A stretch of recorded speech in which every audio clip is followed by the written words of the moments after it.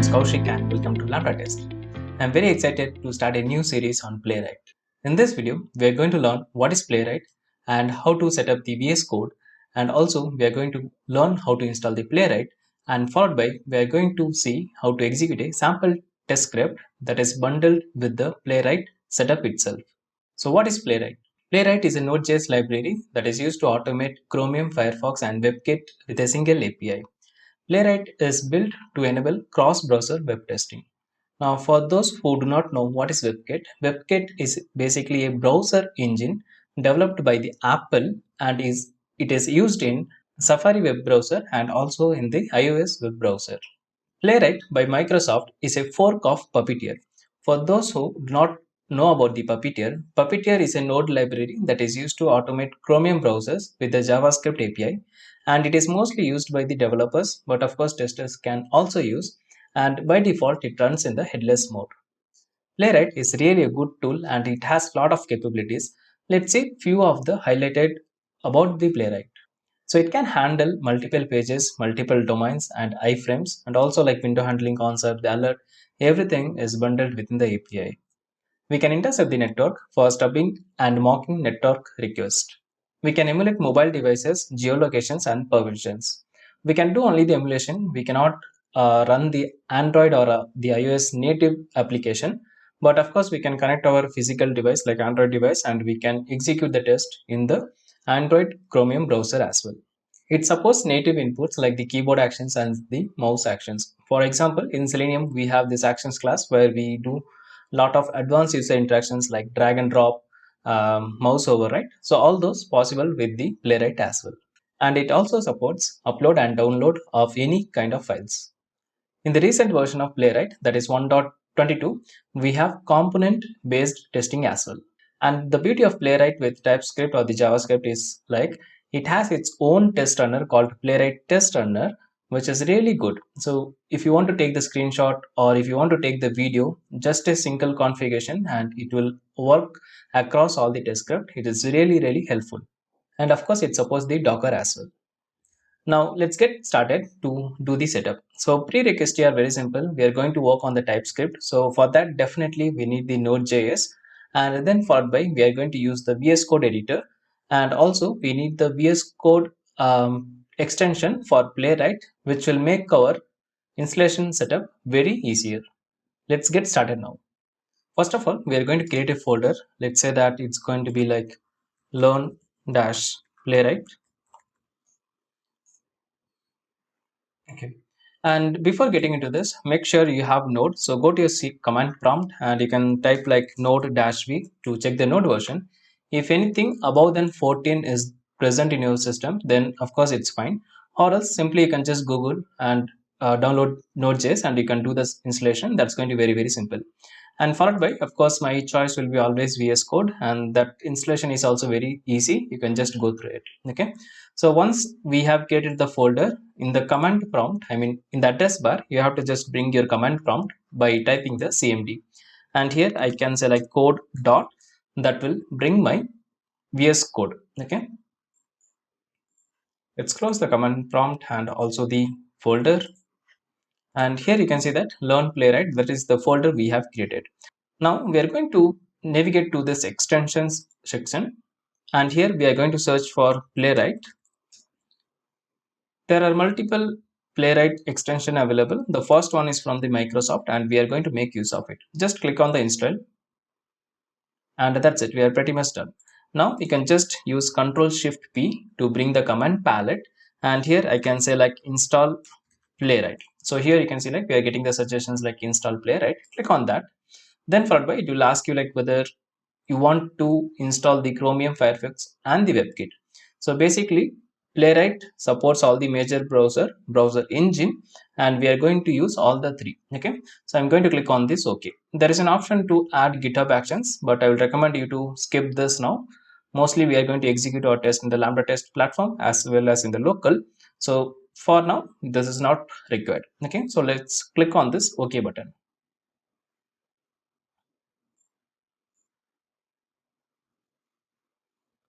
So this is like with the help of extension we are doing this, which is very easy. Or else you have to create a project like npm init -y, and then you have to add the dependencies, then you have to add the chromium, firefox and the webkit browser with the help of command like npx playwright install. But this Visual Studio Code extensions makes our life very easy. Okay.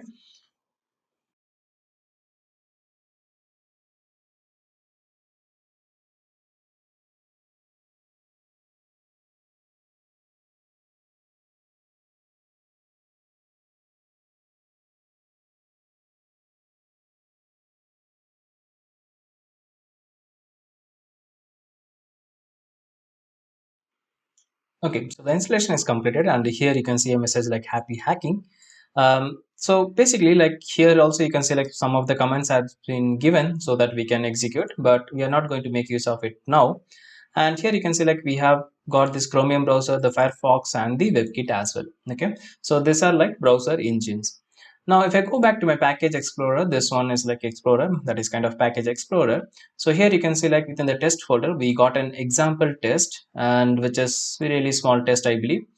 Not a small, actually it has like lots of tests. Okay, so if you want to execute this, here you can see like you can find some green color icon. This icon is basically coming from the extension that we installed now, that Playwright extension. Okay, so just to make sure like it's going to work, I'm going to click on this green color icon.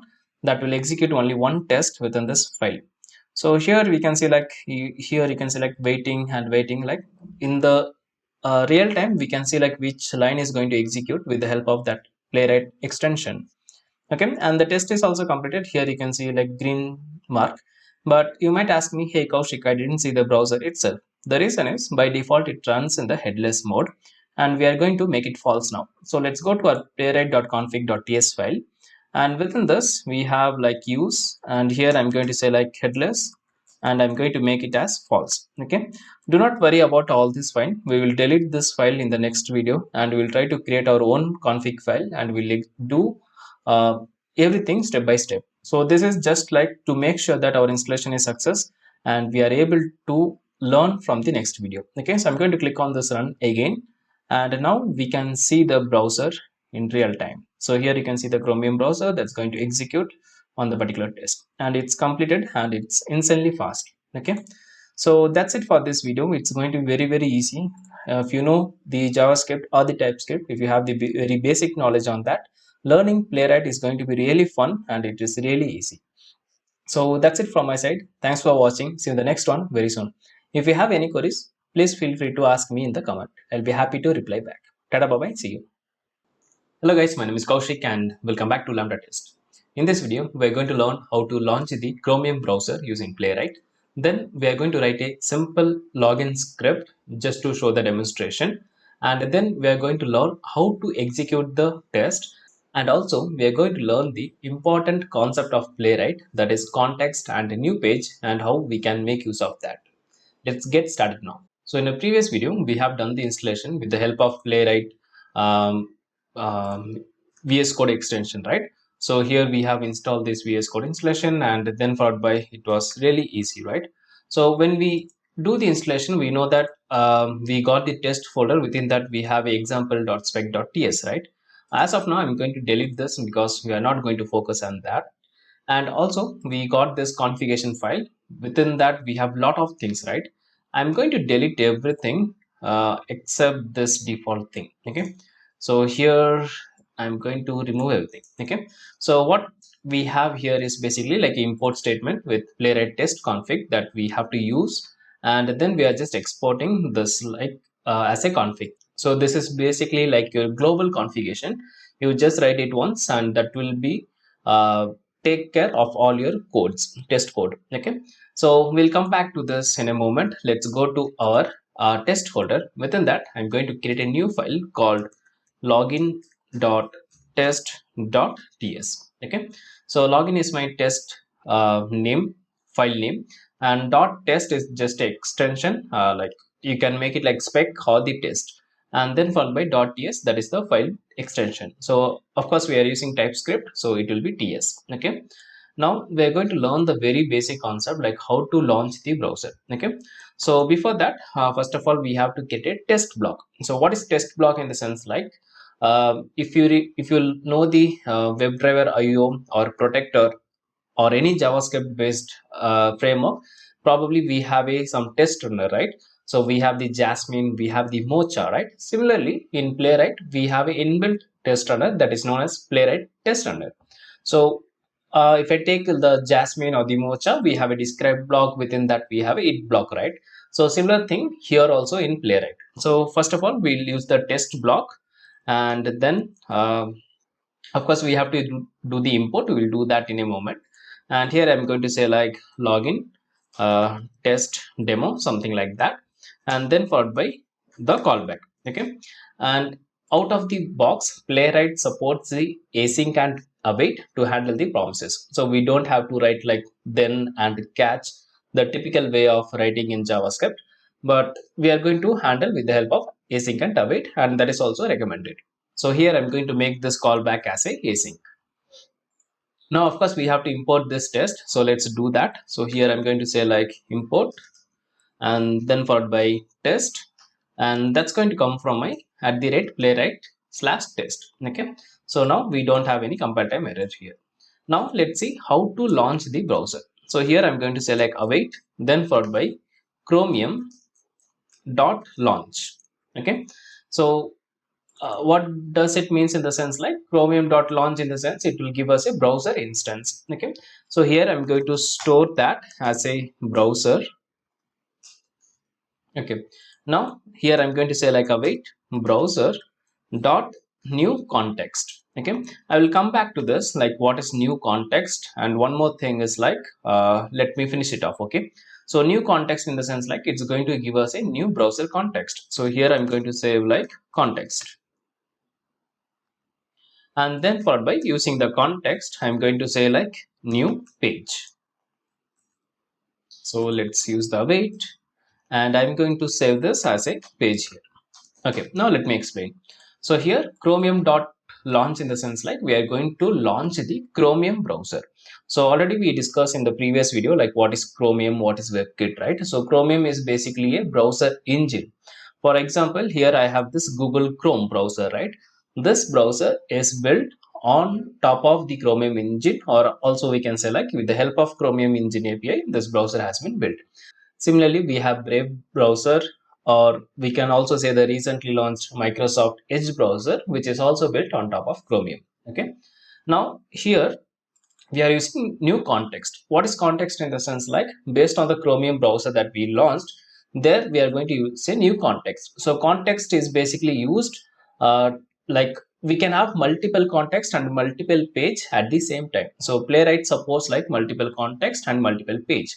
That means one context will not share its cookies or cache to another context, whereas new page in the sense like it is basically your new tab. Okay, so within one browser we can have multiple tabs, right? So here we are using one tab, that is like your default new tab. Okay, now this is how we have to launch the Chromium browser. We'll talk about this new context and the new page more in a bit. Okay, so now I'm going to launch the URL.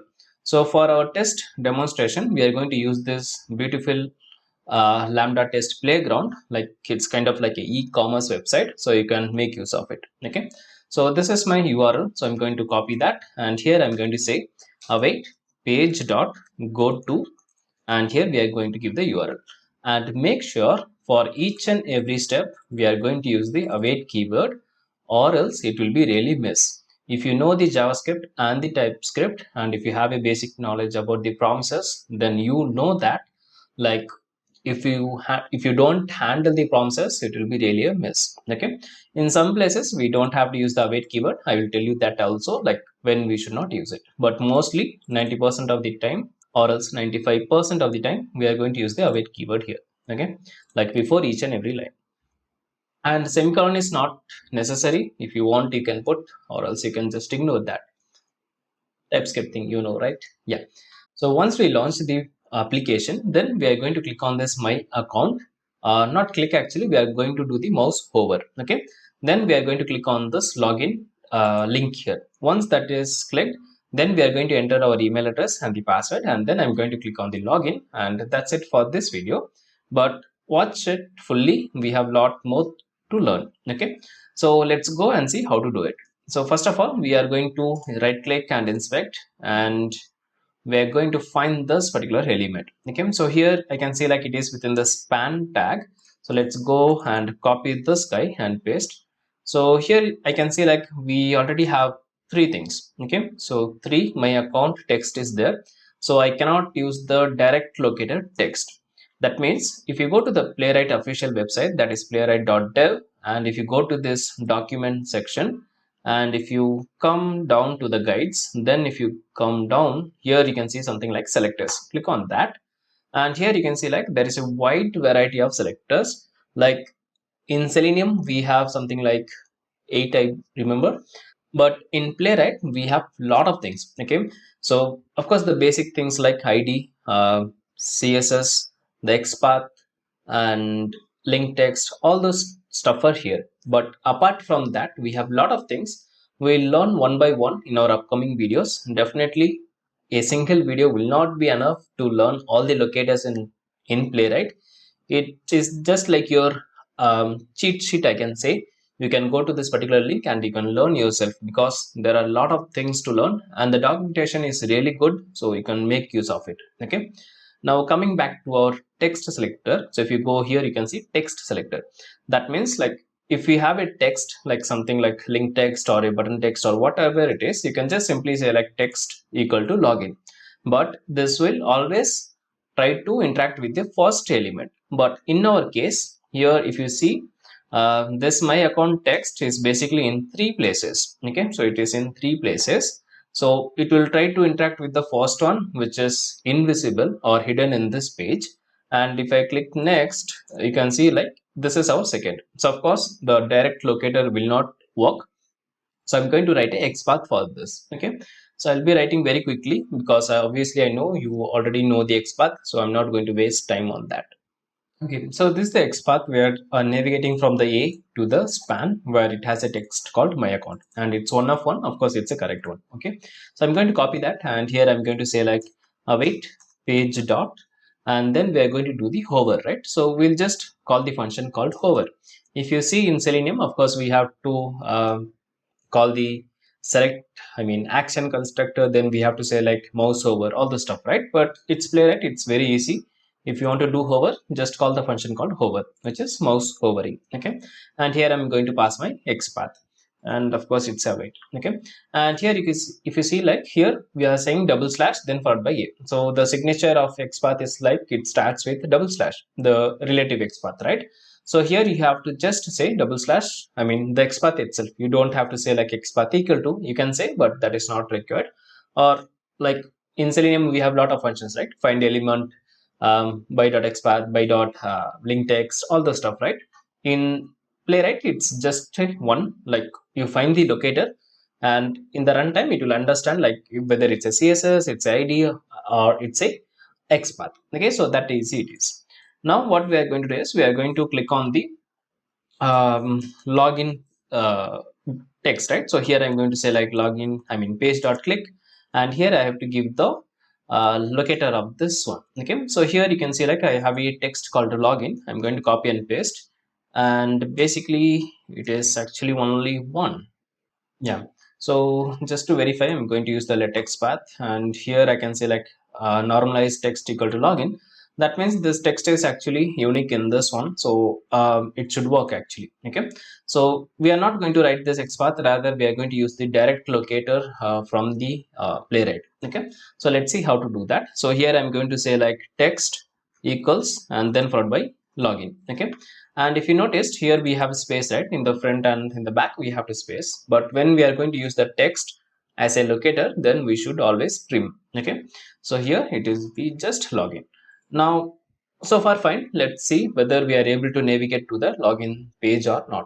Okay, so let's see how to run this now. Okay, so if I go to my config file, playwright.config file, and within this option I'm going to say like within this object I'm going to say like test match. That means it accepts an array. We can run single or multiple file.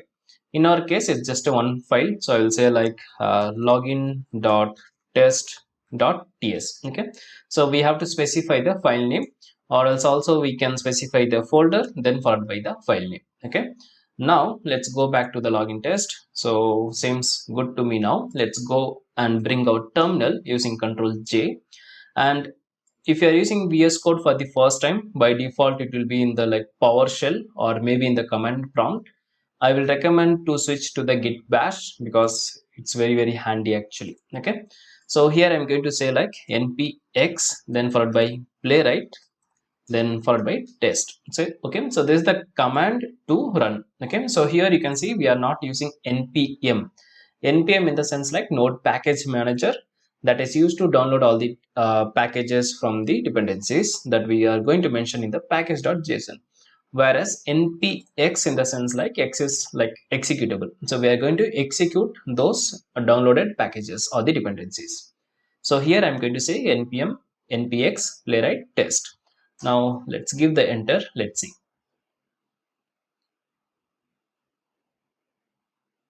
And it says no test found. Let's go to the config file, and here login.test.ts, that is fine. Okay, I should use this.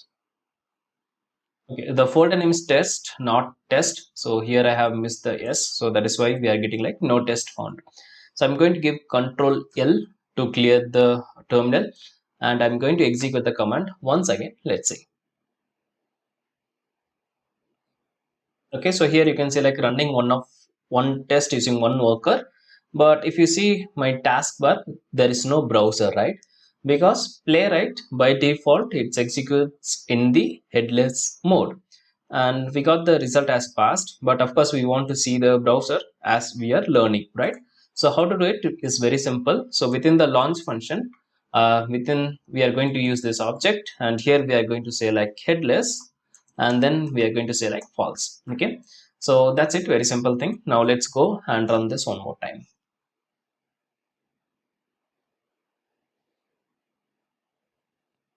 Now we can see the browser and it launched the website. Then the mouse hover is going to yeah, it's done, and login is also done. Okay, it's very fast actually. So like we have only 3 steps and it took around like 11 seconds, and the steps are really fast. Okay, so far we are good. I want to show you one more trick or one more option as well. Like here we are saying text equal to login, right? I'm going to comment this, and then I'm going to say like instead of text equal to login, I'm going to use the short allies, like within the single quotes, within double quotes, again within single quotes, I'm going to say login. Okay, that means text equal to login, right? We can say like this as well, or else we know that this say text, so we can just include that within a single quotes. Okay, now let's go and run this one more time, and yeah, let's run this.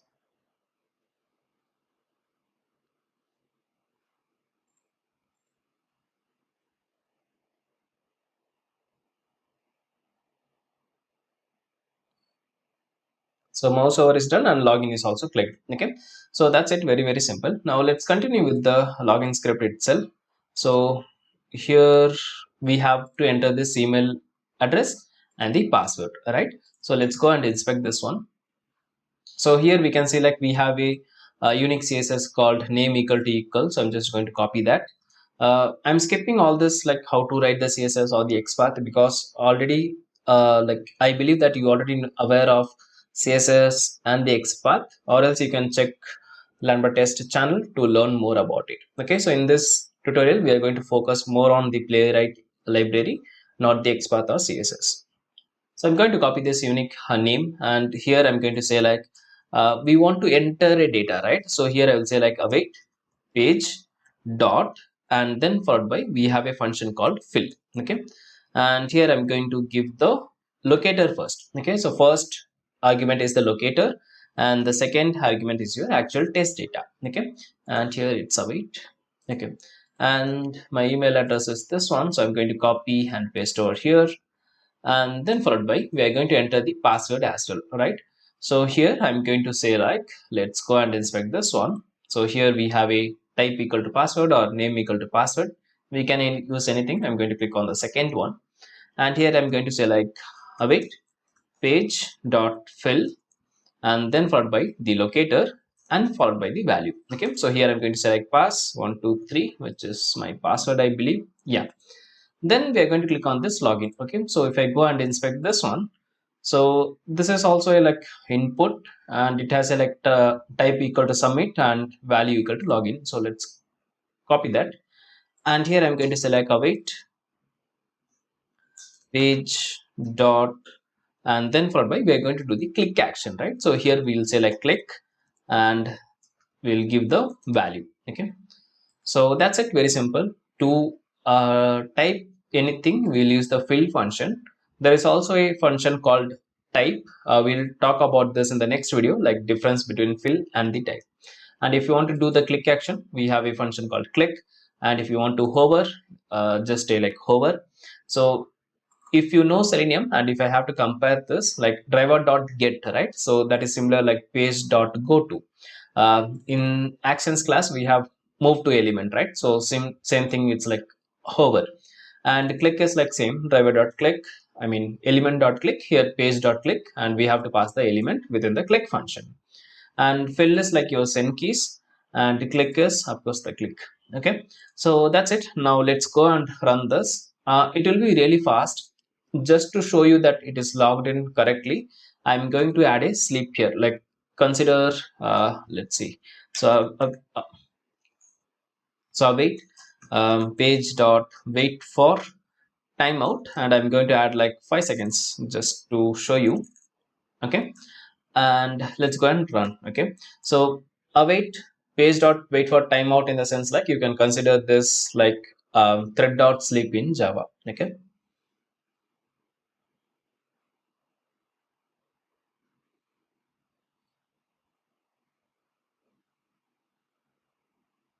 okay, actually the test case passed, but actually it is failed because the data is wrong, I believe. Let's go and check it one more time.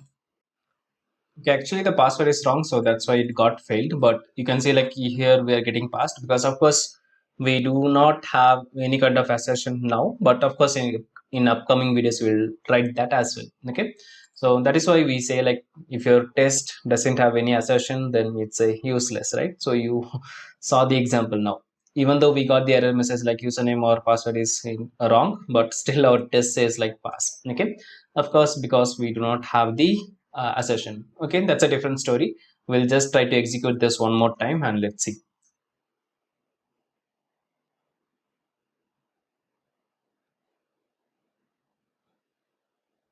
So it's going to the website, and then it's going to the login, and then it's going to enter the email password, and already we are into the account, right? So you can say like uh, it got passed now, and of course we have logged in successfully, right?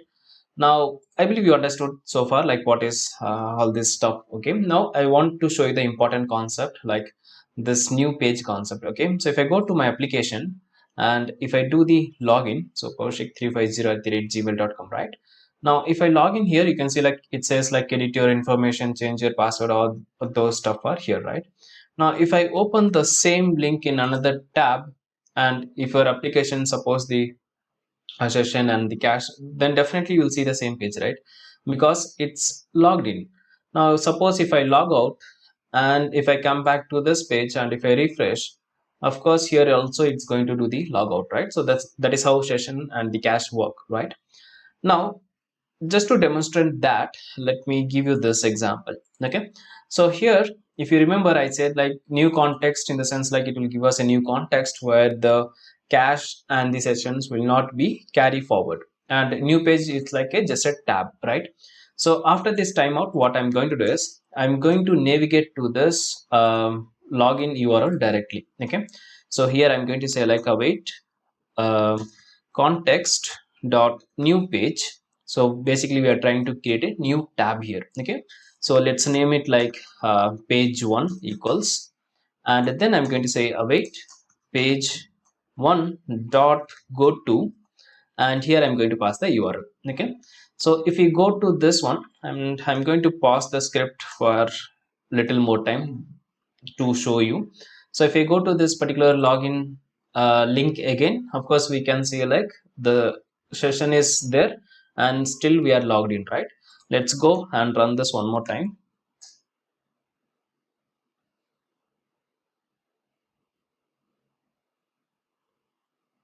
Watch carefully. So first tab, that is new page, and it's going to do the login, and it will wait for like 5 seconds. After that it will open a new tab here. Okay, here you can see it got a new tab, and of course all the session, the cache, everything is carry forward to this tab as well. But let's say that we have a scenario where we don't want to carry forward the session, right? So we are going to create a new context here. Okay, so I hope this one you understood, right?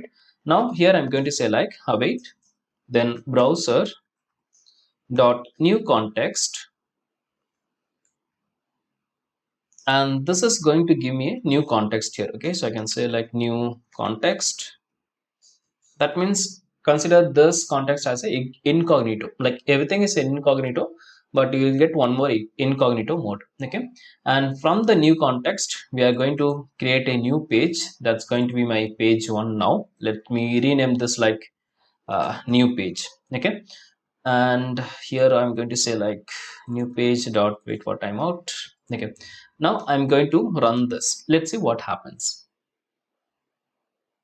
So what do you expect? Of course, the new context, new page should not have the login informations, right? So this is my new page. It's going to do the login, of course. And here you can see login is successful. Now it's going to bring a new context. So it will be new browser, not a new tab, new browser. And here if you go, here you can select there is no session or the catch because it's a new context. Okay, so that is the beauty of Playwright if you want to do like something parallel. And the best part is like if you use this new page dot click, it will do that stuff in that particular context. And if you say like page dot click, it will do the stuff in that particular page. Okay, so like if you want to do something simultaneously, you can do it. Okay, so that's the best part of Playwright. And that's it, we are pretty much done for this now. So let me give you a quick recap. Okay, so how to launch the browser is very simple. We have to select chromium.launch, and headless false in the sense like by default it will execute in the headless mode. That is like browser will be there, but there won't be any GUI. Okay, and here we have got the new context. From the context we got the new page, and using the page we'll say like go to navigate to a site, hover to do the mouse over, click to do the click, and fill is like your send keys, and wait for timeout like it's like 3 dots click. Of course we don't have to use it. uh, to show the demonstration I'm using this, but you don't have to use it unless you if you want to wait for something. Okay, and this context on new page, of course you understood, I believe. So that's it. So that's it from my side. If you have any queries, feel free to ask me in the comments. I will see you in the next one very soon. Tada, bye bye, take care. Hello guys, my name is Kaushik and welcome back to Lambda Test. In this video, we're going to learn a few concept from Playwright that is very special and makes the Playwright very cool. For example, without even writing the test script, we are going to execute a test with the help of Playwright test recorder. And followed by, we're going to learn about the Playwright reporters, and we'll also see like how to take a screenshot or a video on the test failure, or if you want to take the test reporter for each and every execution, that is also possible. And we'll also see like how to retry for a test if there is any exception, like if there is any failure. And lastly, we learn the auto wait mechanism of the Playwright. So let's get started now. So this is our test script we have written in our previous video. Like here we are getting the browser, then followed by the context and the page, and then we are just navigating to that particular site. We are doing some login, and we learned about the new context and the new page, like what is the exact use of that, right? So we are going to repeat the same, the login example, but this time we are not going to write any code. Rather, we are going to use the Playwright facility or feature to do that. Okay, I'm going to bring up my terminal with the help of Ctrl+J, and here I'm going to say like npx, then followed by Playwright, and then followed by code gen. Okay, so this command is basically used to we can say like record the test or we can also select to generate the test script. Okay, so here you can see like we got the browser and here we got the Playwright inspector. Okay, so by default it will be in the record mode, so whatever the actions we are going to perform here, that will be recorded here. Okay, so for example, first of all, let's copy the URL of this particular site. So I'm going to copy this and here I will just paste and click enter. So we are just doing the navigation, right? So if you see this inspector, await page.goto and then followed by we got the exact same URL, right? Now of course it's a recorder, so 100% like it is not very enhanced, I can say, but comparing to the Selenium the IDE, it is really good. Okay, so what we have to do is we have to first mouse over on this my account and then I have to click on this login, right? So I'm going to click on that login and here I have to pass my credential. So that's going to be like kaushik350@gmail.com and I have clicked on the tab, so it will, the mouse cursor will go to the next text box. We'll see that in code like how does it performed. Okay, and here I'm going to give my password and then I'm going to click on this login. Once the page is logged in, I'm going to click on this like edit your account information and here my first name is like letcode Kaushik, so I'm going to change that. Like here I will just delete the existing value and I will just name it like Kaushik. Okay, and then I will click on this continue and once again I will mouse over and I will do the logout. Okay, so that's it, my task is done now. Okay, now let's see the code. So here if I expand this or maximize this in Playwright inspector, here you can see like we got all the code. Okay, and here you can see like we have like Playwright test, that is what we are learning now. Apart from that, if you want the Java code you can get that, if you want the JavaScript code you can get that, and Python, PyTest, C#, all the codes are available. Okay, so we are going to use the Playwright test, that is nothing but the TypeScript code. Okay, and here we have a copy button, so I'm going to click on that and that's it. Now let's go to our VS Code. I'm going to create a new test file here. Let's name it like recorded.test.ts. okay, and I'm going to paste it, I'm going to save it. Now I'm going to close this CodeGen browser as well as the inspector. Okay, now if I go up here, first thing you will notice something different is like here directly we are saying like page.goto and we are traversing to the URL, but in our previous video we learned that we have to launch the browser in this way, right? This is correct, but like you don't have to use this always. Okay, that is the beauty of Playwright test runner. Okay, so here if you see, here we are using like parameter where we are getting the page. Okay, this concept is known as fixture. We'll talk about this in detail in our upcoming videos, but as of now, just for the learning, remember that always we don't have to write this lines of code. So from here, right, page.goto, so this page is basically the new page from the context is from the browser, right? We got the same page object from the fixture directly. Now I will repeat once again, do not worry about like what is this page, where from it's coming and what is fixture. It's a really easy concept. I will try to make it more simpler in the upcoming videos. Okay, so from now onwards we are going to use this kind of test and here we'll just directly use the page. We won't repeat this 3 lines of code here. Okay, so let's go and see how does this executes now. So if I go to my playwright.config, here we know that within the test match we have to specify the folder and then followed by the file name. In my case this is going to be like recorded.test.ts. I'm going to copy that and here I'm going to change. Okay, now I'm going to bring up my terminal, Control J, and here I'm going to say like npx playwright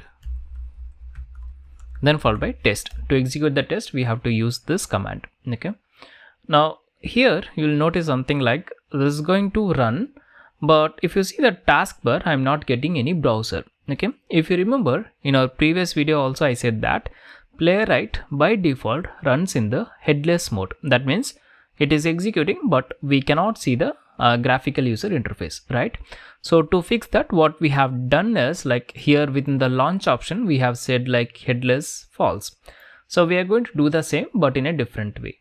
So go to your config file, and here we are going to add a comma, and then followed by, I'm going to use this property called use, and within that, within the object, I'm going to say like headless, and then followed by false. Okay, so as I said earlier, playwright.config.ts file is basically like configuration for across all the tests. So whatever we are going to do here, that will reflect to all the tests. Okay, now here we got some failure. That's absolutely fine. We don't have to worry. Let's expand this and let's see. Okay, so here it says like we are not able to click on this login button. Why? In the sense like if I show you my code base, we are navigating to that particular site, and straight away we are clicking on this login. But what we have to do exactly is we have to mouse hover on the account side. So if I go to my previous test, that is login.test.ts, here you can see like we are doing some mouse hover and then we are clicking on the login, correct? So let's add this here, this line to this. So by the way, the Playwright test recorder cannot capture all the actions, but I think if you compare with any other tools, it is really good. Okay, and before logout also we have to do the same. So I'll just paste this here as well. Okay, so I hope you remember the UI, or else let's run this and see one more time. Okay, so I'm going to bring up my terminal once again, and I'm going to run. This time we can see the browser as well.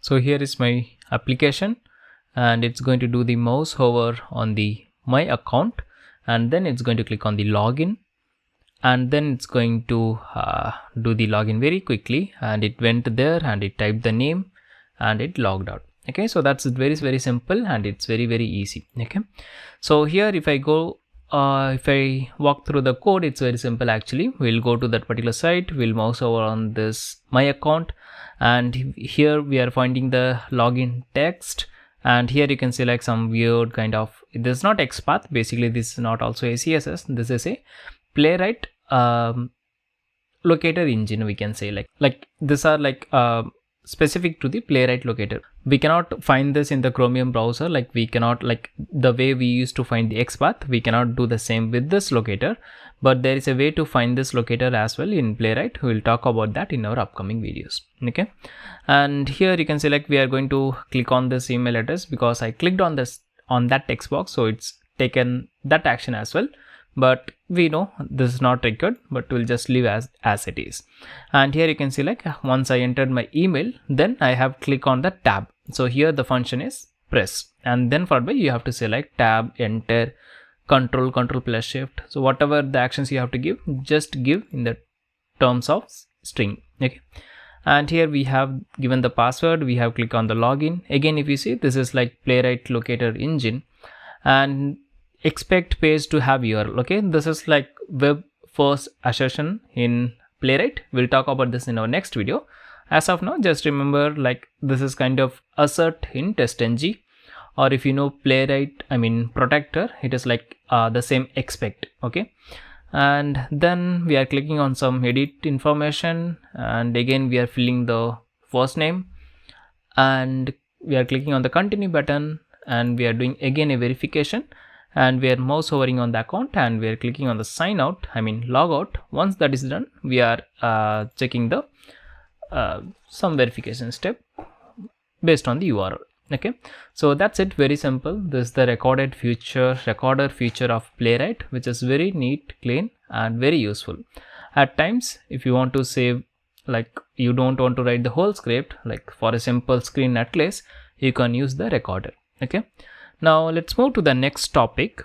Let's learn about the reporter in Playwright, and it's going to be very simple, and there's a wide variety of reporters, and it's going to be very simple. You don't have to write any code. Okay, so go to your playwright.config.ts file and or JS file, and then here we have to give like reporters, and here we can see like we have plenty of reporters. For example, we have like dot, line, GitHub, JSON, JUnit, and HTML. Okay, we are going to focus on the dot and the HTML and also the JSON. Okay, so it's basically an array. Within the array we can give like array of datas. So here I can say like first one, it can be like dot, and then followed by again I can give one more data which can be like JSON. Okay, and then I have to say the path here. So within the array we'll say like JSON, and then within the object we'll say like output file or the folder. Okay, we'll just name it like output file, and I want to store that maybe within like something like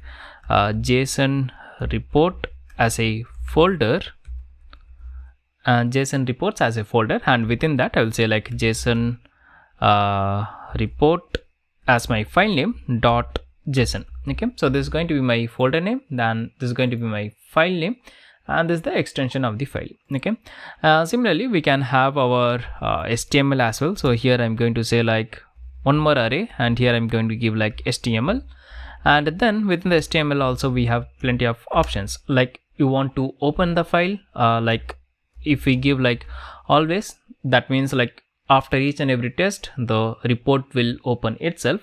I'm going to give this as of now. Other than that we have like never, that means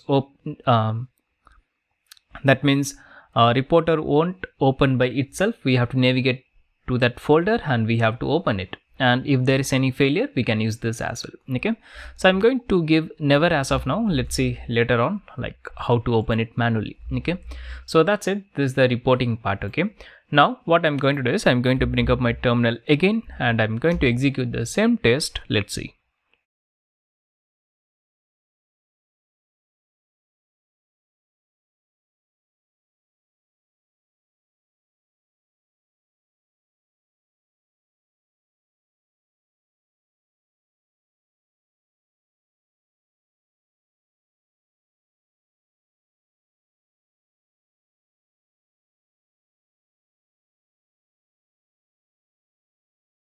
Okay, so the test is completed, and here if you see we got a new folder called playwright dash report, right? And within that we have like index.html. Okay, so let's open this file in our explorer, and here if I go within that I can see like index.html file. So I'm going to open that in my Chrome browser, and this is how the test result is going to look like. Okay, so if you click on this test, and here you can see like we have like multiple steps, like what are the steps we have followed. So we have navigated to that particular site, then we have done some hover action, we have click on the login, and we have like some assertion, and we have after hooks. Okay, so here you can see like we have like before hooks and the after hooks. So if you are familiar with Selenium, I mean Cucumber, you already know like what is hooks, right? Which is like something runs before and runs after the test. So here we have before hooks, like it will open the browser context, and here we have like after hooks which will close the browser context. Okay, what are those in the sense like we will talk about that more in detail in while learning the fixture. Okay, so just to give you some glimpse about it, like here we are using this page which is like your fixture concept, and here we are not opening the browser, and after the end of the script here I'm not closing, right?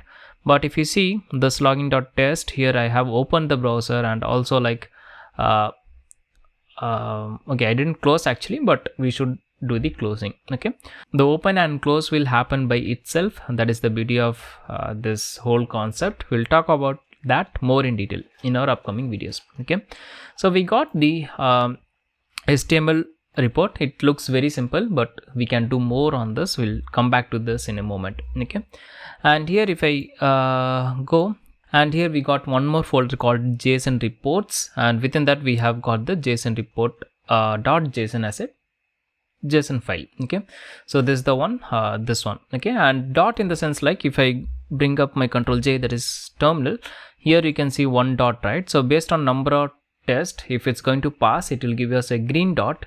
If it's going to fail, it will give us a red color dot. Okay, so that's really good, but I'm missing something. Like I want to see the screenshot, or I want to see the video of the test. Okay, that's going to be very simple actually. So here if you go, and here I can say like screenshot.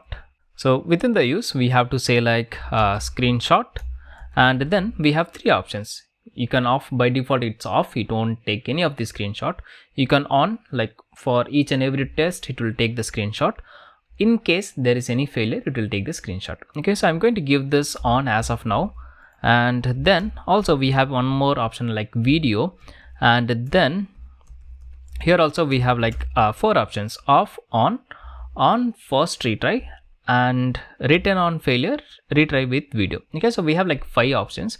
I will go with the on, and probably I'll show you the others demo in a while. Okay, and yeah, so this is not a prop, we can remove this as a string. Yeah, so video and then followed by on. Okay, now let's go and run this one more time. Let's see. And by the way, this Playwright reporter folder will delete and it will recreate for each and every execution. So the entire test won't like stack up. Basically it will try to create new reporter for each and every test. When I say every test, in the sense like it's not like for each and every file it will create a, like for a entire test suite, until it executes and complete, it will keep the record. Okay, so here you can select, we have a command like npx playwright show report. If I give that, it will open up the report in the browser, but already we know that this is going to within this folder it's going to create the test reporter. So we can just navigate there and we can click on this index.html. Now here you can see like we got this screenshot, like screenshot it will be taken after the test. So this is our last step, right? So we have logged out from our account, so we got the screenshot. If you click on this link, that file will be in a like larger size, the png file will get. Okay, and here you can see the video. Okay, that is the beauty of Playwright. We don't have to do anything extra. It is like out of the box feature. Okay, so I'm going to play it and I'm going to expand this as well. So you can see like what exactly happened. So here it moves over on the my account, then clicked on the login. So whatever the test steps we have given, it will just record the entire test. Okay, so that is the really cool feature of Playwright, and I think this is very useful in case of reporting. Okay, now you might ask me, hey, if I take screenshot or video for each and every test, then definitely the reporter size will be huge, right? Of course it will be huge because we are taking the videos. Even though it is compressed, but still the size will be huge. So what we can do is we can simply say like I want only on failure, or if I want to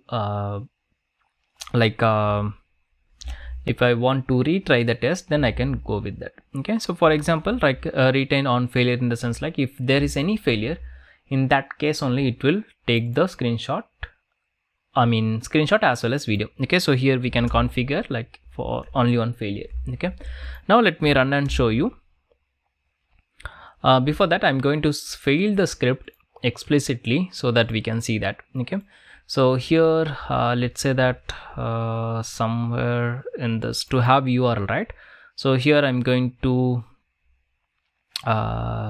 change this. Okay, so instead of logout, I will just make it like login. So our test script will fail. If there is any failure, then we'll get the screenshot as well as the video. Okay, so I'm going to bring up this terminal, and for each and every execution we are saying like npx playwright test, npx playwright test. We can make that very simple.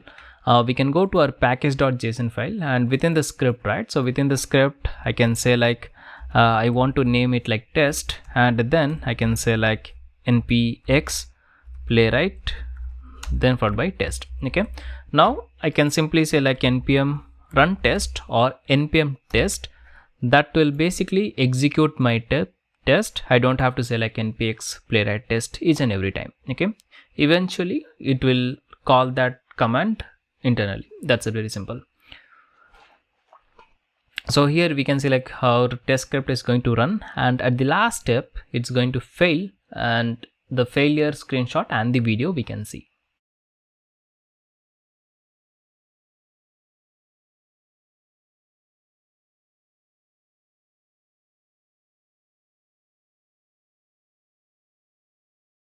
Okay, so here you can see that the URL is logout, but in our case we have given like login, so it's going to fail. Okay, now if I go to my reporter folder and if I open this, you can see like we got the red here, and if I go to my console, here also you can see like we are going to get a red dot here, right? I mean the F, okay, F in red in the sense like it's a fail. Okay, if it's going to be a pass, it will give us a green dot. Okay, so that is what this a dot reporter means. Okay, now if I open my HTML file, the reporter, here you can see like this is what we expected, but we got this one, so this is the actual. So here is a failure. Of course it's a failure, and here is the failure step you can see, and here is our screenshot, that's the failure one, and here is the video. Okay, if this is going to pass, we won't get the screenshot or the video because that is what we have configured in our config file. So based on your requirement you can do that. And also we have one more option like retry. Okay, so here I can say like not here, we have to give this within this. Okay, so retries in the sense like you can say like number of times you want to retry. Okay, so for example if you give like 1 or 2, so if there is any failure, so if I mouse on this, you can see, you can read the documentation. If there is any failure, it will try to execute the same test again and again based on the number you are going to mention. Okay, so here I'm going to run and show you that one. Of course here it's like the expect error, so of course we have done it intentionally.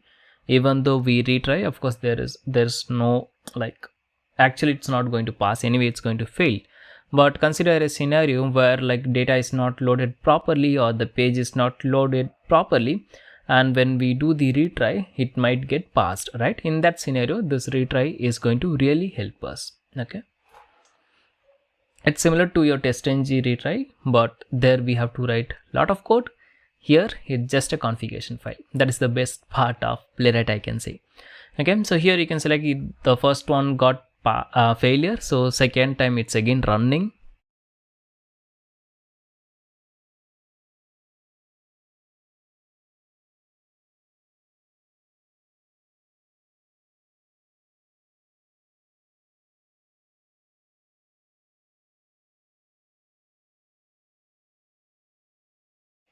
Okay, so like this is my retry number 1. Again it should do another retry.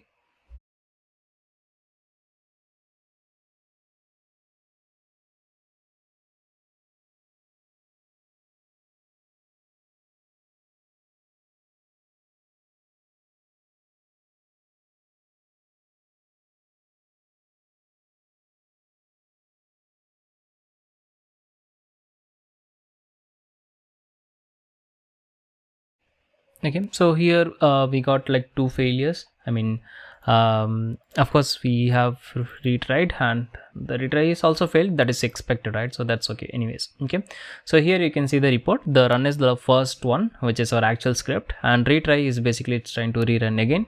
So we have number of 2 retries, so it's giving like retry 1, retry 2. Okay, so that is how the reporter is going to look like, and it's really helpful. Okay, so we'll get the screenshot, we'll get the video, but we don't have to do anything, it's just a configuration part. Okay, so that's the beauty of Playwright, and I hope you're enjoying this Playwright as of now. Okay, so lastly we are going to learn the auto wait mechanism, but I'm not going to give you the demo, rather I'm going to give you the documentation because it's really huge. I cannot give you demo for each and every actions, but I will try to bring some useful context maybe in future video. Okay, so here this is the auto wait link, I mean official documentation from Playwright. I will leave the link in the description, kindly check that. And also all the source code you can find in my GitHub repository, so just go to github.com/autonickc, and if you go to the repository, here we have like Playwright TS lambda test. I will leave this link in the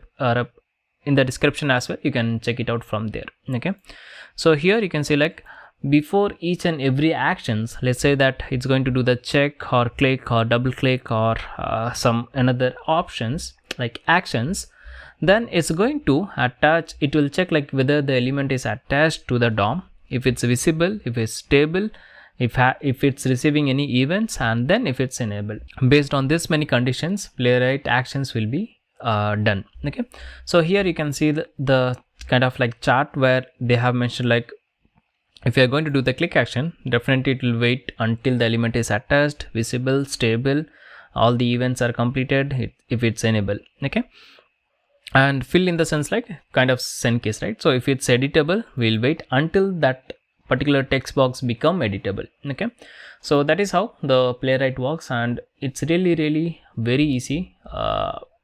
If you know a little bit of JavaScript and the TypeScript, it's going to be very easy. Okay, so that's it from my side. If you have any queries, feel free to ask me in the comments. I'll see you in the next one very soon. Tada, bye bye, take care. Hello guys, my name is Kaushik and welcome back to Lambda Test. In this video, we are going to learn how to interact with inputs, how to interact with buttons, how to interact with radio buttons or the checkbox, and followed by we are also going to learn how to do the assertion in Playwright. So let's get started now. So let's get started with the basic form. Like here we can select, we have a simple form where I can enter some message like hi Kaushik, and then I can click on this button called get checked value. Like whatever I'm going to type here, I'm going to get that here and we are going to do the assert. Okay, so let's get started. It's going to be very simple. I hope already you have watched the previous video where we discussed like how to use the test match, how to use the use, and then we have like retry, reporters, all the stuff. Okay, as of now I'm going to make this retry as 0 because I don't want to execute if there is any failure. We learn the failure if there is any, and then we'll try to fix it. Okay, and then we have this reporter, which is fine, we need that. And here we have the test, we are going to change that. So here I have created a file called basicinteractions.test.ts within the test folder. So I'm going to copy the file name, and within the config file, within the test match, I'm going to change this one. Okay, so this is going to be our execution point as of now.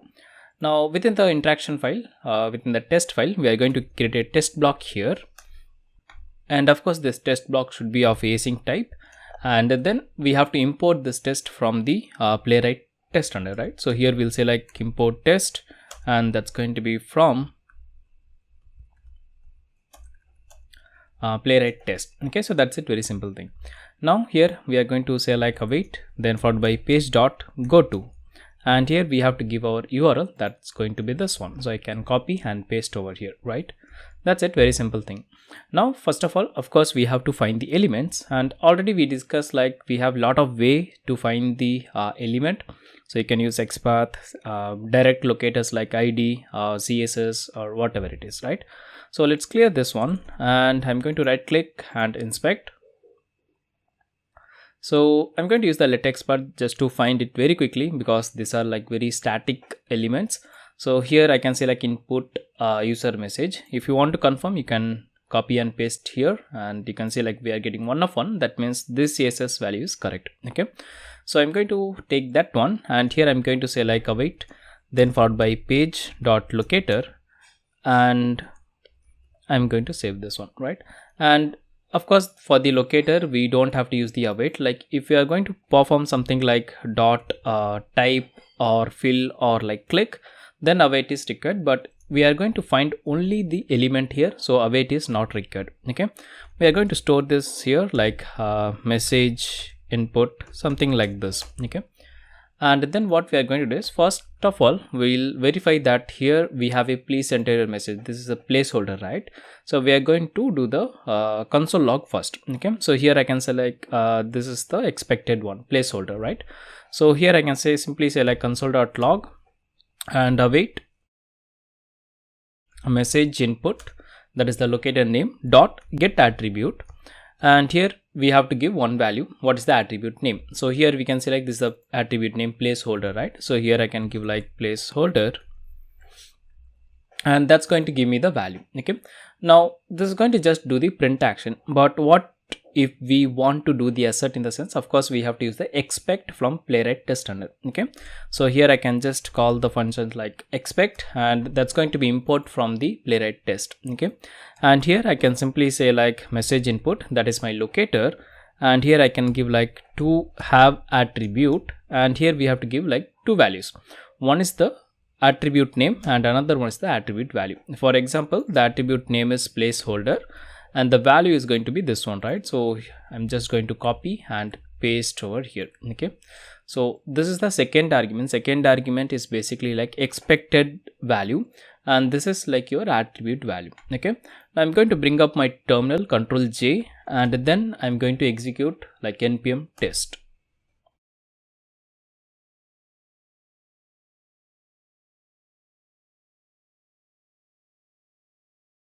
So that's going to bring up my Chromium browser here. So here you can see like we got the browser, it navigated to the URL and it typed the value, and one test is also passed. If you want to open the reporter, you can use this command here, or else you can just go to that folder directly. Like here we'll go to this Explorer. Within the Playwright dash report folder, we'll get this index.html file. So here you can see like we have like expect to have attribute, and this is the attribute name, this is the attribute value. Let's say that we are going to do some mistake here now and see like how the exception is going to look like. But after each and every test, I want to see the reporter and I don't want to go to that folder or use some command. What can I do is simply I can go to my config file, and here like open, we have set it as never. We are going to change that to always. Okay, so after each and every execution, the reports is going to open automatically. Okay, so I'm going to run the test again. Before that, here I'm going to make a mistake. Like here we have like a message is there, right? So I'm going to make it like messages. Okay, so like human error kind of. Consider this is going to be like your failure scenario. Okay, we are going to see the report how it's going to look like. So I'm going to run the test one more time. Let's see now.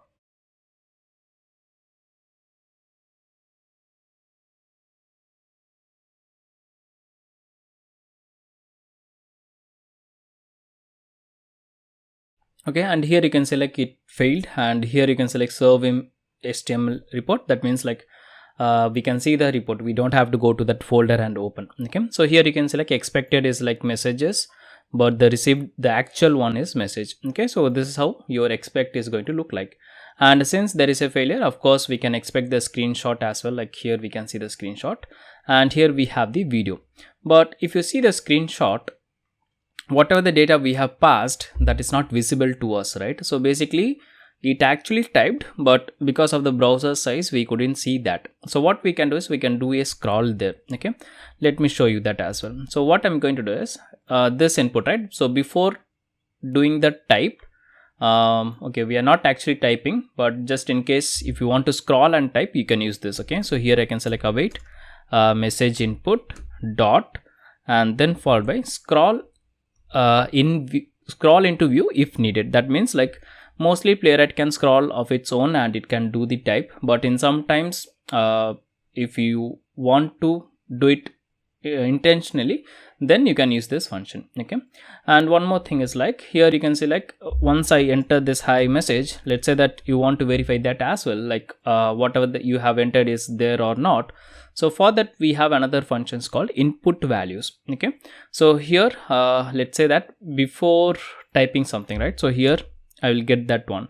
So console.log, and here I can say like await, then followed by message input dot input value. Okay, don't get confused. Input value in the sense like whatever the value we are passing or whatever the value is already there, that we can take with this function. Whereas get attribute in the sense like you have to pass the attribute name and then we'll get that. Okay, and this console.log is just for learning. We don't have to use it in real time because these are known as web first assertion in Playwright. Okay, so we can directly use the expect, we can pass the locator, and we can say like to have attribute, to have text, to have to contain text. We'll see that more in detail now. Okay, so let's go.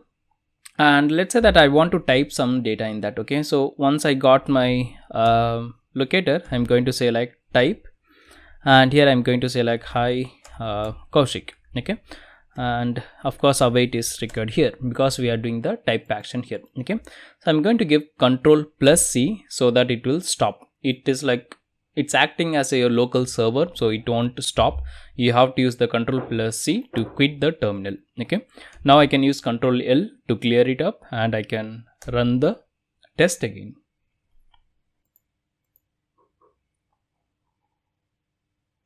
So here you can see like we got the browser. Now if you see, it's going to scroll, and then it's going to type. Okay, we have a failure because of course this asset we forgot to change, so that is why. Okay, and if I go to the standard output, please enter your message, that is our placeholder value. Okay, so I'm going to correct it for now. So this one. Okay, so here we can say like I'll just add some console log. So like before entering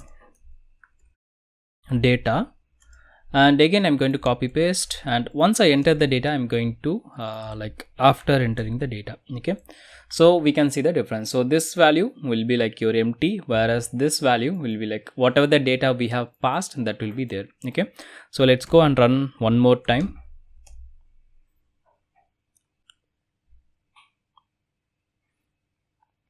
Playwright is really easy.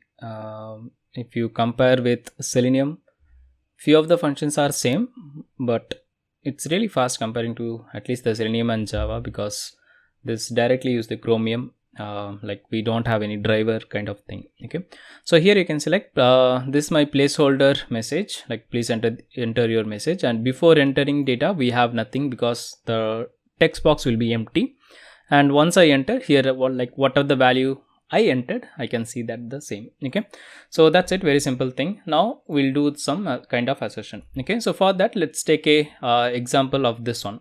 So here we'll pass like some data like 1 to 1 and something like 2 input, and we'll click on this get values. Once I do that, here I can say like I will get the result, so we'll just verify that one. Okay, so let's write a test case for that. Okay, simple test case, don't worry. Okay, so we'll just first inspect this one, and here I can say like we have a unique ID called sum1, and yeah, that's unique. And here I have another called sum2. Okay, so let's take both the values. Okay, I'm going to write a new test here, and of course you should give the test name here, but I just skipped that one. But yeah, you got the idea, right? So interaction with inputs. Okay, I'm going to collapse this one, I mean not run exactly. So how can I stop this? Okay, it's anyway it's running. Let it be, yeah, it executed very soon, so not a problem. Let's go back here, and I'm going to collapse this one.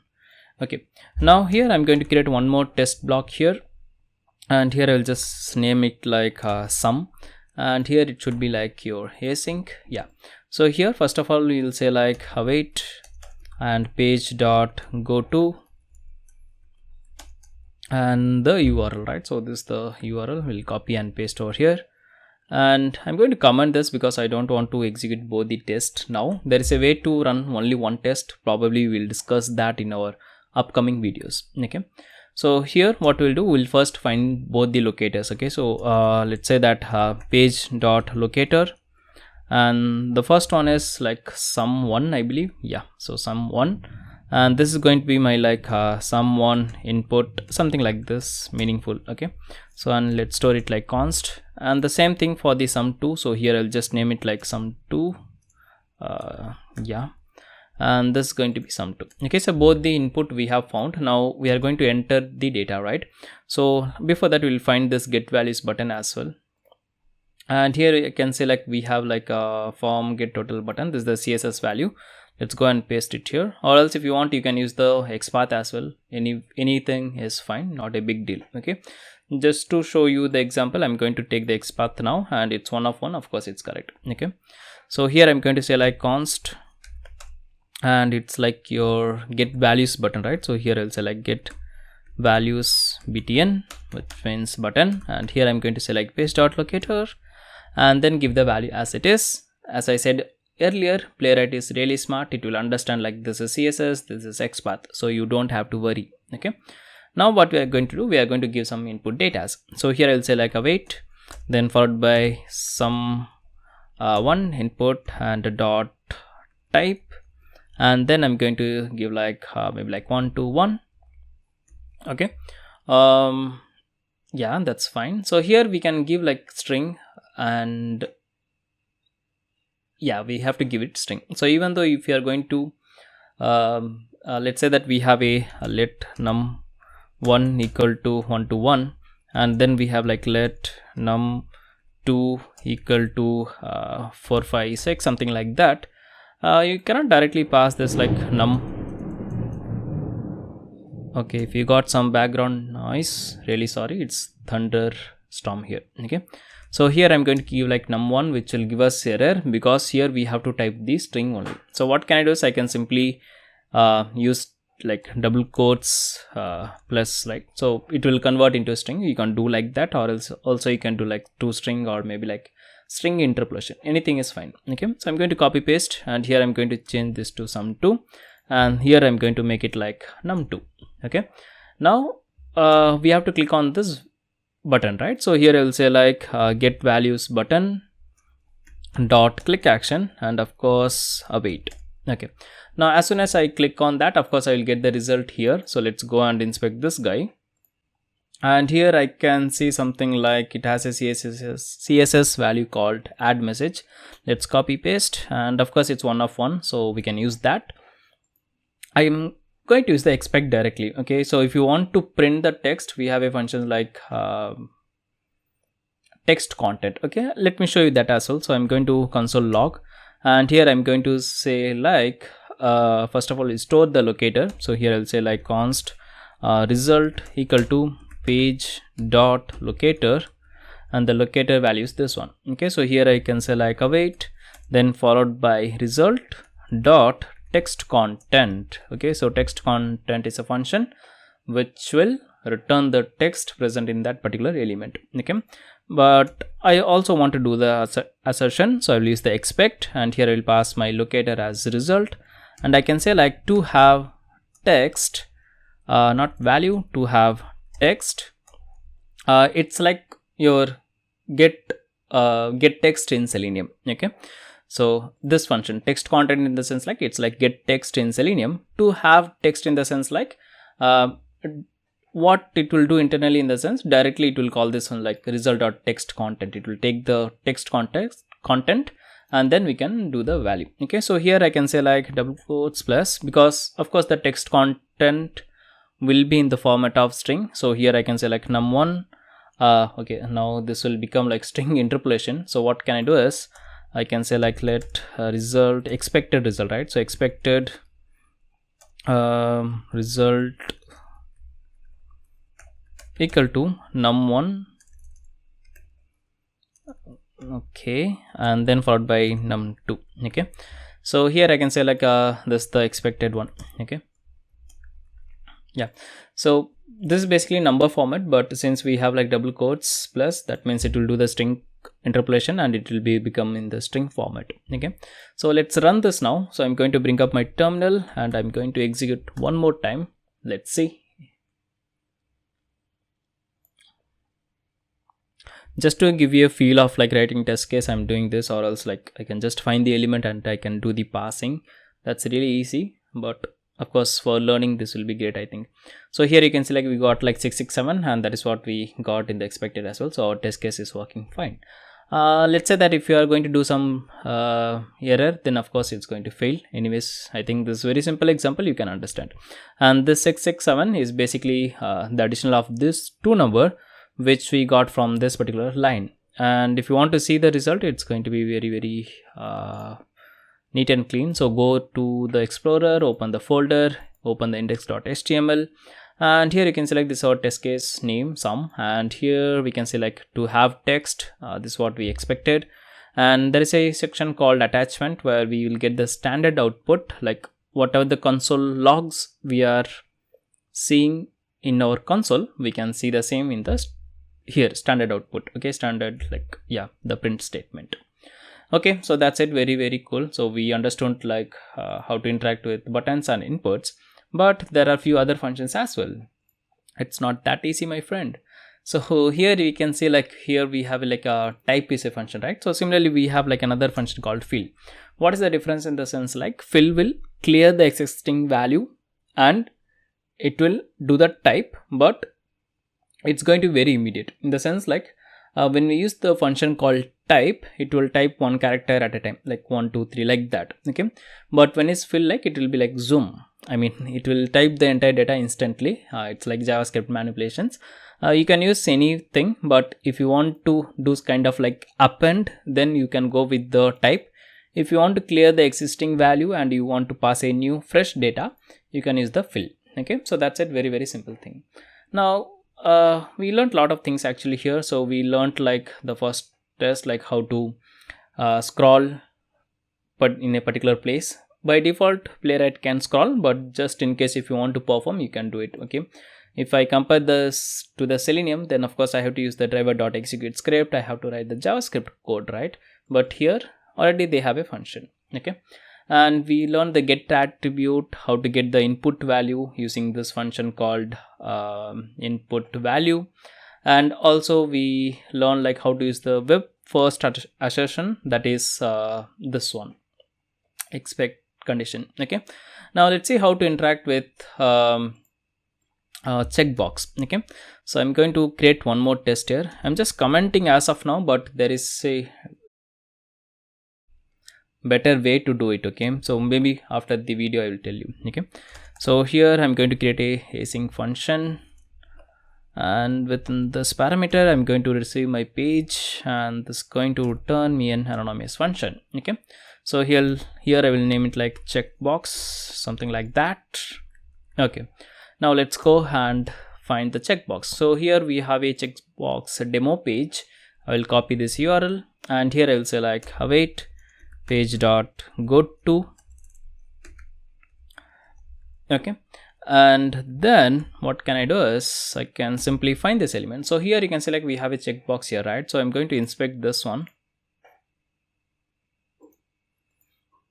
and here I can select, I have a ID called is age selected, so I'm going to copy, and then I'm going to, yeah, so this is only one match, so one ID is there. We can use the CSS, but this time I will go with the ID itself. Okay, so what can I do is I can simply go here and say like await page dot locator. Okay, and if you notice, I'm always using this page dot locator, but as I said earlier, sorry, here I have to say like ID equals and this value. Okay, there is also other way to find the element is basically the this dollar symbol. Okay, but this is not recommended to use anymore in the like from previous 3 version of Playwright. I believe when I started this Playwright series in my channel, there I have used this a lot, but eventually after Playwright team recommended to use the locator, I also changed in my channel. But since here we are starting from the very fresh, so I want to give you only the best practice, so that is why I'm not using the dollar. Because some of you might ask me in comments like, why are you not using dollar? We have seen that in other blogs or other videos. This is the reason. Okay, I hope you got that. Okay, now here I'm going to store that, and let's say that this is going to be my what is this? This is my some checkbox, right? So single checkbox, let's name it like single checkbox. Okay, and first of all, by default it is unchecked, right? So it is unchecked in the sense we have to do the assertion. So here if I go like and say like single expect, within the expect, and here if I say like single checkbox to be checked, so here you can see like we have only one function called to be checked. We do not have something like unchecked, right? So what we can do is we can negotiate this one. So here simply I can say like dot not. That means to be checked in the sense like we are expecting that checkbox to be checked, but by default it is not checked, right? So here we can select not to be checked. Okay, then let's say that I'm going to check this one. Okay, so await single checkbox dot check is the function. Okay, you can use the check function, or else you can also use the dot click function. Both will act in the same way, but if it's a checkbox, it is recommended to use this function, or else you can go with the click action as well. That should also work fine. Okay, and once we do the check, of course the state is going to change. The checkbox state will become from unchecked to checked. So here I can simply remove this not guy. Okay, now it is checked. Okay, so let's go and run this one more time, and I'm going to close this and run.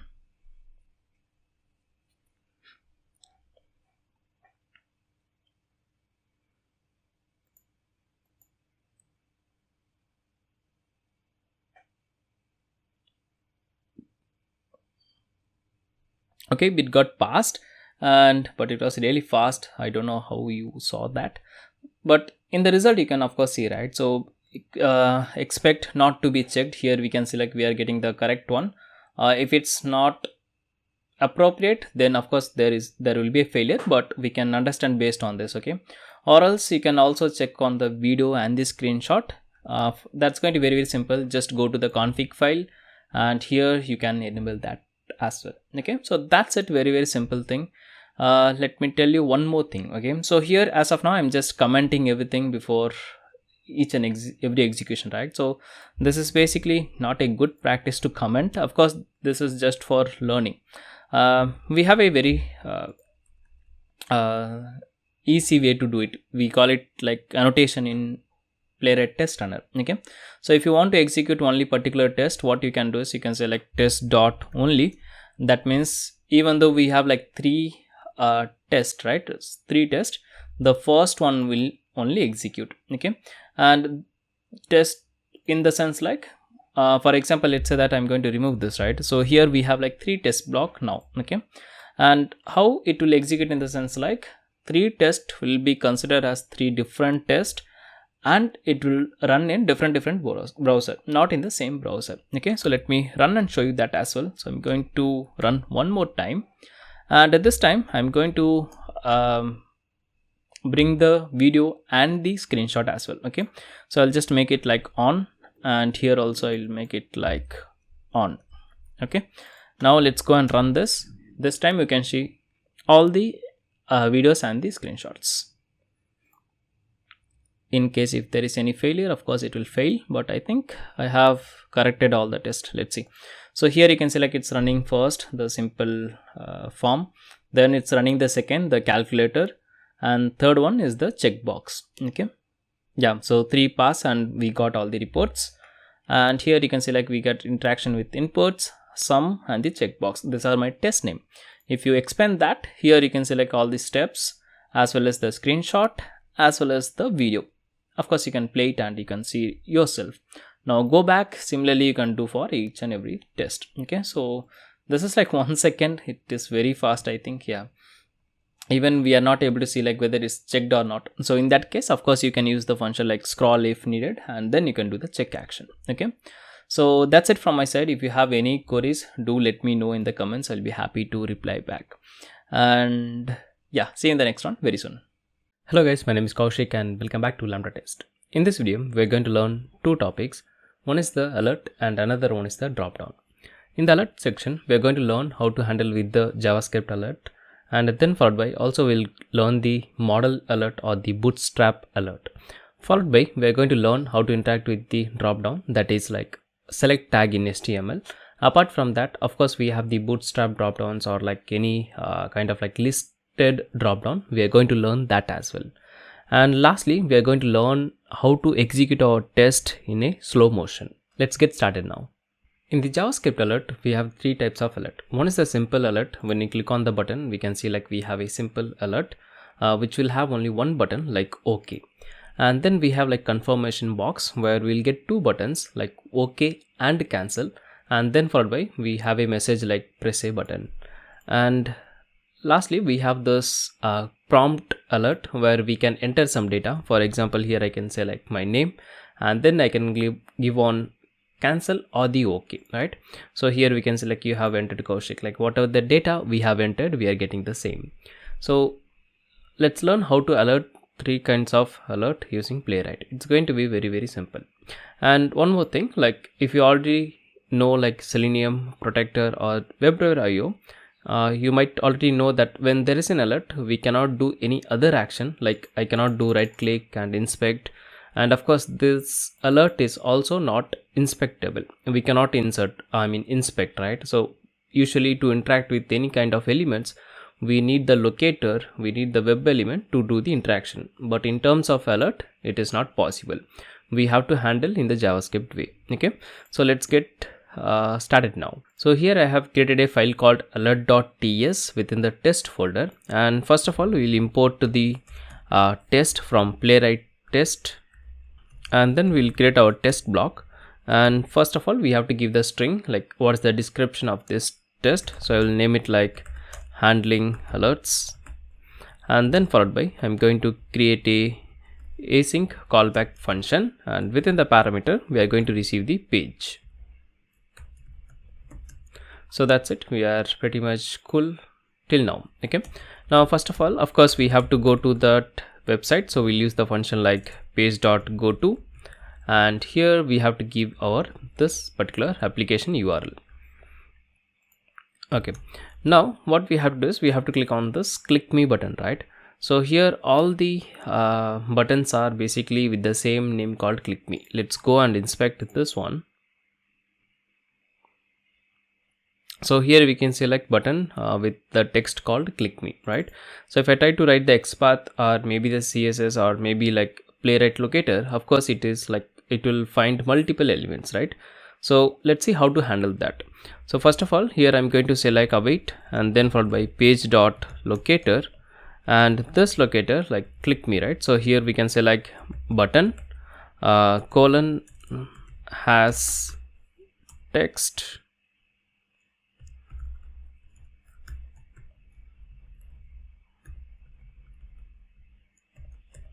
right. So this is basically your playwright way of finding the button with the text. So button is my tag name and has text is a like function, and this is our text click me, right?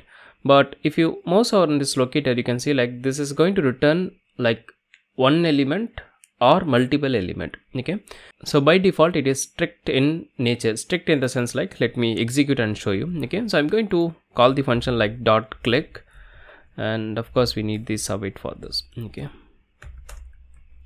so let's go and run this now. So I'm going to bring up my test, and here you can see like even though we have the Chrome extension, I mean sorry, not the Chrome, VS Code extension, we are not getting that suggestion of running test from the file directory, right?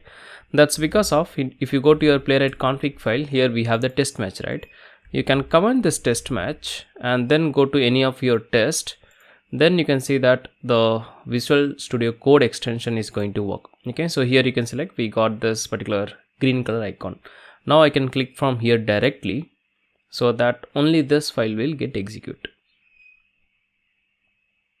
Hopefully we should get an exception. Let's see.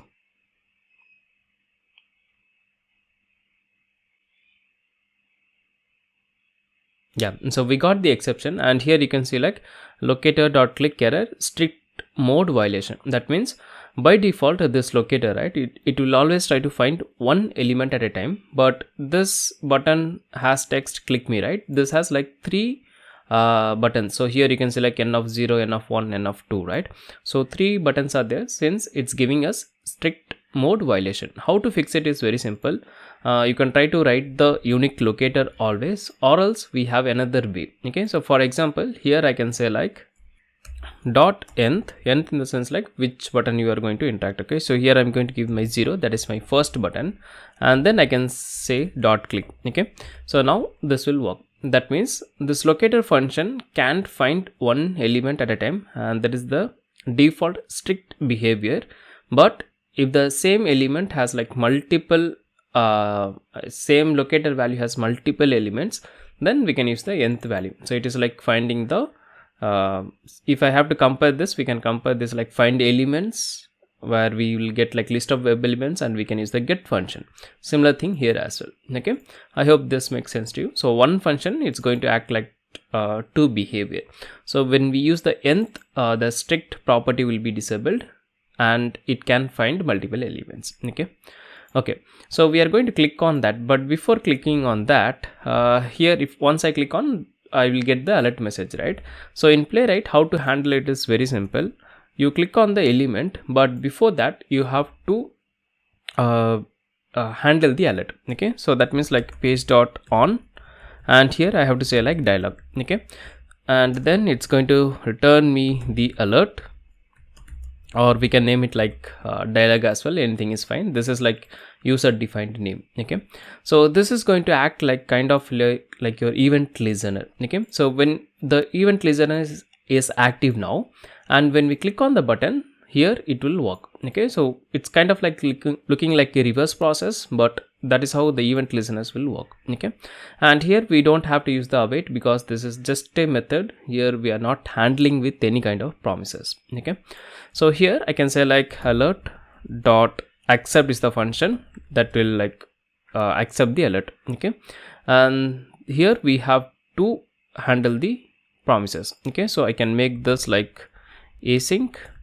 and here I can say like await alert dot accept. Okay, that's it. Now let's see whether we are able to make it work or not. Okay, now alert dot accept, in the sense, of course there is only one alert, so it will do the accept. Now just in case to confirmation, like I want to check like I'm an alert box, here I can see a text, right? I want to print that. So what can I do is very simple. I can say like await alert dot default value. Okay, so whatever the default value we have, we will get that. So this is going to return me as a string, so I can store it like const text equal to, and then I can print the text. Okay, so text, and here also await is not required because this method is going to return a string, so await is not required. Okay, await is required only when there is a promises, there is a return of promises. Okay, now let's go and run this one more time. I'm going to click on that this button. It will be very fast actually, so watch carefully. Okay, so the test got passed. Here you can see like green icon, the test got passed, and it took like 17 milliseconds to handle the alert. That is the reason we couldn't see it. But if you go to the report or the console, okay, so when we run from the test, if I click on this, okay, the console is not there. Only when there is an error we can see that. But if I go to the report, right, so if I go to the report, I can see the console logs. So here is my report, and if I open the index.html handling alert, and here you can see like we got the standard output, and that is empty. Okay, we did a mistake here. Basically, right, this is not the default value. Actually, that is going to be message. So if you want to read the text whatever there in the alert box, we have to use this function called message. Okay, so I'm going to execute this one more time just to show you the result. Let's see.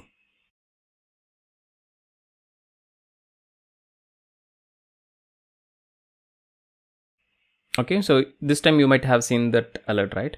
So it took around like 100 millisecond to accept it. And if I go to the reporter once again, and if I go to the handling alert, the standard output, and here you can see like I'm an alert box. So whatever the message is there in the alert box, we can read with the help of function called message. And by the way, like it says like www.lambdatest.com says that is specific to the browser, we cannot get that particular value. Okay, now let's see with the another example. So here we can see like we have a press a button. We can have like okay or cancel, right? So if I click on cancel, you can see like you pressed cancel, and if I click on okay, you can see like you pressed okay. So let's write the expect condition for that. Okay, so let's go and inspect this one, and here we can select confirmation demo is the ID which is unique. Let's go and use that one. So here what we are going to do is, already we found the value, so instead of like n of 0, we can like n of 1. So that is my second drop down in this page, that is confirm box. And once I do the dismiss, right, so once I do the dismiss, let's say that this time I have to do the dismiss, then we can write the expect condition, right? So expect, and I can say like paste dot locator, and the locator value is this one, and this is basically my ID equals, I can give, or else that hash symbol also we can use. Okay, and here I can say like to have text, or if I want to check partially, I can say like to contain text. Yeah, to contain text, and here I can give the text partially. Okay, so like if I click on this OK button, I will get like OK, and if I click on this dismiss button, I will get like cancel, right? So I'm going to copy this partial value and I'm going to pass it here. Okay, let's go and run this now. So here we are doing the dismiss, and here we are expecting to have text. So if you remember in our first this basic interaction video, right, here we have used this to have text. This function you will basically check the entire text, whereas here we are checking partially. So here we have to use the to contain text. Okay, now let's go and run this one more time.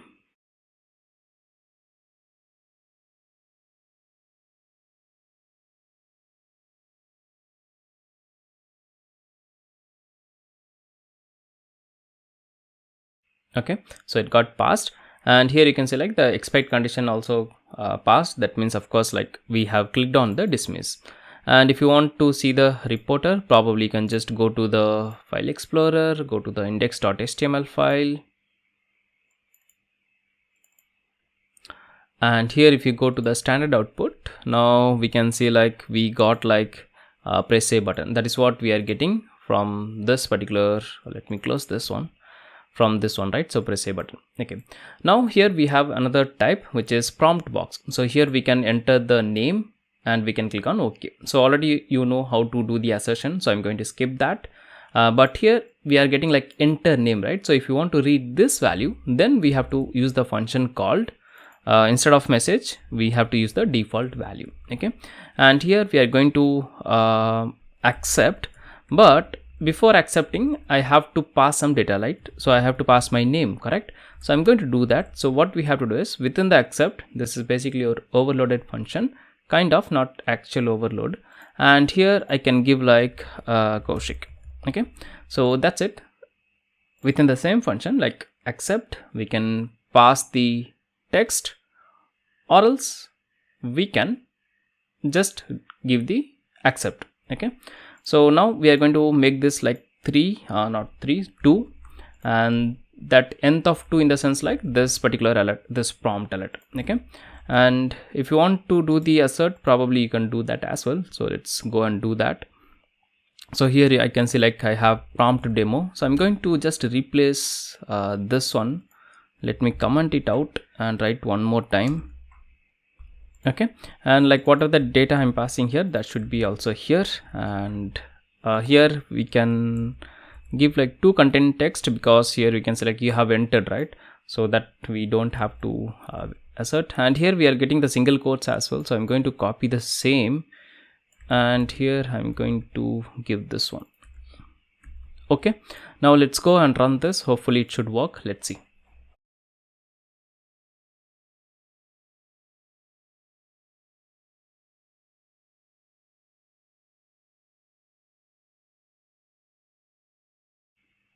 Yeah, that was fast actually.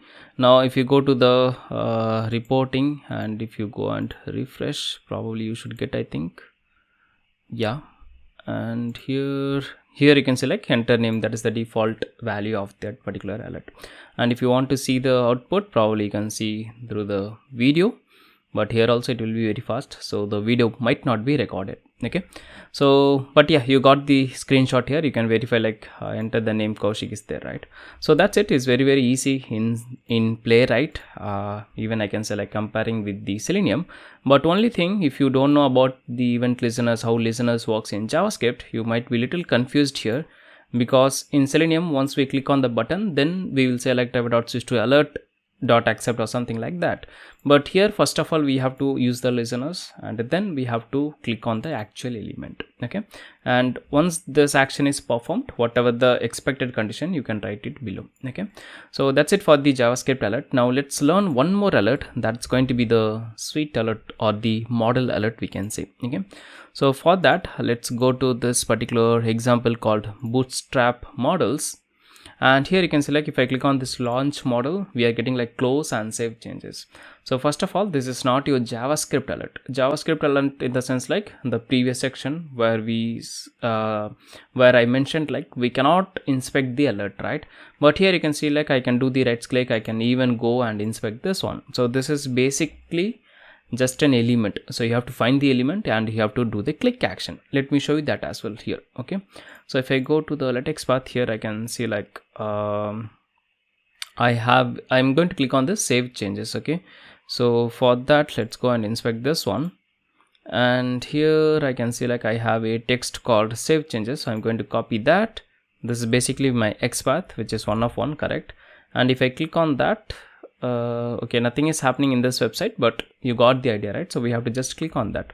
So let's go and do that. So I'm going to let's say like await page dot click, and here I'm going to give my X path. Before that I have to go to here, so I will say like await page dot go to,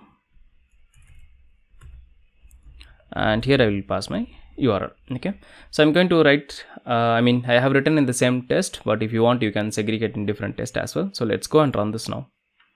Hopefully it should be very quick. Let's see.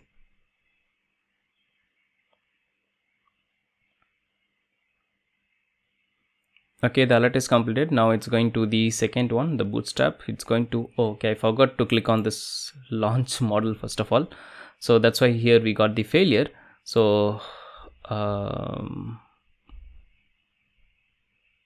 it's showing error in this one, like okay, anyways, let's go and click on that launch model. So here let's go and inspect this one.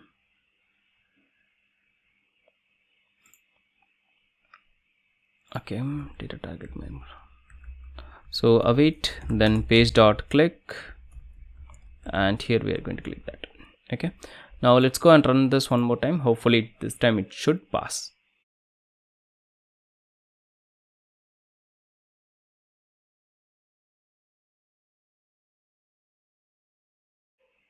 Yeah, so here you can select the save changes, it has clicked, and our test case passed. And here we are getting some failure, like to ID prompt to contain Kaushik. Okay, did we pass Kaushik? Yeah, let's go to the screenshot. Let's see.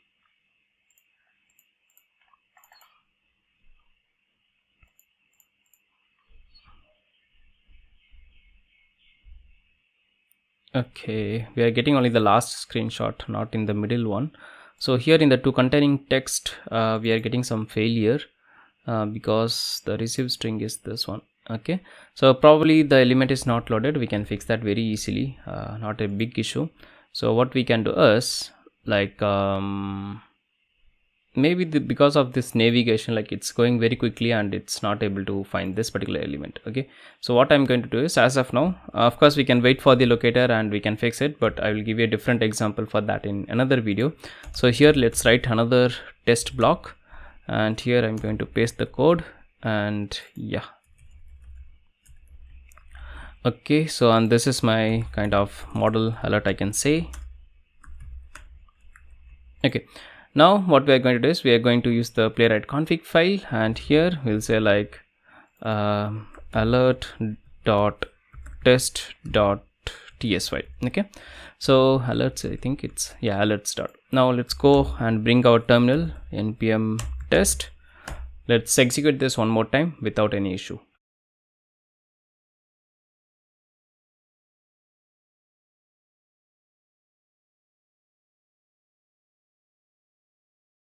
So here you can select running two tests, because we have like two test blocks, and here it's going to click on the confirmation alert, and we got the text also, and it got passed actually. Okay, so that is also fine. And here you can select we got two green dots, that means of course it is passed. And of course the report is also opened. You can see like handle alerts, which got passed. And then we have the second test, which is model alert, that is also passed. Okay, so that's it, very simple thing here. The earlier example, like the earlier issue what we got is can be fixed very easily. We have two ways, like we can wait for the navigation to complete, or else we can use the timeout in the locator itself. Okay, so maybe we'll see that in the upcoming videos. Now let's focus to the today topic. So we are done with the alert. Now we are going to learn about the dropdown. Okay, so here we have like two types of dropdown. One is the JavaScript, basically the select tag. Okay, so here if I go and inspect, if it's a drop down or not, how we can identify in the sense like based on this one. So here you can select, we have a tag called select, and then within the options we have like here you can select Sunday, Monday, Tuesday, and we have the same thing here as well, right? So how to handle it is very simple. Let's go and start the code now. Okay, so I'm going to close all the other files, and let's bring the dropdown.test.ts, and here we are going to bring our test first of all. Yeah, and then it's going to be from playwright test. Okay, now let's bring up our test block here, and this is going to be my async, and here I'll say like handling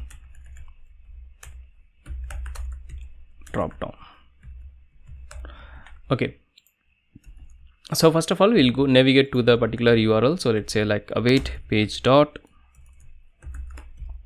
go to and the URL.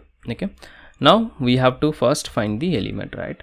So here I can say like we have a ID called select demo, so I'm going to copy that one, and here I'm going to say like await page dot select option. So we have a function called select option, and then within the select option, if I mouse over, you can say like we have to give the selector that's going to be your CSS, XPath, ID, whatever it is, okay, in the string format, and then we have to give the values, or we have like multiple options, like we can find the drop down using the value, label, or the index. I will give an example now. Okay, so first of all, here I can select this is my drop down value, which is going to be this one. This is the locator of that particular drop down. Okay, and after that within the object we can give like label. Okay, so what is label? In the sense like label is kind of like if you are aware of Selenium, we have like select using visible text, right? So that is what the label means here. So here you can see like Tuesday is there, right? So I can give this value as a Tuesday, that is my label, and that should work fine. Okay, let's go and run this one. So the browser will get closed very quickly. So just to show you the output, I'm going to add some timeout. Okay, so wait for timeout, and here I'm going to give like 3000, that is 3 seconds. Okay, now let's go and run this one. Okay, let's go and change in the package config file. Here it's going to be like drop down dot test.ts. Okay, let's bring out terminal, and I'm going to run this now.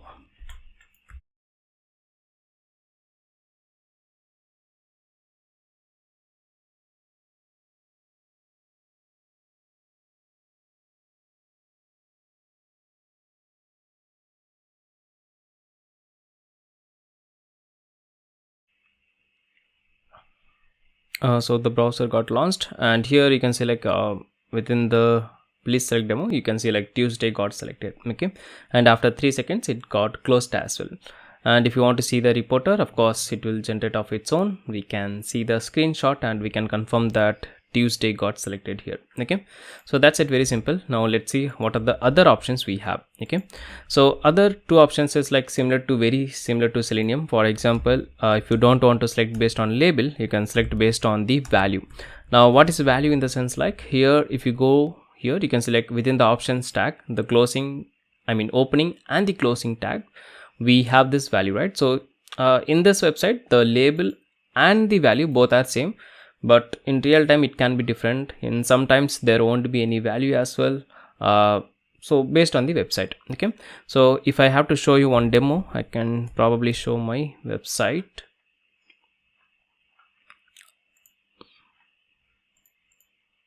Okay, so here if I go and inspect this one,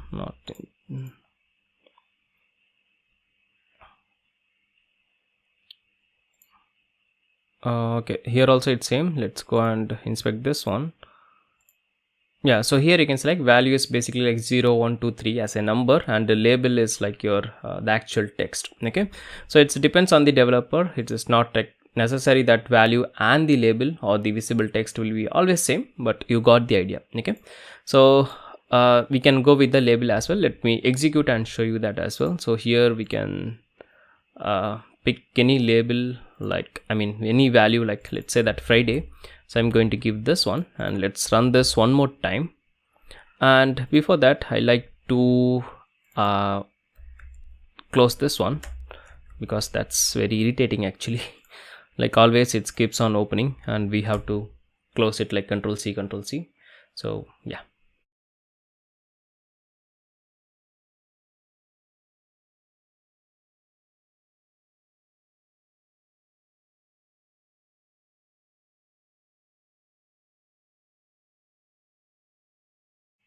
Okay, so here you can see like this is going to, once the page is loaded completely, it selected the Friday as a drop down. Okay, so that's it, we got the result and fine. Okay, now one more option is basically using the index. So here we can say like what is this position, or what is this, I forgot.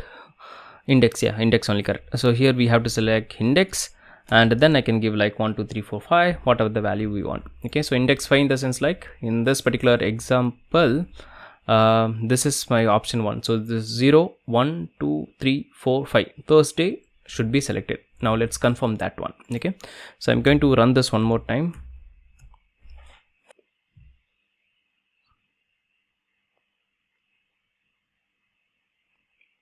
So here we can see that it's going to select the Thursday as expected, right? So that's it, very simple thing, and it's really easy in Playwright, even with comparing to Selenium, because in Selenium we have to call the select constructor, and from there we have to use, but here direct function is there. Okay, so that's it, we are done with this one. Now let's go and take one more example. So here you can see like we have multiple, right? I can give like I can select like New Jersey, Texas, right? So let's see how to handle this one. So let's go and inspect this particular drop down, and it has a ID called multi select. So I'm going to copy that, and here I'm going to say like await page dot select option, and then this is my ID, and then I'm going to find multiple things, right? So what can I do is I can simply use the array here. Okay, so here I can use the array, and within the array I can pass multiple objects. Okay, so first one, let's say that I want to select this one based on the text called Texas. Okay, that is label. Okay, so here I will say like label colon and the value. Okay, and then I can give like comma, and I can use one more object, and here probably I can say like index, and I want to select like second one, and then I can give one more object here, and I want to select based on the value called Washington. Okay, so here I'll say like value equals Washington. Okay, so that's it. This is how we have to select multiple drop down with using Playwright. That's going to be really simple. Just same thing as we did here, only difference is this should be within the array. Okay, that's it. Now let's go and run this to confirm it's working fine.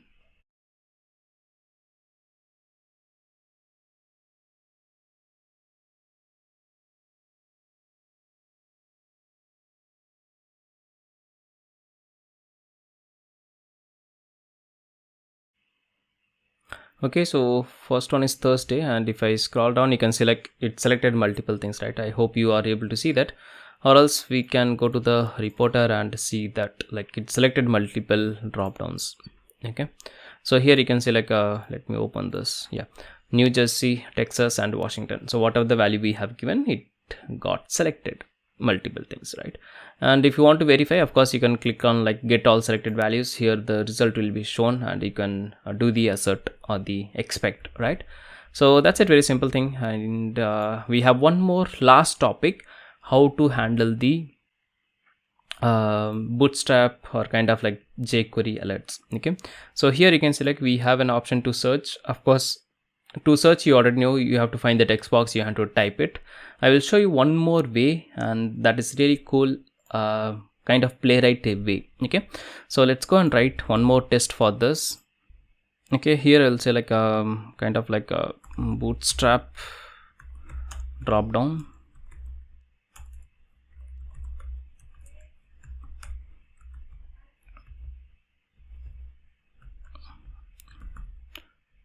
Okay, and async function, let me write it very quickly.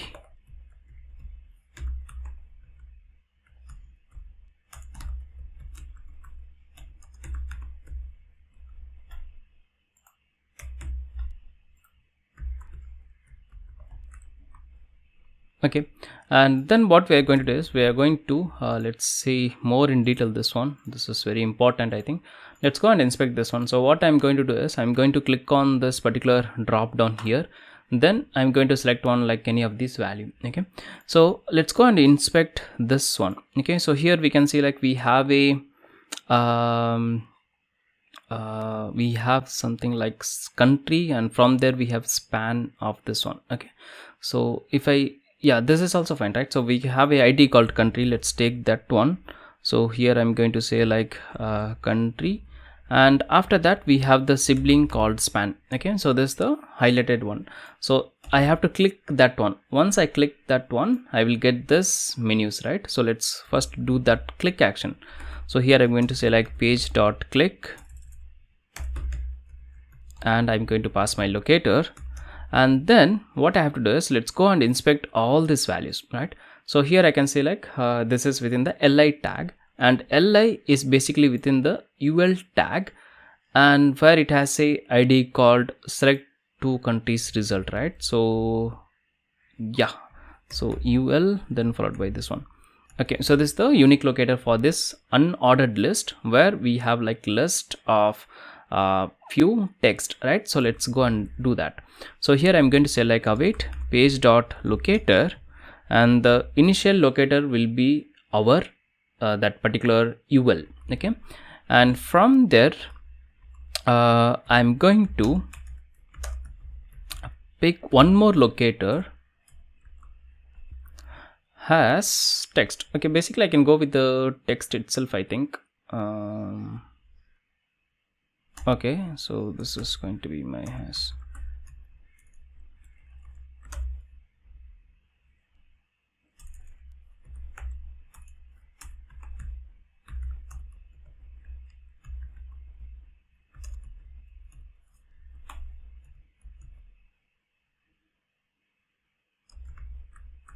Okay, so basically what I'm trying to do is, let me tell you this one. Yeah, so here you can see like the unordered list, like that is our parent list, and within that also we have a list, and within that it has some text, right? So for example, if I say like India, so that should be selected, right? So let's confirm that one first. So await page dot wait for timeout. Just to show you the output, I'm going to wait for like 3000 seconds, and I'm going to execute this alone, so I will make it like test dot only, and let's go and run this, and then I will explain you. Okay, this should work fine, but yeah.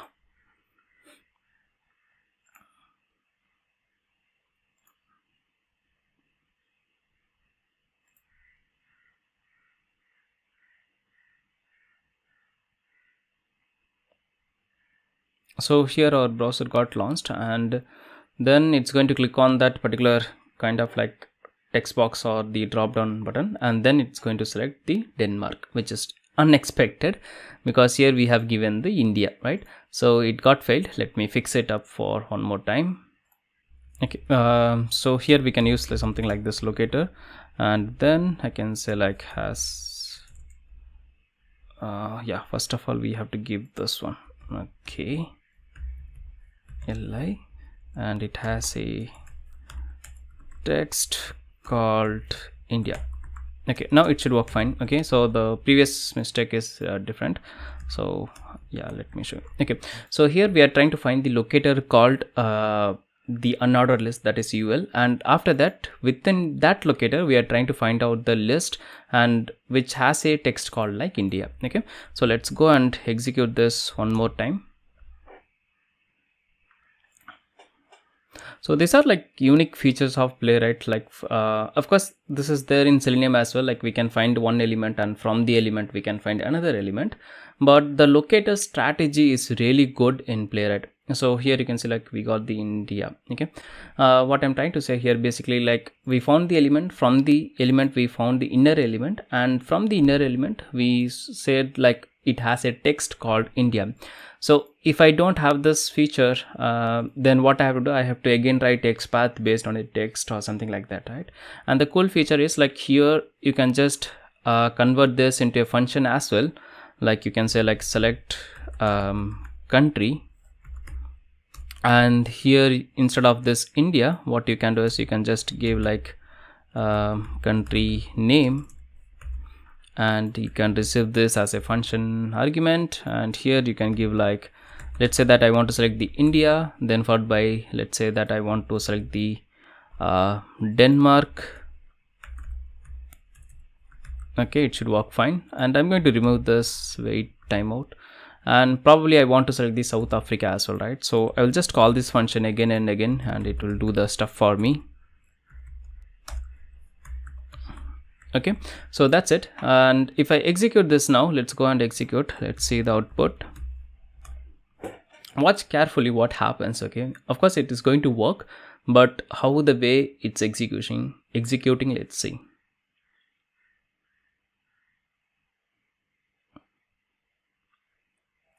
It's going to really fast actually. Okay, so here you can select it got India, then followed by it's going to select the Denmark. I think I have given some spelling mistake or what. Yeah, so here you can select the spelling mistake, so that's why it got stuck here. It will throw us like element is not there, something like this. So I'm going to stop it and I'm going to fix it very quickly. So spelling okay, so Denmark, what is the spelling? Denmark, yeah, correct. Okay, now let's go and run this. It's going to execute very fast. Let's see.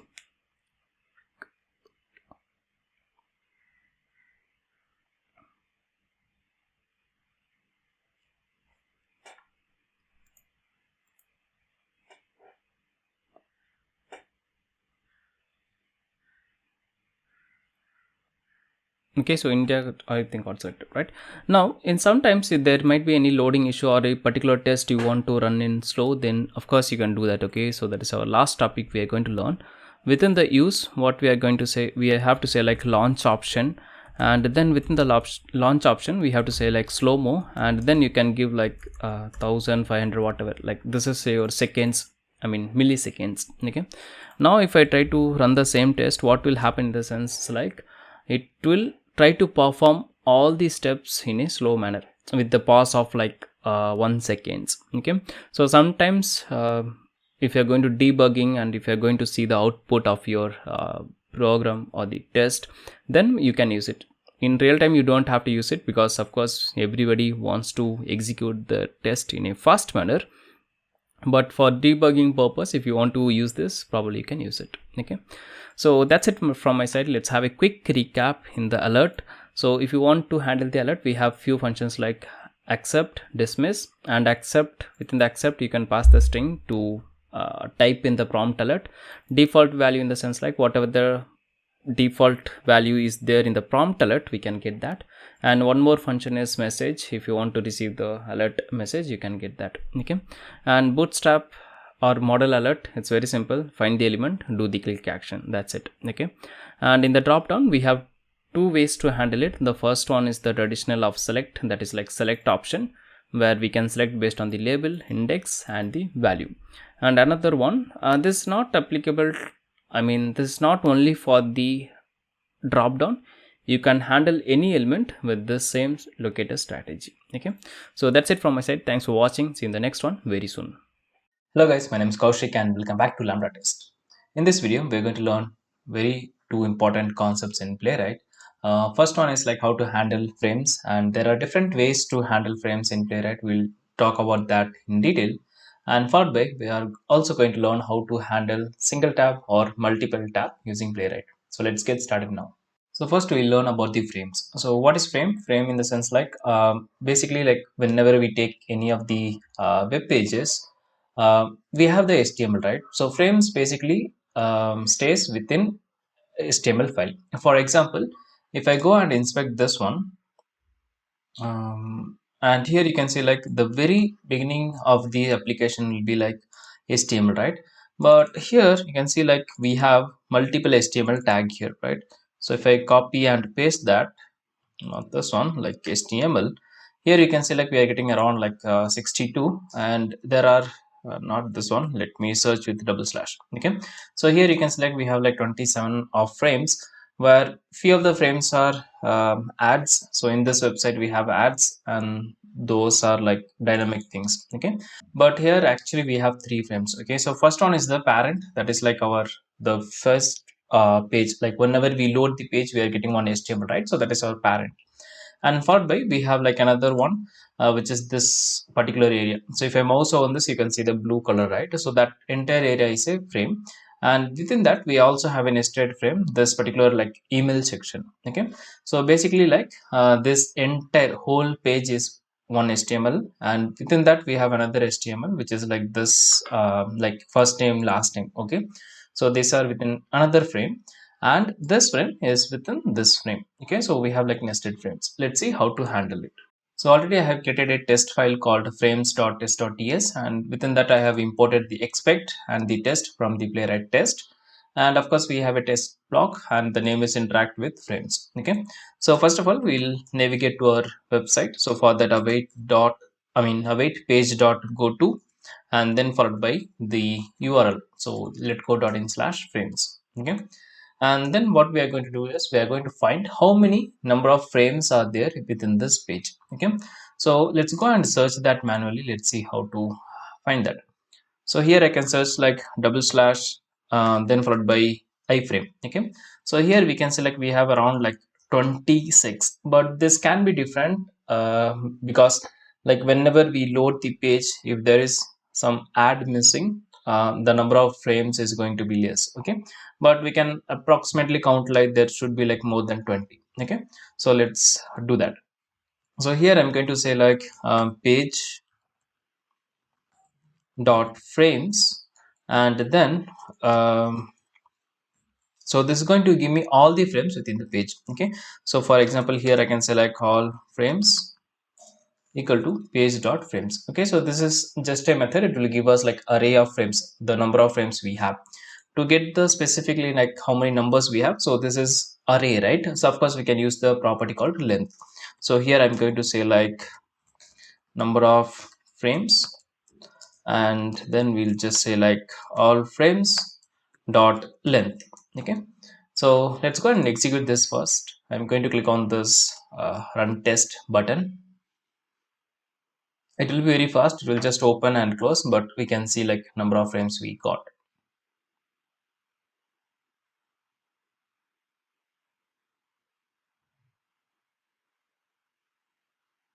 So the browser got closed and our test is passed. Of course, like whenever we run from this button, like the Visual Studio Code extension, we cannot see the logs here. Okay, if you want to see the logs, you have to go to the Playwright report, the HTML report, and from there we can go to the standard output, the last section, and here you can see like we got like 27 frames. That is what expected, right? If you want to see the output in the console directly, what you can do is you can use your config file, and here you can enable your test match, and then you can just give like the test name, and you can bring up your terminal, control J. And if you remember in our package.json file, already we have configured in the test, right? So here I can directly say like npm test or npm run test.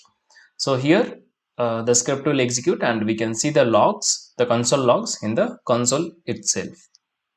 Anyways, fine, whatever you feel comfort, you can use it.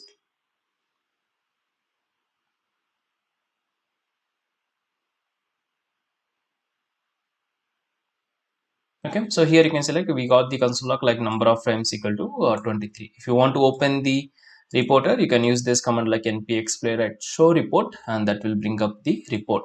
Okay, now let's get started with the actual learning. So what we are going to do is we are going to do the interaction with this particular elements like first name and the last name. So for that, of course, we have to find the frame, right? So let's go and find this element like first name, and this is my first name, like input name equal to f name. This is my locator, right? If I go up, and here we can see like we got something like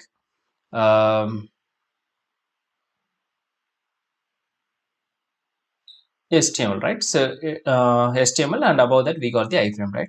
And here you can see like we have an ID and we have a name, and also we have like src frame UI. Okay, so once I mouse on this, you can see the blue part, right? So that is basically the entire frame. Okay, now let's see how to interact with that. So first of all, we'll say like page dot frame, and here we have to give the frame name. Okay, so if I mouse hover on this, you can see like frame selector we can give, like you can give the XPath or the CSS, like look all the locator strategy, or else you can just say like the name of the frame or the URL of the frame. Okay, so here in this case I'm going to give the name. Let's go with that. Okay, so here we have a name called first fr. I'm going to copy that and I'm going to pass it here. Okay, and that's going to give me the frame, right? So here I will say like const, let's name it like my frame.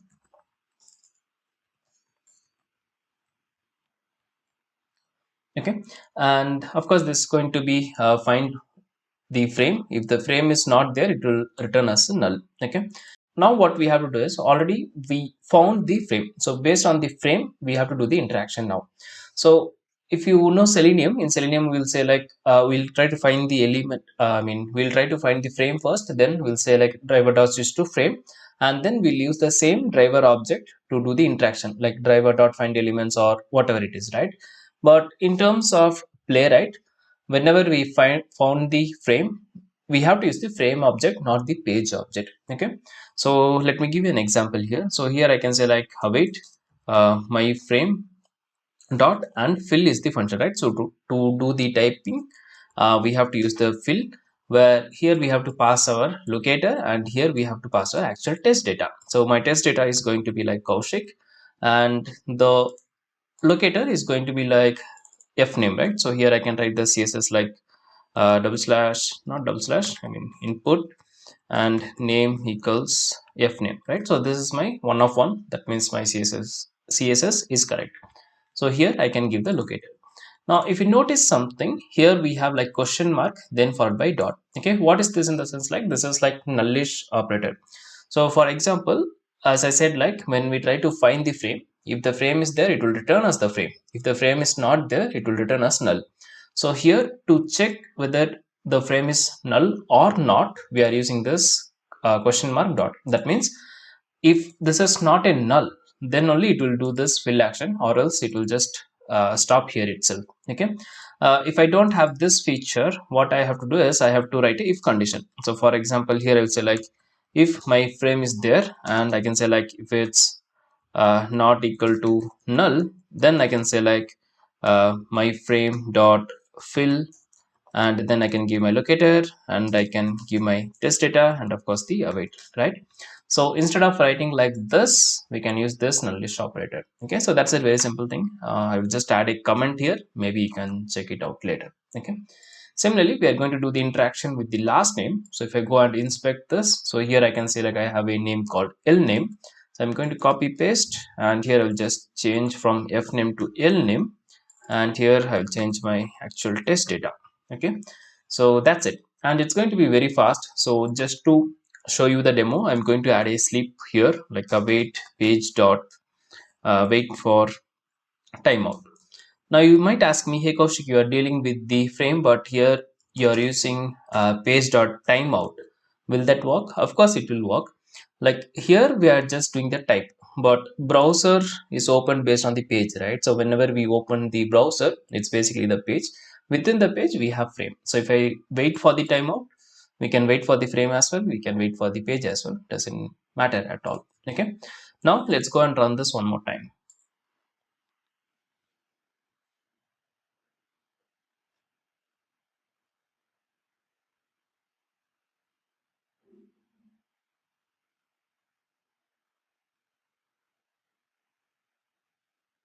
So here you can see like we got the actual test data like Kaushik and Chatterjee, right?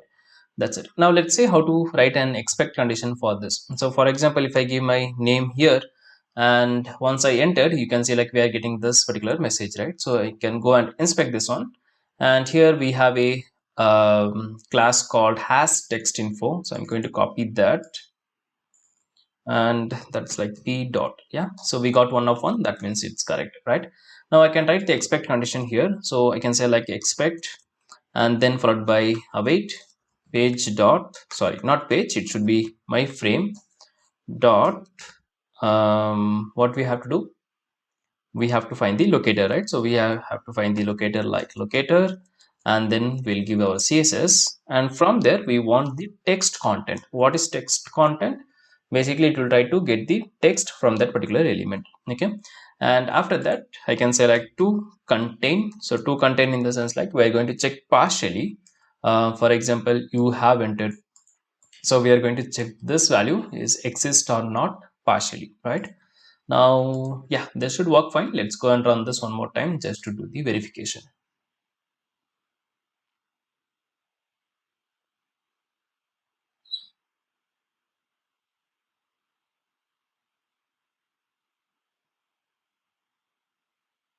Okay, so here we got our like you have entered Kaushik Chatterjee, and here our test case is passed. That means, of course, the expect is working correctly, right?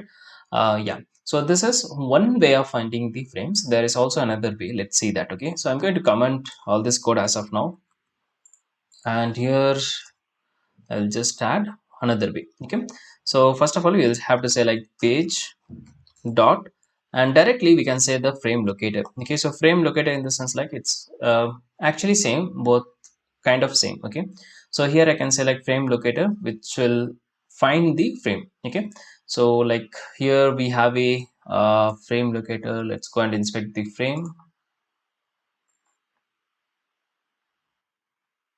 You can search here like double slash I frame and you will get the frame exactly. Okay, so yeah, this third one is our, yeah, this is the one, right?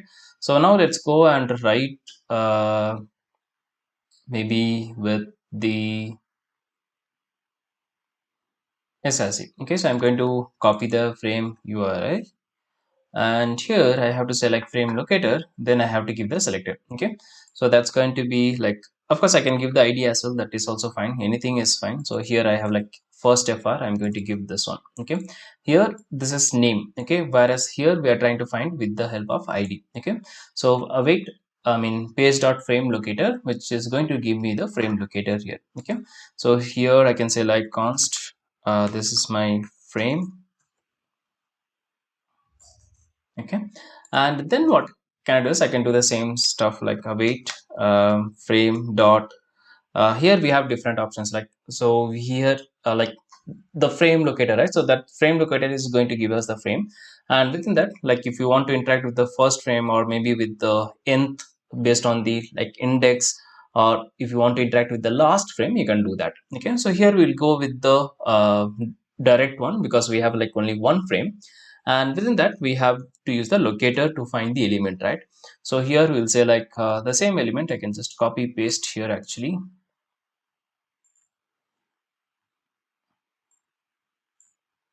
and then I'm going to do the fill. So here I'll just fill and pass my test data. Okay, so that's it, very simple thing here. Like we will find the locator, frame locator first, and then we'll try to interact with the frame locators. Okay, it's just another way of finding the frame. Okay, so similarly we can do like frame dot locator, and here it will be like il name, and then I can give my last name here. Okay, and we have the timeout, that's fine. Let's go and run this, let's check whether it's working or not.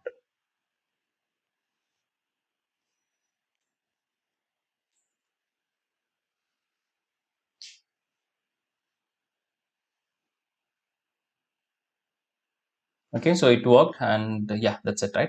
Now let's see how to interact with the nested frame. Okay, so here already we found the frame, right? So from the frame we have to go inside the nested, right?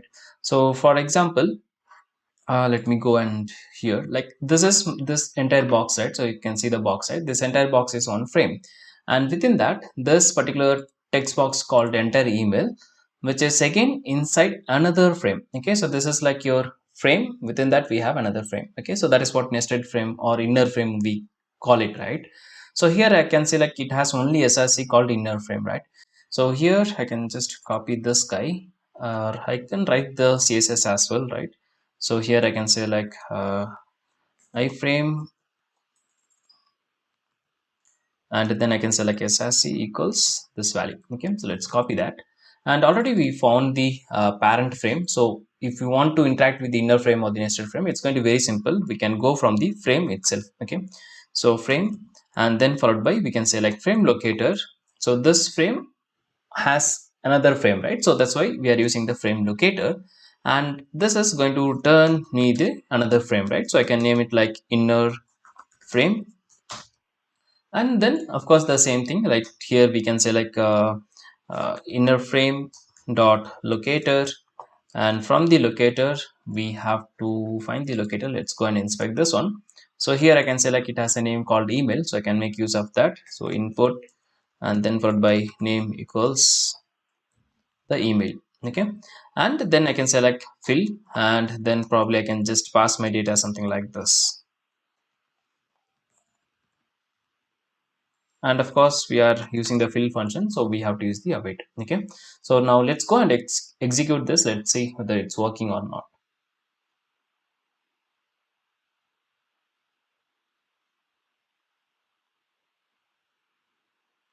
Okay, so here we can say like Kaushik is typed, Chatterjee is typed, and also the email ID is typed, right? So that's a very, very simple thing.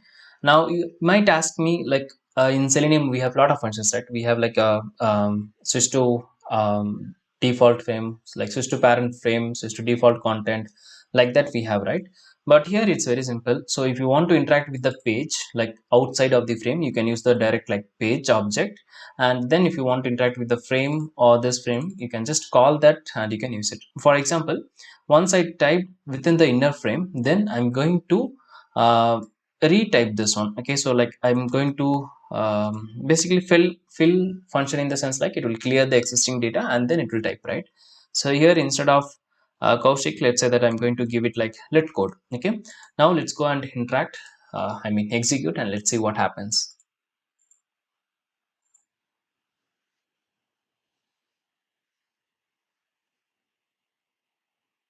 So it is going to interact with the first frame, and then it's going to interact with the inner frame. So here you can see like it interacted and then it cleared the Kaushik and it typed the net code. Okay, so that's it, very, very simple. Like if you want to find number of frames available on the page, you can use the like page dot frames dot length. Okay, if you want to interact with any frame, you can use the frame locator. That is the new changes in Playwright.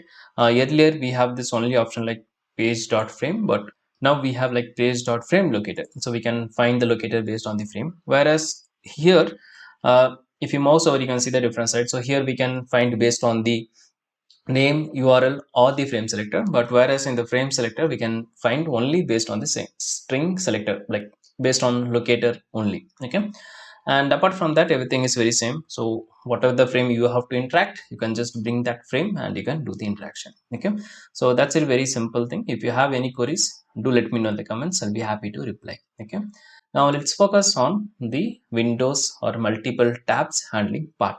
So for that I have created a file called window.test.ts, and let's go to our config file, and here I'm going to change the file name to windows.test.ts. That is my test file name. Okay, and here what we are going to do is, first of all we'll navigate to the page like page dot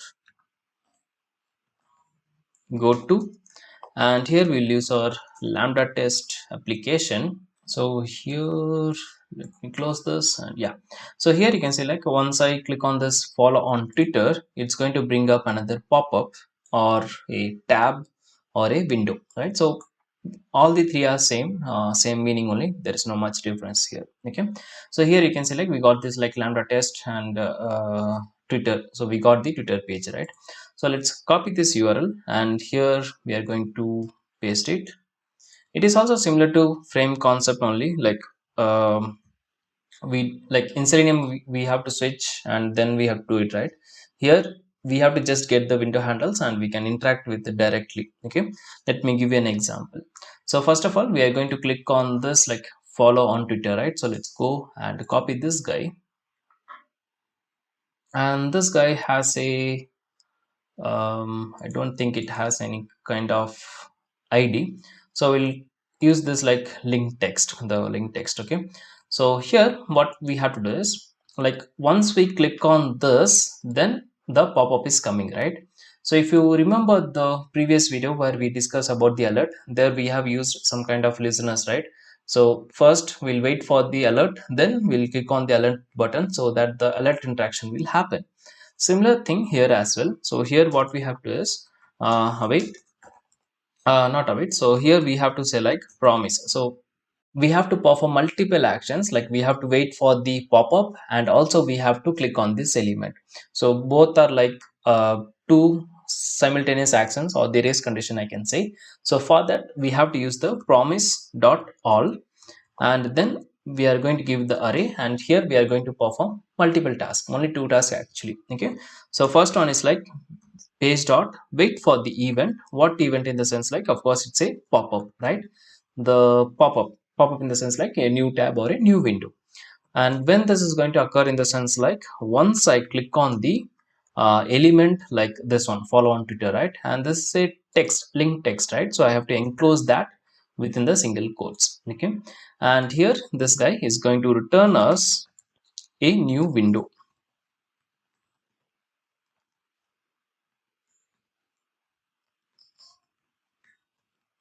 Okay, now you might ask me, hey, what is this? This is like within the bracket. So this is known as like destructuring concept in JavaScript or the TypeScript.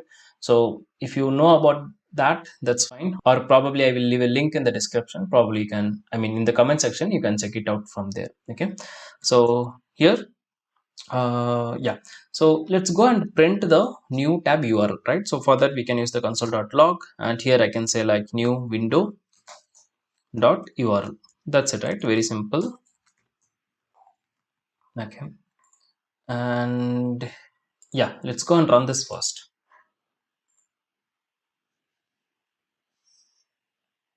Okay, I should run from the like npm test so that we can see the output actually. Anyways, I think we can check it from the reporter as well. Let's go and check it from there.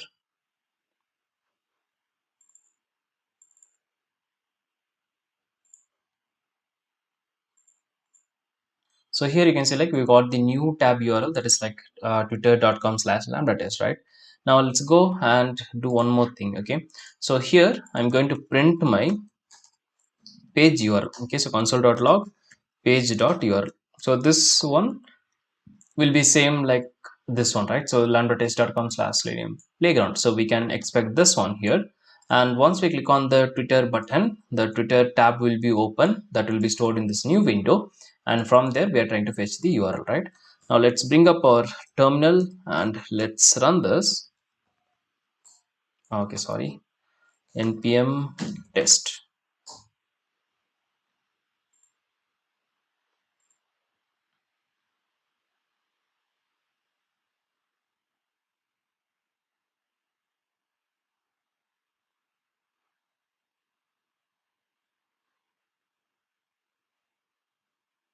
Okay, so here you can select from the page we got the first URL that we have given in the goto function, and the second one is the lambda test from Twitter page, right? So that's it, very simple. Now whatever the things we do, right, we do the click action, we do the fill action or select option, whatever it is, you can use this new window object and you can do it. Okay, so for example I can say like new window dot fill and then followed by the locator and the value. Okay, so that's it, very simple. So I'm going to skip that part. Now let's see one more thing, right? So how to handle multiple windows. Okay, so for example here once I click on this follow Twitter and Facebook, you can see like we are getting two tabs. One is the Twitter and another one is the Facebook tab, right? So let's see how to interact with this. So first of all, we'll try to find this locator, and here we have an ID called follow both. So I'm going to copy that, and here I'm going to find that one. Before that, the same thing here also we have to repeat. Okay, so await promise dot all, and then within the square bracket we are going to write the two functions. So one is the wait for event, and the event is pop up, and then followed by we can say like page dot click, and here we have to give the link text. Okay, so within, I mean this is not link text, this is my ID, right? Yeah. Okay, now here since it's an array, of course we have to use the comma. The most common mistake is like people use the semicolon or they just leave it blank as it is. Okay, so use the comma. Since it's an array, we have to give the value in a comma separated. Okay, and here I'm going to save it like within the destructuring format. I'm going to say like multiple pages. Okay, not pages, multiple page. Okay, and here let's say like how many windows we are getting, right? So we are expecting like one is the lambda test page, another one is the Facebook, and another one is the Twitter, right? So let's see that. So here what I'm going to do is I'm going to say like multiple page or multi-page. This name is not good, I'll change this to multi.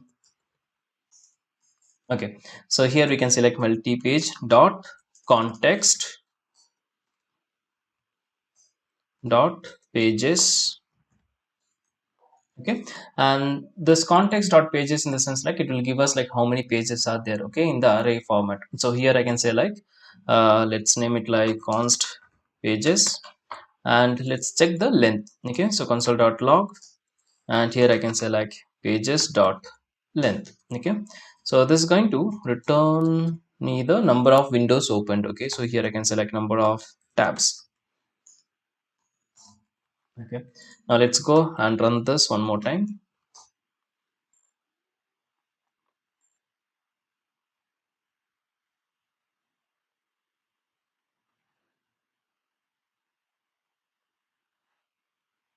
So it's going to click on this, and we got like Twitter. Okay, it was really fast, but here you can see like we are getting only number of tabs as 2, and this is our first URL only. Okay, so why we are getting 2 in the sense, like I'll tell you. Before that, let me show you one thing. Okay, so I'm going to comment this guy here, like this is our initial page, and here what I'm going to do is I'm going to, since it's a array, right, so we can use the for each. So here I can say like page js dot for each, and that's going to return me single page at a time. Let me store it like that, and here I can say like console.log single page dot, or let's name it like tab for our easy understanding, tab.url. Okay, so basically what I'm trying to do is I'm trying to print all the URL that are opened. Okay, so let's go and run this now.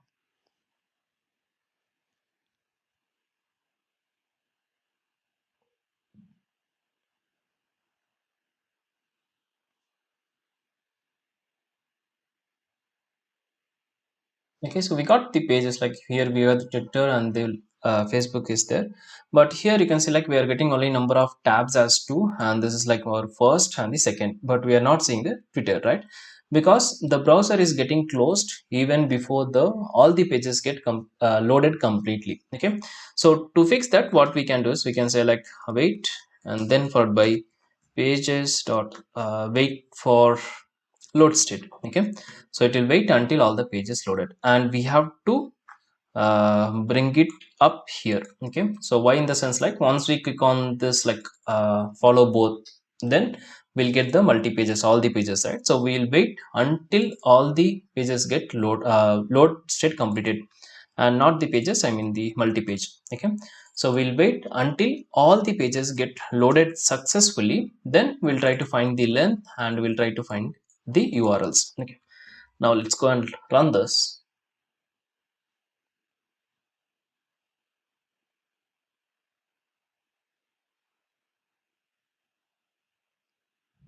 So our main page opened, and based on the click we got another 2 browser. It's like stacked after a one, so that's why you are not able to see it. But here you can see like we got all the three URLs and number of tabs also 3. Okay, so that is how we have to wait until all the pages are getting loaded. Okay, or the pop-ups. So for that we have to use this function called wait for load state. And here also we have like 3 states. One is the DOM content loaded, the load, or the network ID. So based on your application you can use appropriately. Okay, okay, now let's see how to interact with the pages, right? Multiple pages, right? So here using the context.pages we got all the pages, right? So that is like our, like all the opened one. So 0 is my parent, so we can leave that, but we want to interact with the first and the second, right?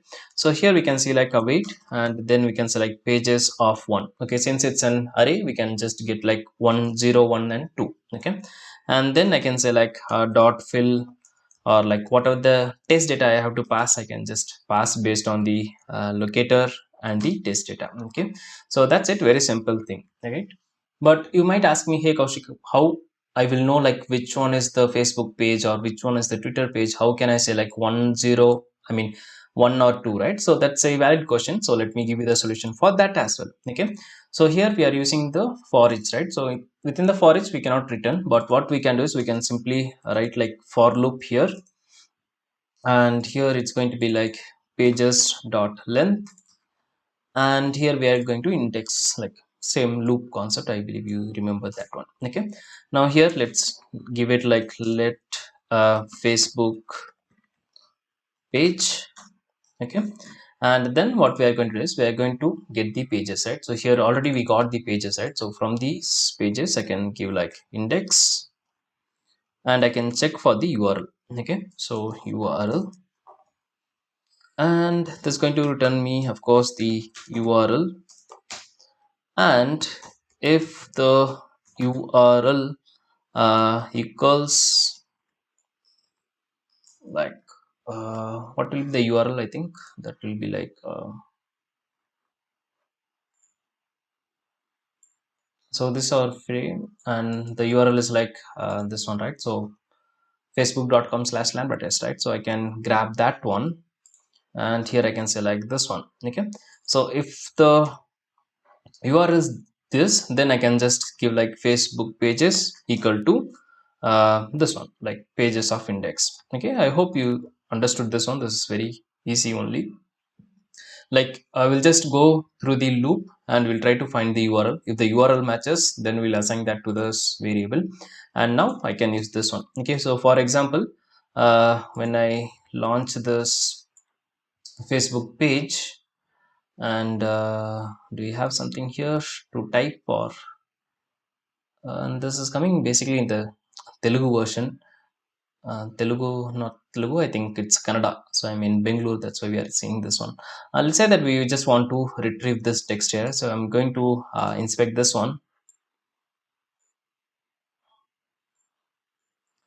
And this one, so it has a tag name called h1, right? So let's go and find how many h1 are there. So /h1, and we have only one. Okay, I can use this one actually. So here what can I do is I can simply say like Facebook page dot, and here you see we are not getting any suggestions because it doesn't know like what the data type is. So we can just give the type as page. So that is the beauty of TypeScript actually. Okay, so here I can say like I want the text content from this particular locator h1, and that's going to give me the text. So const text, and we'll just log the variable text. And here of course we have to use the await. Okay, and here you can see like we are getting some compile time issue. That's not an big deal. So it says like you didn't assign anything, but still you are using. To fix it, it's very simple. You can like let it be let like you can just move this on top of the test block, so we won't get any compile time issue, or else you can just make it within the test block itself, so that's also not an issue. Okay, so this warning is just from your compiler. Compile in the sense like your TS configuration, you can change this if you want, but that's not needed. Okay, so let's execute and check. Okay, so I'm going to bring my npm test. Okay, I will just give you one more walkthrough. Before that, let's see the execution, and we are expecting the text content to return lambda text, I mean lambda test. So it's going to bring up both the tabs, and it's going to switch to the Facebook, and from there it is going to receive the text like the header text. Okay, so here you can see like we got number of elements as 3, and here we got the text as like lambda test. Okay, so that's it, very simple thing. Let me give you a quick recap here. Okay, so if you want to find multiple page or a single page, you have to use like await promise.all, and we have to wait for the event like pop up, and then you have to say like on which button we have to click, button or link, whatever it is. Now once you got the multi pages or the single page, you can just say like wait for load state, so that the pages will get loaded completely.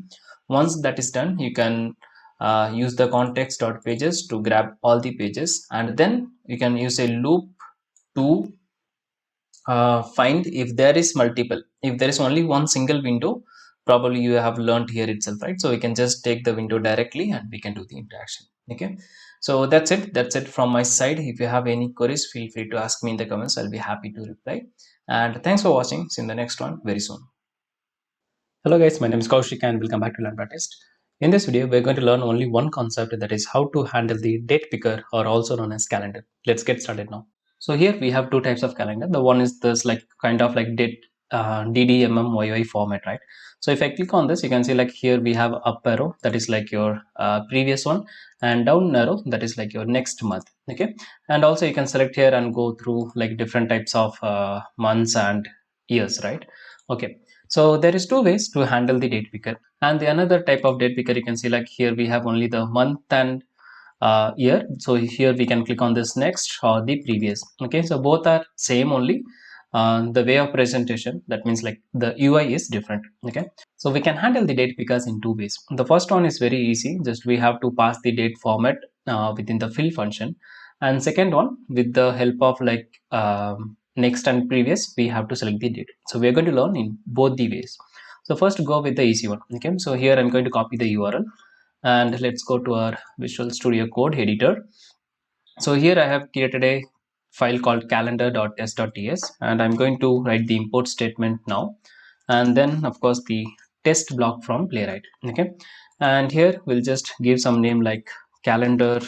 So now let's grab the URL. So await, and then as usual like page dot go to, and here is your URL. Okay, now of course we have to find the element. So if I go and inspect this particular element, you can see like it is a text box actually, and it has a type called date. Okay, so type text equal to, like we can simply type the text, and date is also like we can pass the text. Okay, but we have to remember the format. So here we can see like this is like kind of like a date, month, and the year, right? So we'll try to give in the same format. So here I'm going to say like let date equal to, so first we saw like we have the date, right? So let's say that 4-12, and then followed by like, so we have like dd and then yyyy format. Okay, now of course we have to type in this particular text box, right? So it is an input, and we are going to grab the id.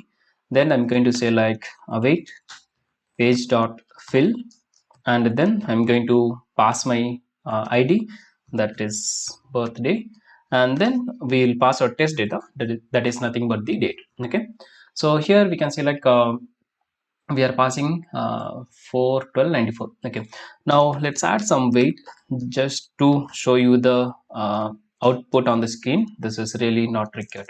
Okay, now let's go and run this. Before that, I'm going to navigate to my config file, and here I have set like calendar.test.ts. Okay, so I'm going to bring up my terminal, control J, and then I'm going to say like npm, then followed by test.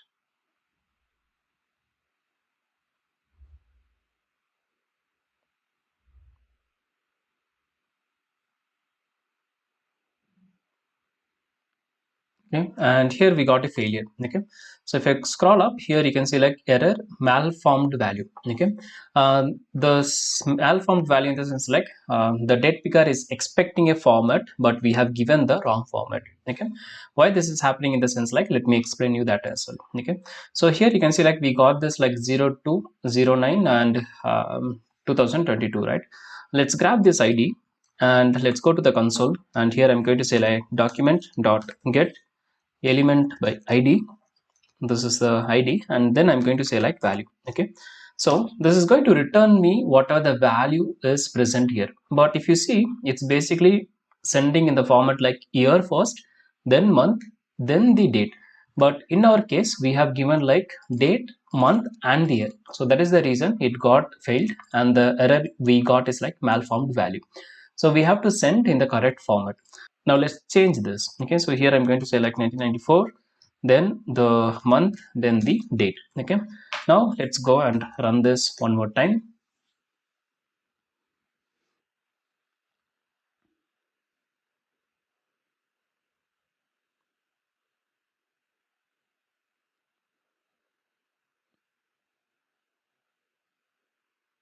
And here you can select, we got the data, like it passed the actual data, and it also passed. Okay, so this is the simplest way we can do, but of course we have another way as well, that is using the, like we have to click on the previous, next, and the like current month as well, right? Like current date or next date. Okay, so let's take a look on that. I'm going to comment this now. So I'm going to, let's create a test block. Okay, so here I'm going to create a test block, and then I'll say like calendar using moment. Okay, so I'm going to use moment. Let me tell you what is moment and how to use it in a moment. Okay, so first of all, say like await, and then followed by page dot go to, and of course the same URL, so I can just copy this. Let's copy both the line. Okay, so Yeah. So okay, we are going to not pass this one. Yeah. So here we are going to use this one. Okay, let's go and use this one.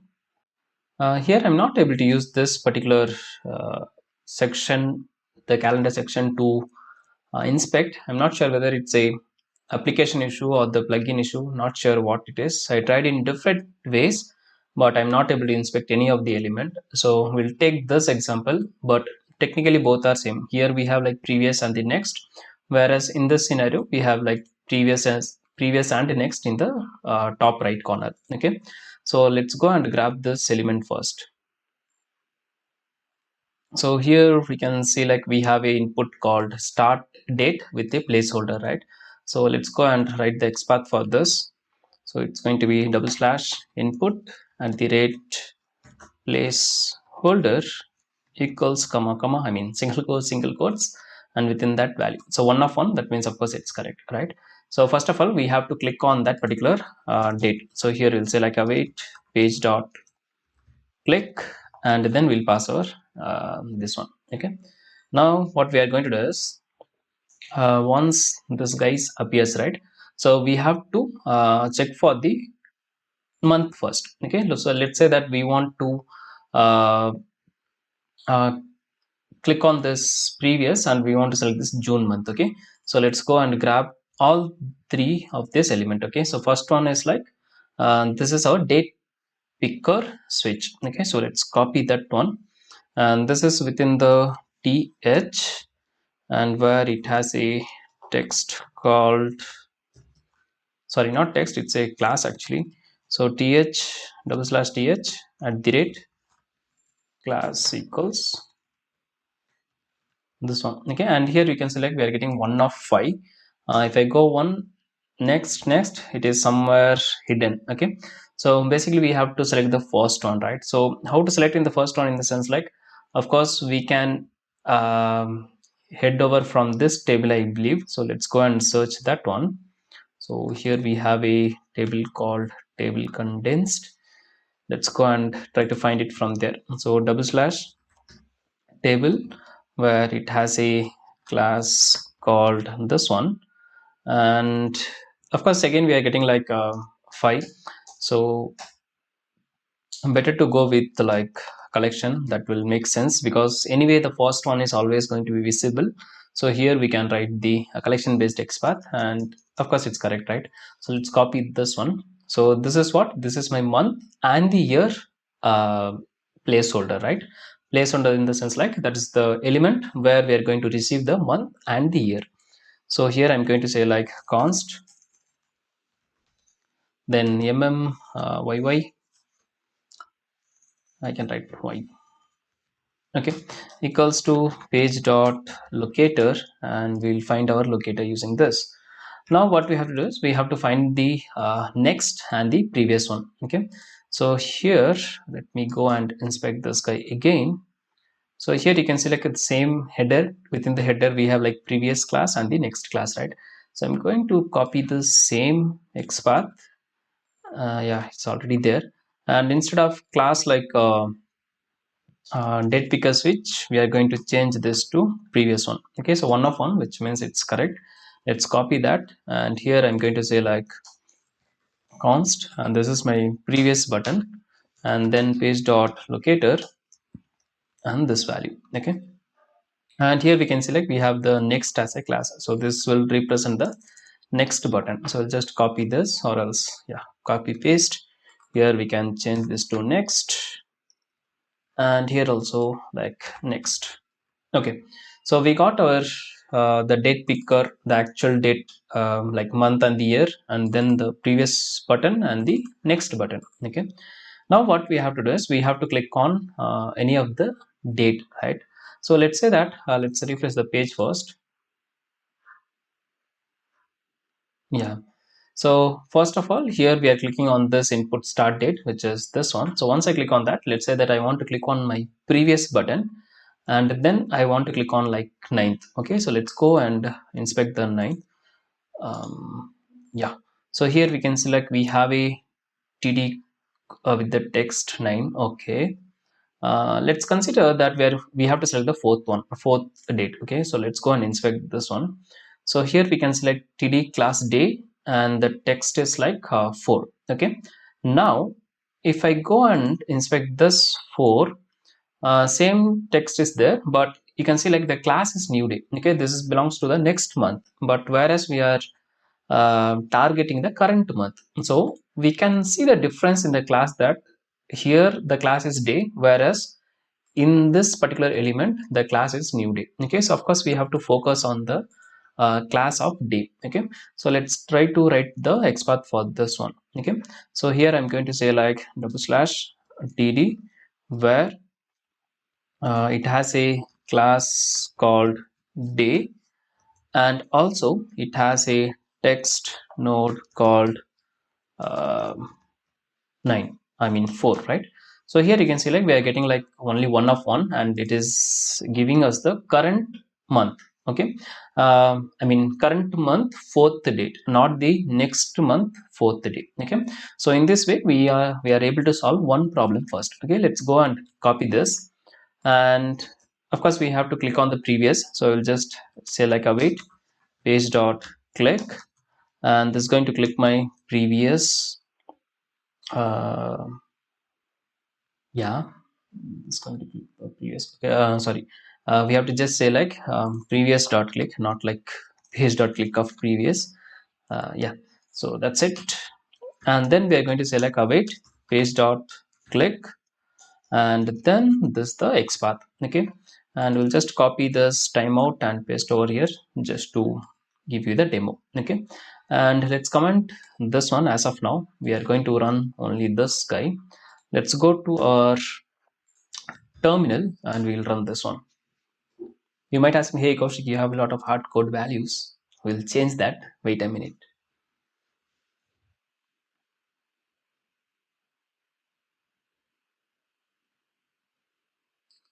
So here you can select it, click on the June, and also it click on the 4th, and we are able to see that in the text box. Okay, so of course the basic idea of coding is now ready. Now we have to do like different month, different year, and different date. Okay, so let's see how to do it. First of all, let me comment this one. So first of all, we need the condition to check whether it's going to like here we have a text called um, June, right? So by default it will be the current month and the current year, but we have to check with the given time. So for example, let's say that I'm going to say like let string equals, we are going to focus on like maybe like March. Okay, so I'm going to copy this March. I don't copy, I think. Yeah, so we'll select like March and maybe like 2022. Okay, so now we have to click on this March. Okay, so for that what we are going to do is we are going to write a while condition. So while, and here the condition is going to be like this and YY only decide like whether we have March, February, or whatever the month and whatever the year. So here I'm going to say like await, then followed by YY dot text content, which will return me the text, and will say like not equal to let's name it string. Yeah, of course that should also work, but let's change it did to select. Okay, and the type is string actually, but yeah, I did something wrong. Okay, so here we'll say like if it's not equal to this one. Okay, that means each and every time we will try to receive the text content and we'll check whether it's not matching the date to select. If it's not matching, what we'll do, we'll simply say like previous await previous dot click. Okay, and then yeah, that's fine. Okay, and then we'll just select our date, which is this one. So let's move it here and click on this. Okay, okay, we'll come back to this later. Let's go with the month first. Let's see whether our while condition is working or not. Okay, so let's go and run this one more time.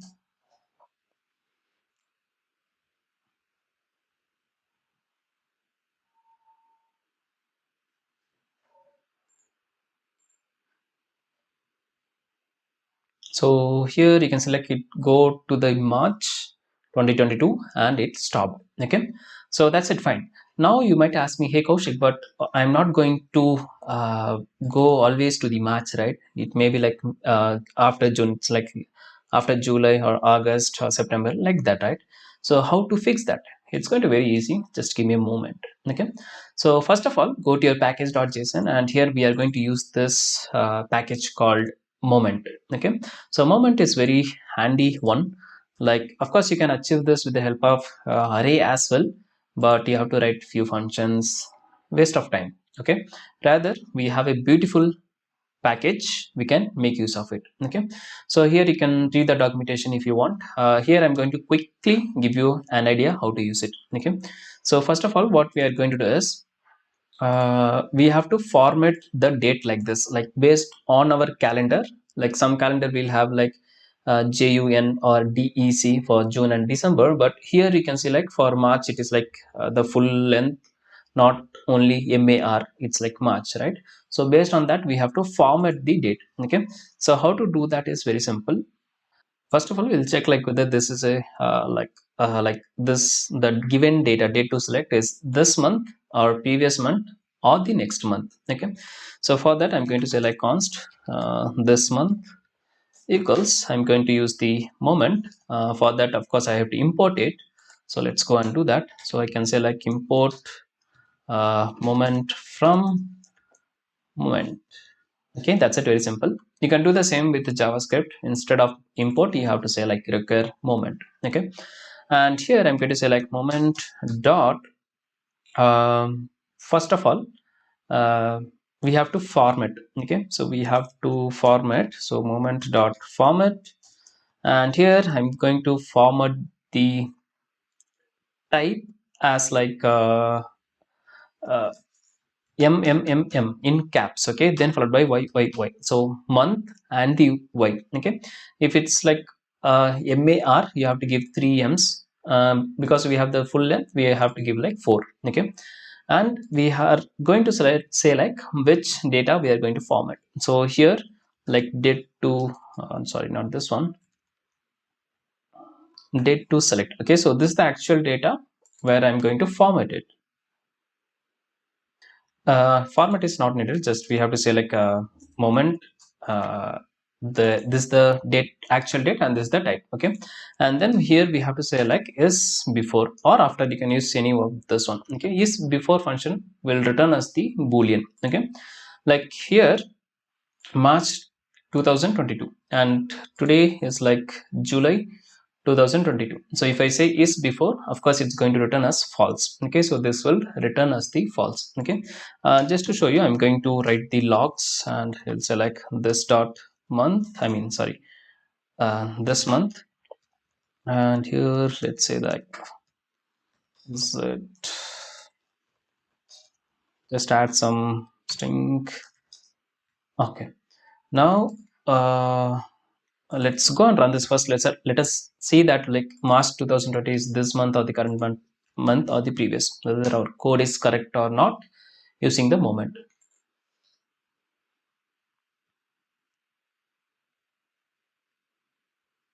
It's very simple actually. Just we have to find like whether whether this is current month or the previous month, the given data, and based on that we have to just do the previous click or the next click. Okay, so that's a very simple thing.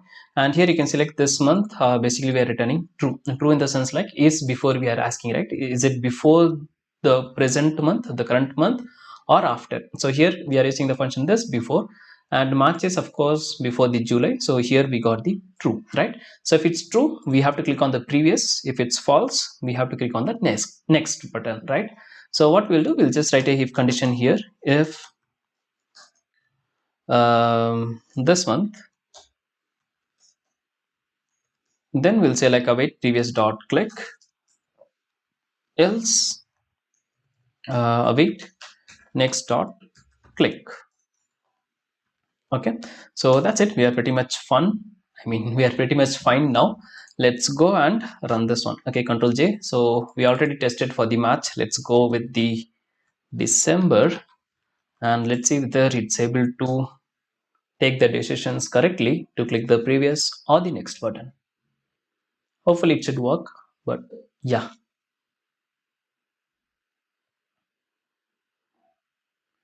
So July, August, September, December 2022, and it stopped. That's it. Cool, right? Very good. Now we'll just click on the date as well. So in this, within this while loop, we are checking like just the month. Okay. To select the date, of course, here we can give some date, right? Let's say that it's going to be like 12, something like that. And let's go and run this now.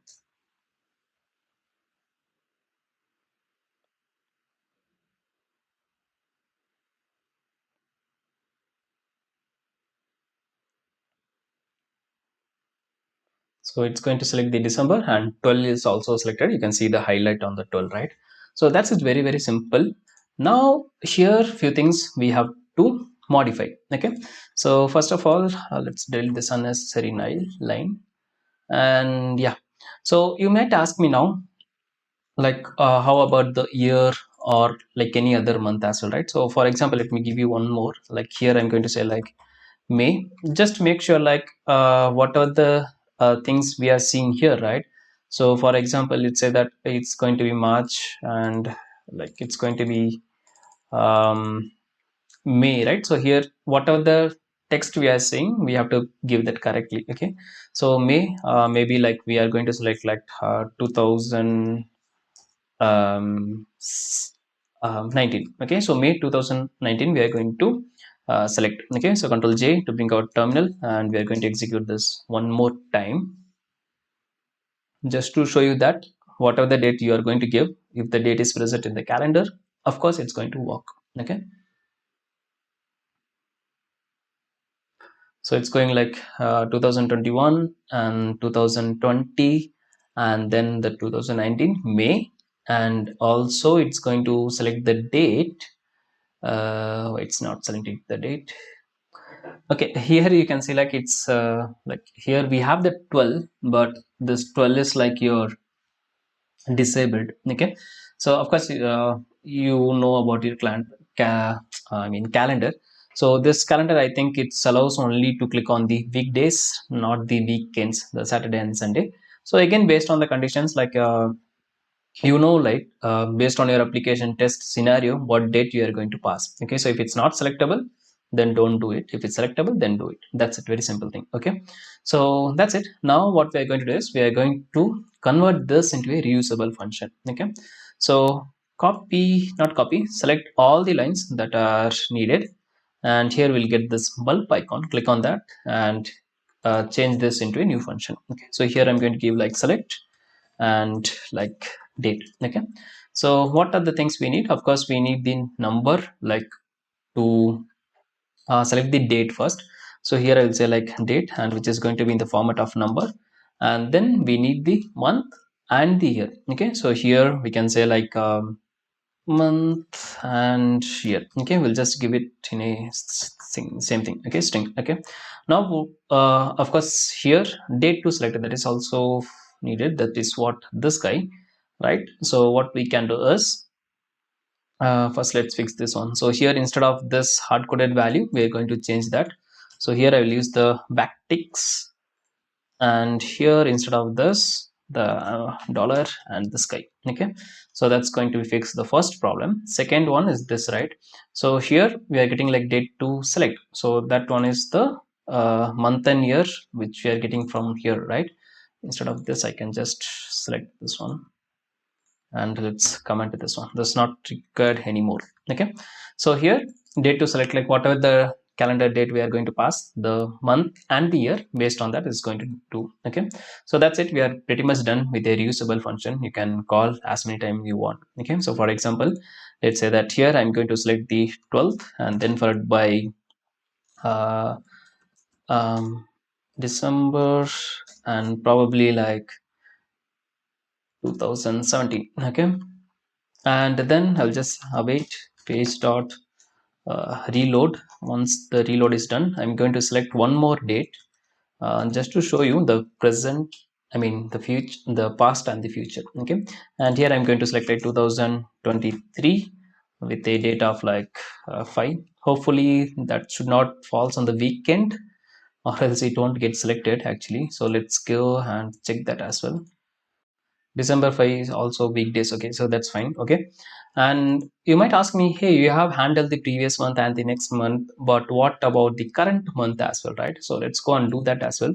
So here I'm going to add one more reload, and here I'm going to select one more time, and here I will pass it like today's date is what, 7, not 7, today is 2, not 02, it should be 2, and here I'm going to give like July.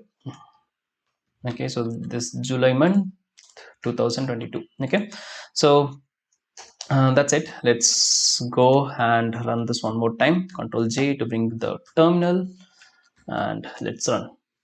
What happened in the current month scenario, in the sense like here we are checking is before, right? So even though current month is there, it will, the is before function will return true. Okay, so here true in the sense like first of all, it will not go to the while condition itself, correct? Because the text content and date to select will be same, so it will not go to the while itself. In that scenario, it will just directly click on the date. Okay, so that is what we have achieved, and I think it's running very fast actually. I don't know what happened. Which one is running? Okay, we got a failure, and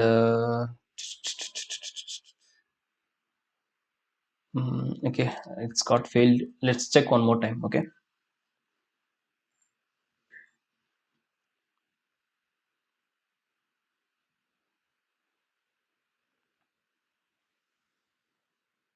yeah, so it selected the first, it will go and select the 2017, I believe. Yeah, it's going very long, right? Yeah, yeah, that's fine. So actually it didn't select the current date. Actually, what happened? I think before selecting the dates itself, it's reloaded, and it got confused, I think. Okay, I got this one, right? Let me fix it up. Okay, what happening here is like we are just focusing on the select on the date, but this guy, right? So this guy is also should be called each and every time, right? So I'm going to cut that, and I'm going to move within this one. Okay, so like we have to click on the text box first, then we have to grab all the elements, right? So that's why it's getting a little awkward here. Okay, so let's go and run this. Sorry, it's my bad only.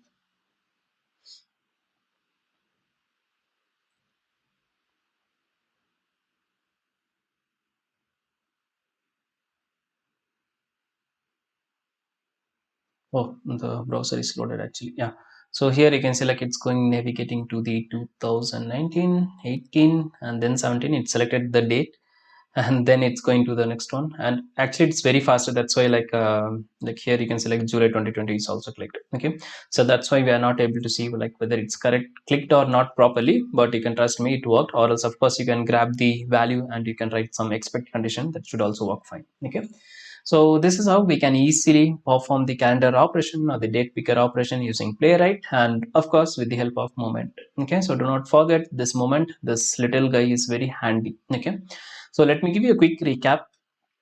Two ways we can do, of course, the fill function, very easy. The second one is basically like, first of all, we have to identify the data type, not date type, I mean the data type. Okay, so here we have to very specific like what month, and I mean the format. Okay, and the year of course, and the date. Okay, and then we have to grab the text where it's showing the month and the year, the previous one and the next one. Okay, and then based on the while condition, like we will check whether the date to select is equals to the current web element text. If it's not, then of course we'll go to the loop and we'll go with the previous or the next based on the is before function from the moment, and of course we can click on the date. Okay, so that's it from my side. Thanks for watching. If you have any queries, feel free to ask me in the comments. I'll be happy to reply. See you in the next one very soon. Tada, bye bye, take care. Hello guys, my name is Kaushik and welcome back to Lambda Test. In this video, we're going to learn two concepts. One is how to upload the files, and also we're going to learn how to download the file. and it's going to be very easy. We have inbuilt functions in Playwright, and it's going to be really easy. Let's get started now. So within the test folder, I have created a file called upload_download.test.ts. So let's start with the import. So here I'm going to say like import, then followed by test from Playwright test. And of course, we are going to create a test block. And here we are using the page as a fixture. So here we'll give our name like first we'll start with the download files. Okay, and first we'll go to our website. So for the demonstration, I'm going to use the Lambda test platform. So let's copy the URL, and here I'm going to pass it within the page.goto function. Here the test scenario is very simple. So here we have to enter some data, like let's say that hi, something like this. And once we enter the data, this button is going to be enabled. Once it's enabled, we are going to click on this generate file, and what are the text we have given here, that will be generated. And then we can click on this link called download. Once I click on that, here you can see like we are getting the lambda info.txt file, right? So I'm going to store that in my desktop for time being. And once the file is downloaded, I can just open that, and here you can see like whatever the data I have passed in the website, we can see the same. Okay, uh, that's it. Very simple scenario, right? So let's go and write the code for that. So first of all, let's find out this text box. So here let's do the inspect.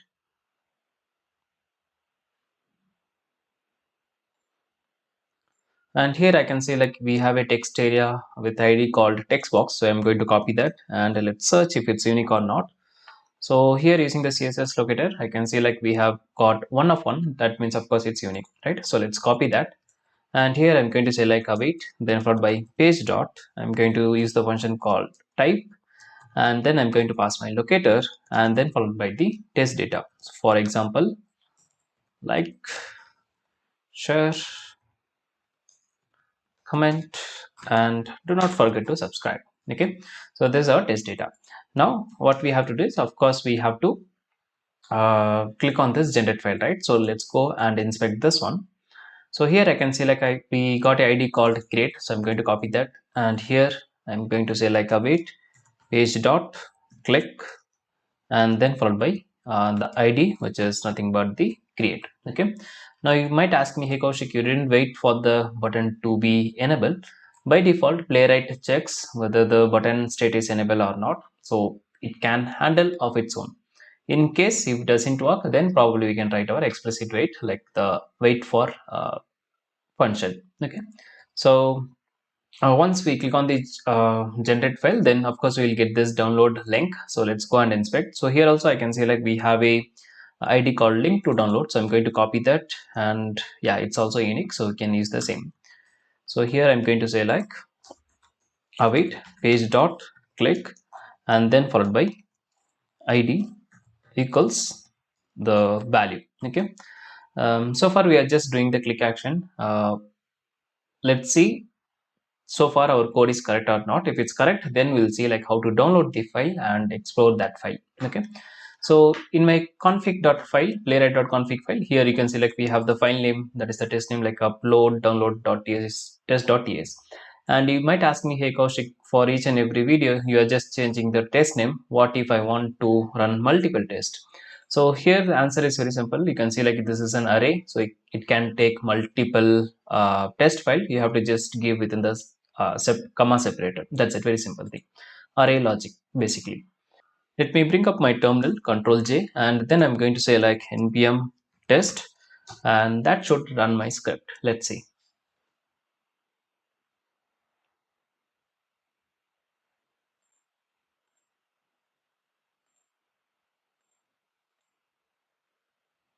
So here we got our browser, and it navigated to that site, and then you can see like it downloaded. Okay, so it actually downloaded, but if you go to your package explorer, you cannot see anything like the new file is downloaded.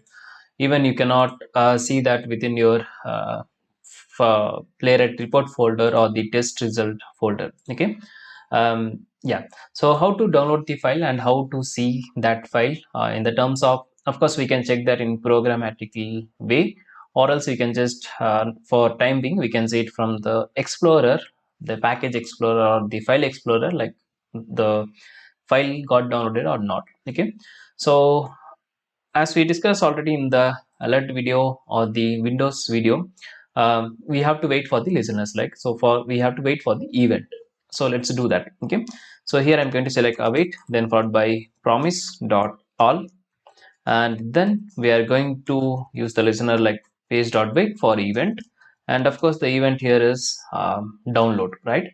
And when the download should trigger in the sense like when I click on the button called this one, right? So I'm going to cut this and paste over here. Okay, and always make sure that within the promise dot all, we should not use the await. So here you can see like everywhere we are using this await, but within the promise dot all, within the array, we should not use the await keyword. Okay, and this is going to give me the download. I mean, I'm going to store that in the name of download. Okay, now here I can select await, then followed by download of 0. Okay, so in our previous video, if you go to this test and if you go to this Windows concept, yeah, so here we have done something like this, right? So yeah, so we have sort like const array, and I said that it's a destructuring way of doing this. If you don't know destructuring, probably you can use something like this. Okay, so basically like when we wrap within the square bracket, it's kind of destructuring. Okay, that means like we can simply say like path. Okay, and this is going to resolve the path, like it's going to give me the path of the data, so downloaded file. So here I can say like const and then followed by path equal to, and then if you want to see the path, you can just log and you can see the path. Okay, if you don't know destructuring, how to use destructuring in JavaScript or the TypeScript, then probably you can just remove the square bracket, and here you can use the array concept. Okay, so basically it's an array, right? So of course it's going to return like multiple data, correct? So here 0 in the sense like it's going to focus on the first data, whatever it's going to return us. So download of 0 you can use in this way, or also you can use in the destructuring way, whichever you know you can use it. Okay, technically both are same, like the way of handling is different. Okay, now here we are getting the path and we are logging, console logging the path, right? So let's go and run this now. Let's see what we are going to get.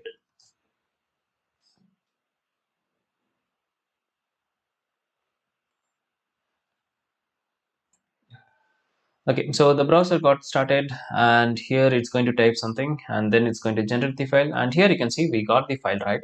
But the problem here is you can see like here it's basically storing in the local temporary memory, local folder or the temporary memory, right? So if you go to the documentation, you can clearly see that they have mentioned like um, downloaded files are deleted when browser context that produce them is closed. That means whenever a browser is getting closed, the downloaded files will also get deleted. Okay, so how to save it? Because there is no use of downloading if you cannot verify that, right? So a very simple thing, actually we can do that. For example, instead of using the path, what we have to do is, let's say that const path, and here I will say like download of 0, then followed by, we can say like suggested file name. Okay, so this is a function which will suggest the file name. For example, if you go to the lambda test website, uh, when we write something and we click on the generate file, you can see like it's basically I mean when we click on the download file, you can see like basically it's giving us file name called lambda info.txt file. Since already I have a file, it's giving like one of file, right? But you got the idea, right? So it's basically the file name lambda info. So how it's getting how it's know that it's like a lambda info in the sense based on the browser configuration or based on the developer embedded code, basically we'll get the file name. So that is what here also we are getting like suggested file name in the sense like we'll get the actual file name with the file format. Okay, so we got the path. Instead of path, I can say like file name. But what we are going to do with the file name, right? We have to store it. So for that, what we can do is we can say like again like download of 0 dot save as, and then we can pass our file name. Okay, and of course it's going to return me the promise. So here we'll say like await, And that's it. We are pretty much done. Okay, now let's bring our terminal and I'm going to execute this one more time. So here in the package explorer or the file explorer, you can see we do not have any file like lambda-info.txt, but once the download is completed, we can see that particular file. Okay, so here let's go and check that.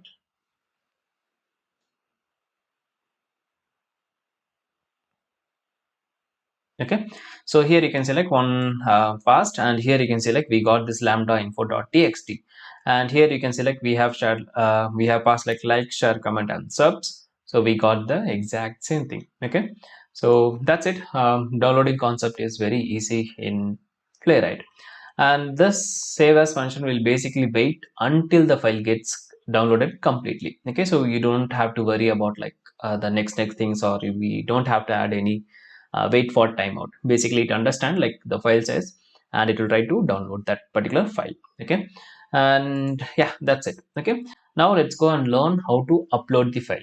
In this scenario, if you have any questions, feel free to ask me in the comments. Okay, so I'm going to write one more test block, and here I'm going to make a give a name like upload file.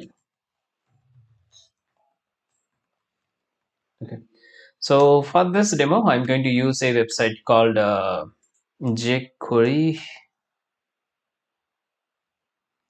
Yeah, this one. So blueimp.github.io, and then followed by jQuery file upload. Okay, so here it's very simple again.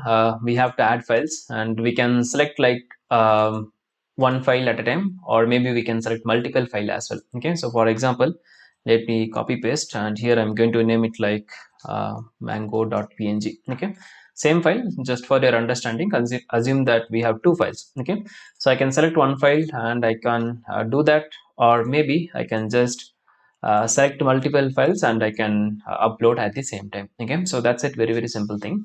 So let's see how to perform this. Okay, so I'm going to copy the URL and then await page dot go to, and then followed by the URL, and then followed by I'm going to say like await page dot click.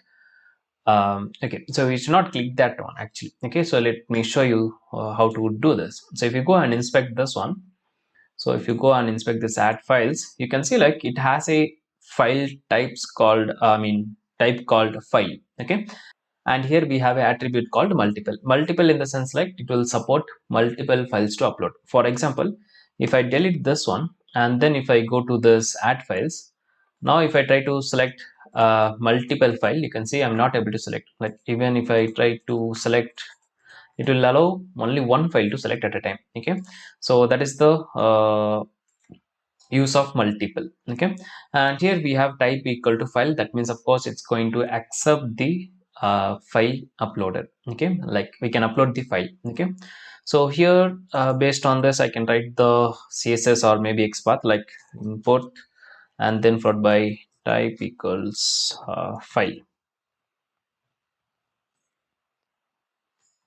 Okay, so we have one of one. That means of course it's a correct. Okay, and we don't have to click on that. Remember, we should not click the input type equal to file. Okay, so what we have to do is we have to say like set input files, and then we have to give our locator first and then followed by the path of the file. Okay, so to get the path of the file, for this demo I have like uploaded folders, and within that I have two files like apple.png and mango.png. Okay, so I'm going to right click and copy relative path, and then here I'm going to say like with an array, so it can accept multiple, so we can give array, and then here instead of the slash just change this to the what is this, backward slash. Okay, so here we can upload one file. Okay, and since it's an array, of course we can give another value as well, right? So here also I can give the same like double quotes, and I can give this like instead of apple it's going to be mango, my file name basically, right? So here it will upload the file. Okay, that's it. Very simple things, only two lines. Go to the URL, use the function called set input files, and then we can upload the number of files we want. Okay, so if it's multiple, then only we can do multiple upload, or else it will throw us an error. Okay, so I'm going to run only this test. So here I will make it like test dot only, and then let's bring out terminal, and I'm going to run the test again.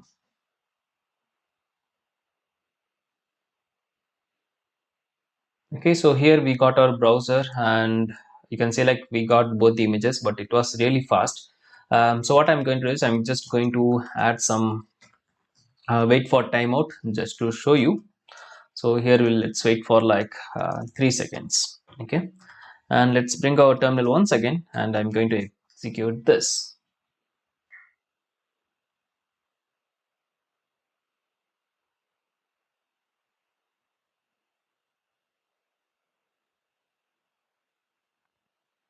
Okay, so here you can select we got the apple and the mango.png, both the file names. Okay, image is same, I mean the file is same, but I have just given two different names to the file. Okay, similarly you can upload anyways.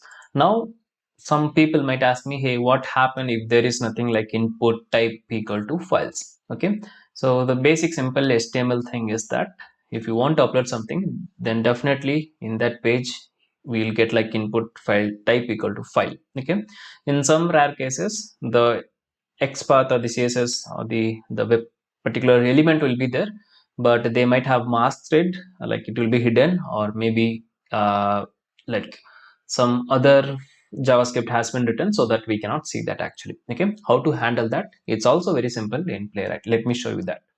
So similarly we did for the download, same thing is applied to the upload also. Okay, so I'm going to comment this to this line alone here. Okay, so here let's say that we want to upload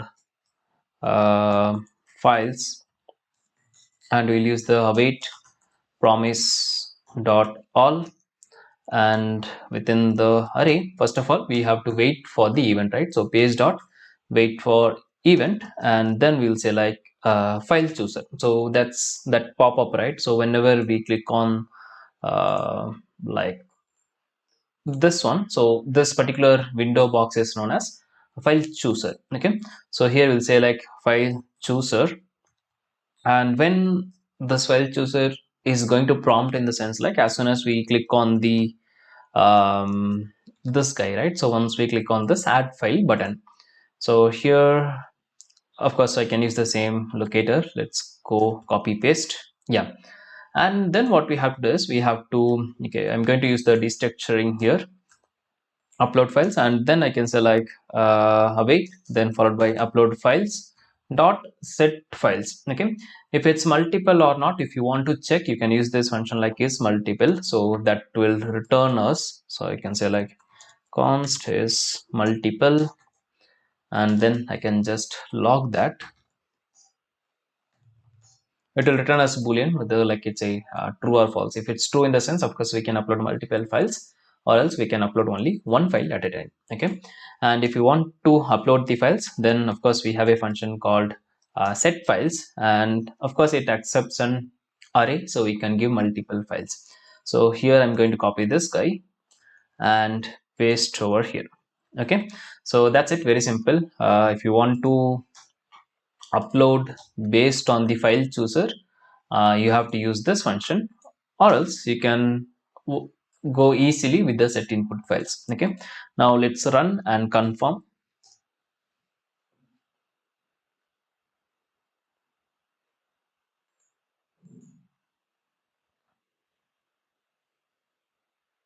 Okay, so here also you can see that like two files got uploaded, and of course the file chooser window we cannot see, but internally it works everything, and you can trust me, it will work for any of the application. You can test yourself.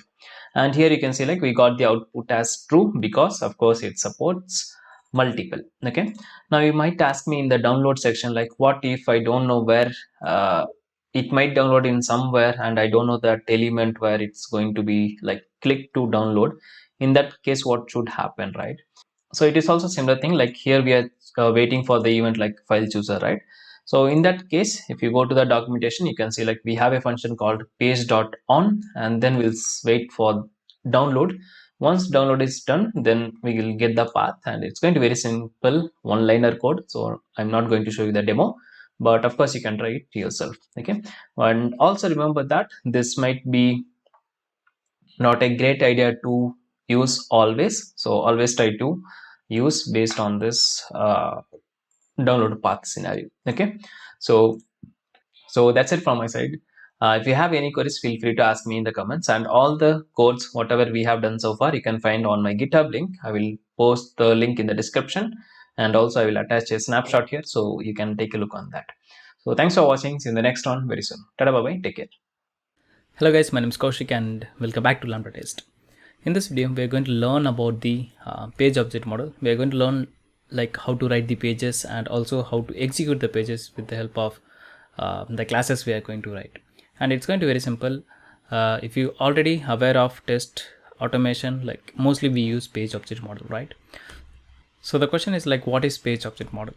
Page object model, also known as POM, is a design pattern in test automation that creates an object repository for storing all the elements.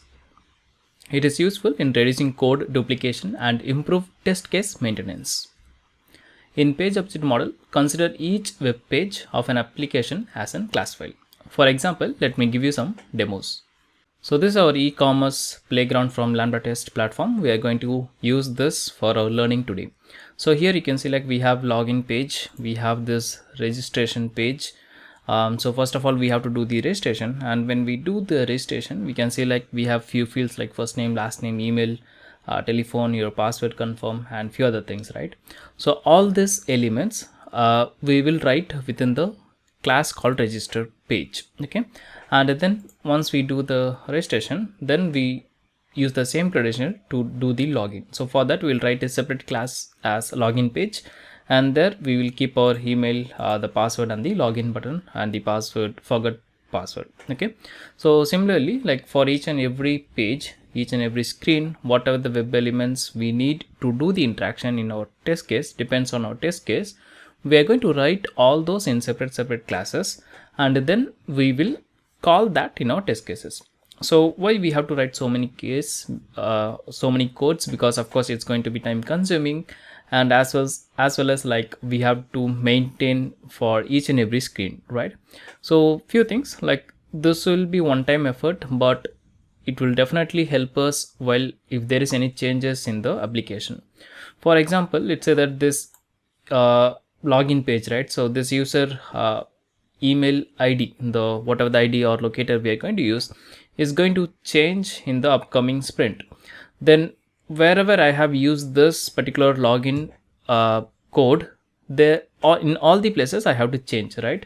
But we know that use of function, right? We can make this login as a function, and we can change within the function once, and we have to call the functions like wherever we have called the login functions, there it will get changed automatically.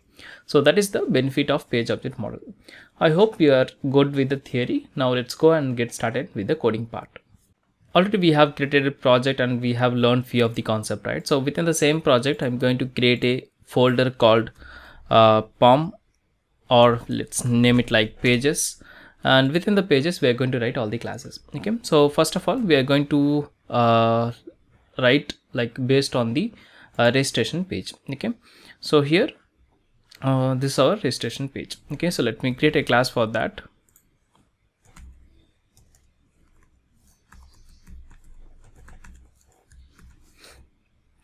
Okay, so one is the register page. Okay, similarly we are going to also create for the login page, so I'm going to write that as well.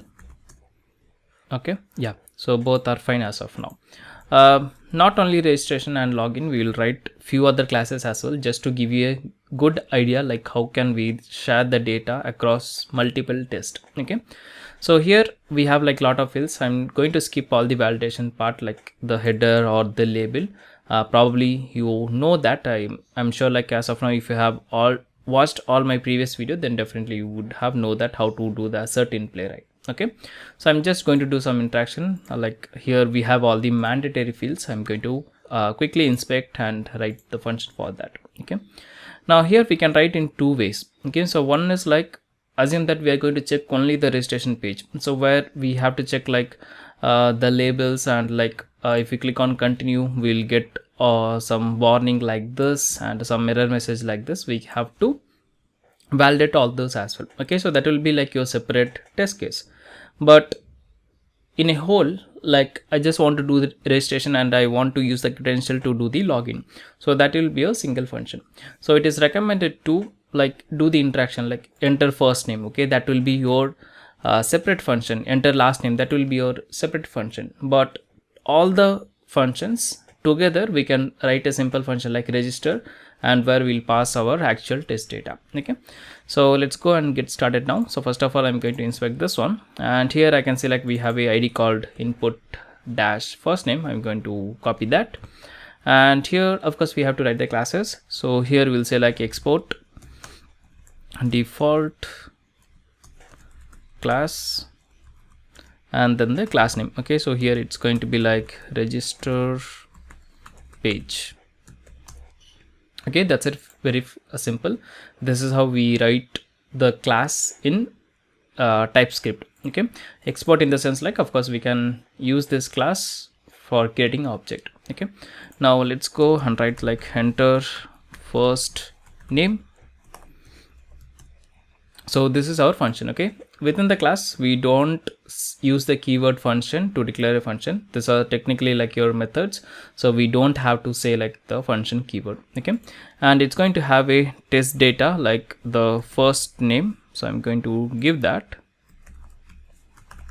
and that is going to be of the type string. Okay, this type is not necessary to declare, but of course it's a TypeScript. We'll get some suggestion while using this function, so it is recommended to use as well. Okay, so here we are going to use the page. Okay, before that of course we have to get the constructor here, and within the constructor we are going to say like public, and then we are going to say like page, and that's going to be of type page from Playwright. Okay, so I'm going to import that. So import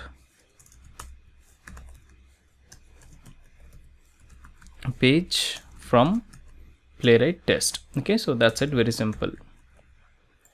Okay, now if you do not know about TypeScript much, this is same thing like declaring a constructor and we get the value, right? We get the page value and we say like this dot page. Instead of that, we can just simply use this. This is like your TypeScript function. Okay, so here I can select simply I can select this dot page and that should work fine. Okay, so that's it. If you do not know about this constructor and the TypeScript class, probably you can watch those tutorial on my channel, Let Code with Kaushik. There I have explained that in more detail.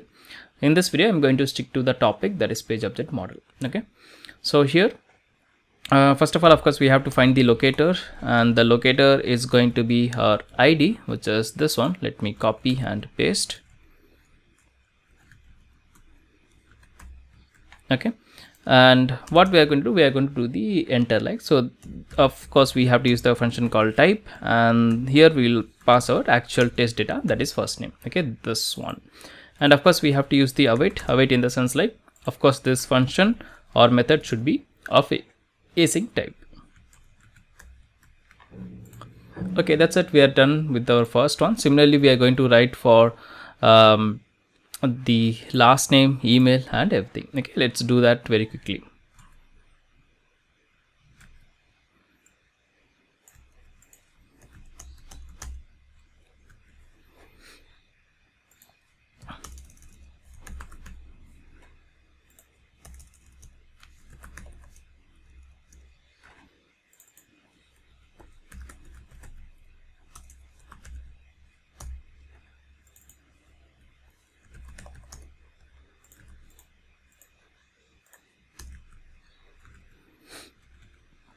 And here we'll get our values and we'll replace this one, input last name.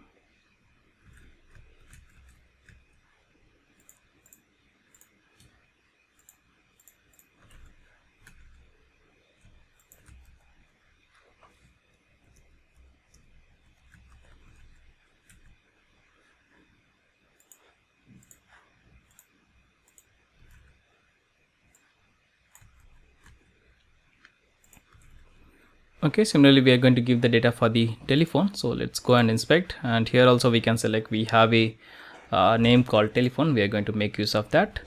Let's write this very quickly. So I'm going to copy paste the same function again, and here I'll say like enter telephone, and here it will be like phone, and of course the phone number data type is going to be string here because we have to pass it as a string. Even though the actual data is number, we have to pass it in the string format, so we'll keep this like string as it is. Okay, and the locator value is telephone. Let's copy that, place over here. That's it. Okay, and now we'll give our password. So let me write to another function. So this is going to be your password, and another one is going to be confirm password. Okay, so here like enter password and enter confirm password. Okay, so this is going to be my password, and this is going to be my password as well. Okay, now let's go and check the locator. So here we have like name equal to password. I'm going to copy and change, and here we have like confirm password, which is name equal to confirm. That's it, we are pretty much done. And by default it is like your no. Okay, so maybe just to show you the validation thing, I'm going to take this one. Okay, so subscribe yes or no. Okay, so by default it is like selected, and here you can see like it is checked basically, right? So here we have an ID called input newsletter no, and we are going to validate that one. Okay, so here I will write like async, and then I can say like subscribe.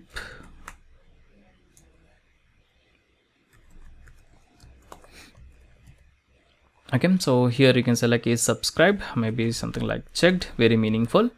And then here I'm going to say like await this dot page dot locator, and the locator value and is checked. Okay, so we are going to return this, right?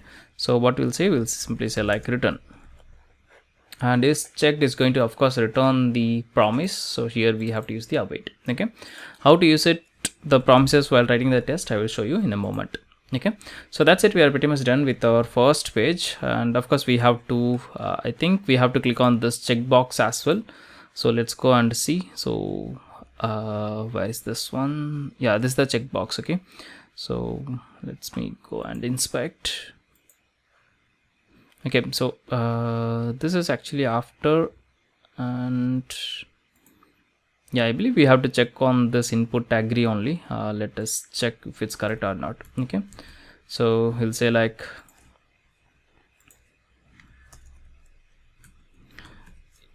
async, and then followed by click term and condition.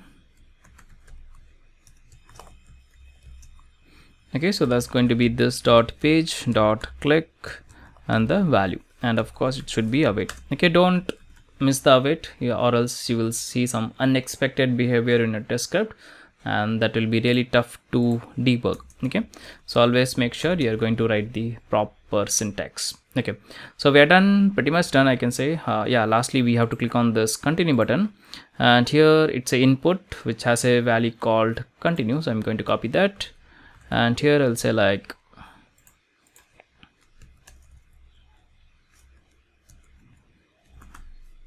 async click continue. Click continue doesn't make sense to me, so I'll say like continue to register, so that will be more meaningful here. And I'll say like await page, not page, it should be this dot page dot click and the value. Okay, so that's it, pretty much simple. We are done with our first page. Okay, now let's go to our login page, and here it's going to be very, very simple. So we have to give the email ID. Again, I'm going to skip all the label validation, the buttons validation, so you can write off your own. Okay, I'll just give you the overall like how we can implement the page object model. So here we have to write two functions, so I'm going to quickly copy that, I can copy this one. Yeah. So here, first of all, of course, we have to write a class like export default, and then followed by the class name with the keyword called class, and then the class name, that is login page. And of course, we will have our constructor. Within the constructor, we will get our page. So page is nothing but, consider, if you know Selenium, this is kind of like your driver. Okay, so here I will say like import the page from Playwright test runner. Okay, that's it, very simple. Now we'll just paste here, and here we'll say like enter, what is the function name? Yeah, it's email address, right? So we'll say like enter email, and that's going to be our email address, something like that. And here, if you go and inspect, this has a name called email, so I'm going to copy that, and here we're going to paste it. Okay, so that's it, very simple. Similarly, we have to give our password, so I'll say like enter login password. Okay, and this login password has a name called password, so I'm going to copy that. Okay, and this is going to be our password. Even though it is a local variable, we don't have to change particularly for each and every function, but it is recommended to do so. Like whenever we call this function, we'll see that in the TypeScript documentation or the VS Code IntelliSense, like code suggestion. So we will be aware of like what exact data we have to pass. Okay, so that's it, I think. No, we have to click on this login button. So I'm going to click not handle this forgotten password, that will be assignment for you. Like you can click on this and you can write the test cases for that. Okay, so here we have like value equal to login. I'm going to copy that, and here I'll say like async click, and then followed by, what is this? Yeah, login btn, like login button. And here I'll say like await this dot page dot click, and we'll give the value. Okay, so that's very simple. We are pretty much done with first two pages. Now what we are going to do is, once we have logged in, and then we are going to check the products. Okay, so let me remove this guy from here first.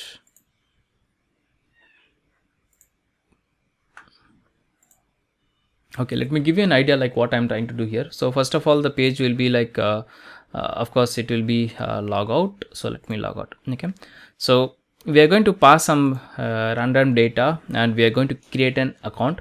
Once we create the account with the same credential, we'll do the login. Once we done with the login, then I will click on this special hot section, and then here you can see like we have a product, the first product. I'm going to mouse over on this. I'm going to click on this add to cart, and then probably we can add some validation like whether the these buttons are visible or not. Okay, then from here we'll go to the cart, and we'll take this name, like whatever value we have added, and then we'll simply log out. Once we do the logout, then again we will log in with the same credential, with the same user, and we'll check like the previously added value is there in the cart or not. Okay, very simple test case, but it will take some time, so I will recommend you to watch the video fully to understand it better. Okay, so I hope you guys are with me till now. Let's go and write the test classes for this. Okay, and what page is this? This is basically kind of like our home page, I can say. So if you go and click on this logo, you can see like we have like common dash home, not dash, common slash home, and this is basically like our home page. From the home page, I'm going to keep a menu sections like home, special hot, blog, and all the stuff. Okay, just to give you some idea, I will do that, but you can change as per your requirement. Okay, so let me create a class here, and that's going to be like home page dot ts, and of course we have to write our class.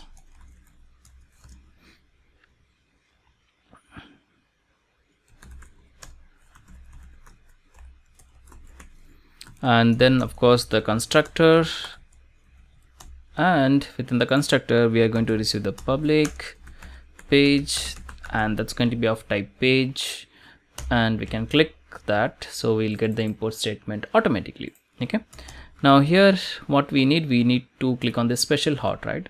So we'll say like click on special hot menu, something like that. Okay, let's go and inspect this one,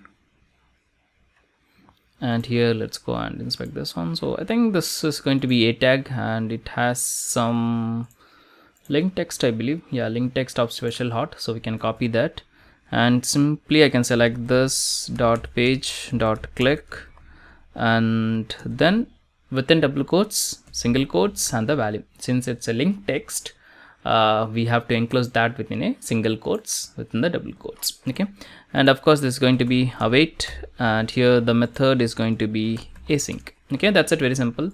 I'm going to skip other things just for our test scenario. I'm going to click on this, so one element is fine for now. Okay, and this is our special hot page. Okay, so this is going to be a separate class. Okay, so I'm going to create another class like special hot page.ts. okay, again let's write a class special class,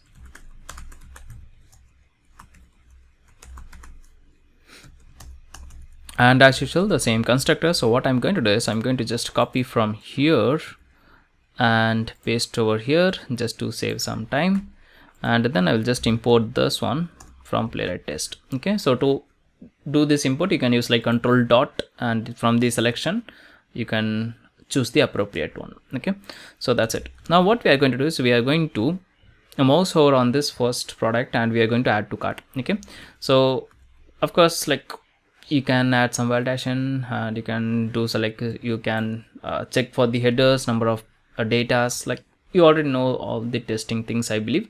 So let me stick to my scenario now. Okay, so here what we are going to write is I will just write a simple function like add first product to the cart.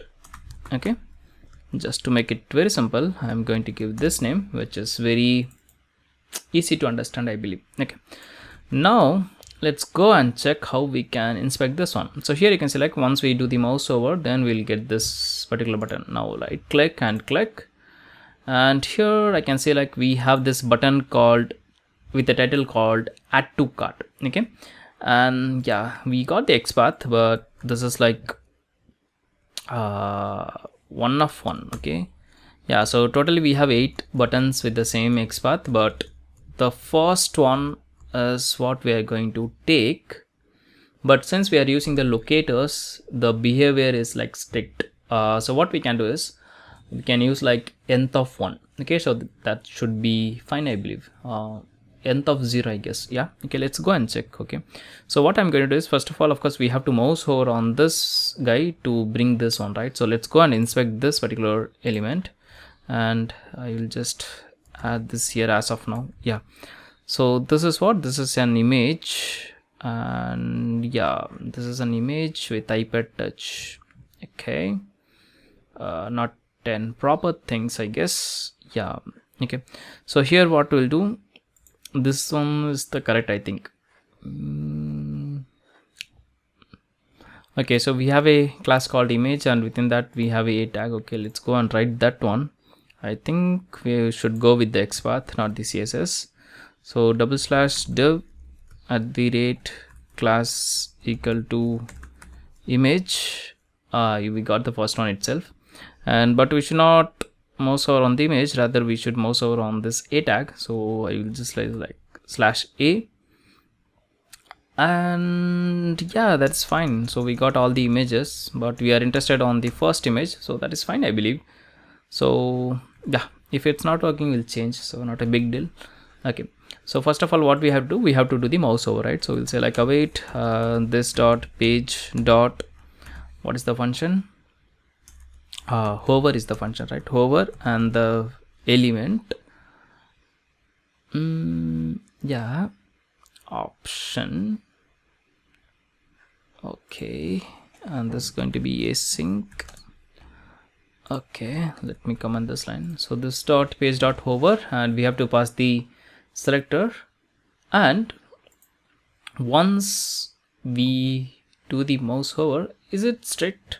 I don't think it's a strict one. Yeah, it's also strict, but I'm going to make it false. Okay, so within the options, what we can say is we can strict equal to false. Strict in the sense like it will if multiple matches found, it will fail that one. Okay, it will say like strict violation error. I think that we already discussed in our some video. Okay, so I'm going to make it false. Okay, then what I'll do, then I will say like await, and then followed by this guy, right? So once we do the mouse over, we'll get this particular x path. We'll take that one. So await this dot page dot locator, and the locator value is this one, dot nth of 0 or 1. So it's index, so it will start from the 0, and then I'll say like dot click. So that should be this action. Okay, once we do the click here, you can see like we got like view cart and checkout. So let's go and write some assert for this. Okay, so view cart is there, right? So yeah, it's already disappeared. Yeah, I know what to do. So what we can do is we can just simply go and add to cart, go to your source and click F8. So it will pause your DOM. Okay, so script won't execute after this. Now let's go and inspect this particular thing. Something's wrong is, yeah.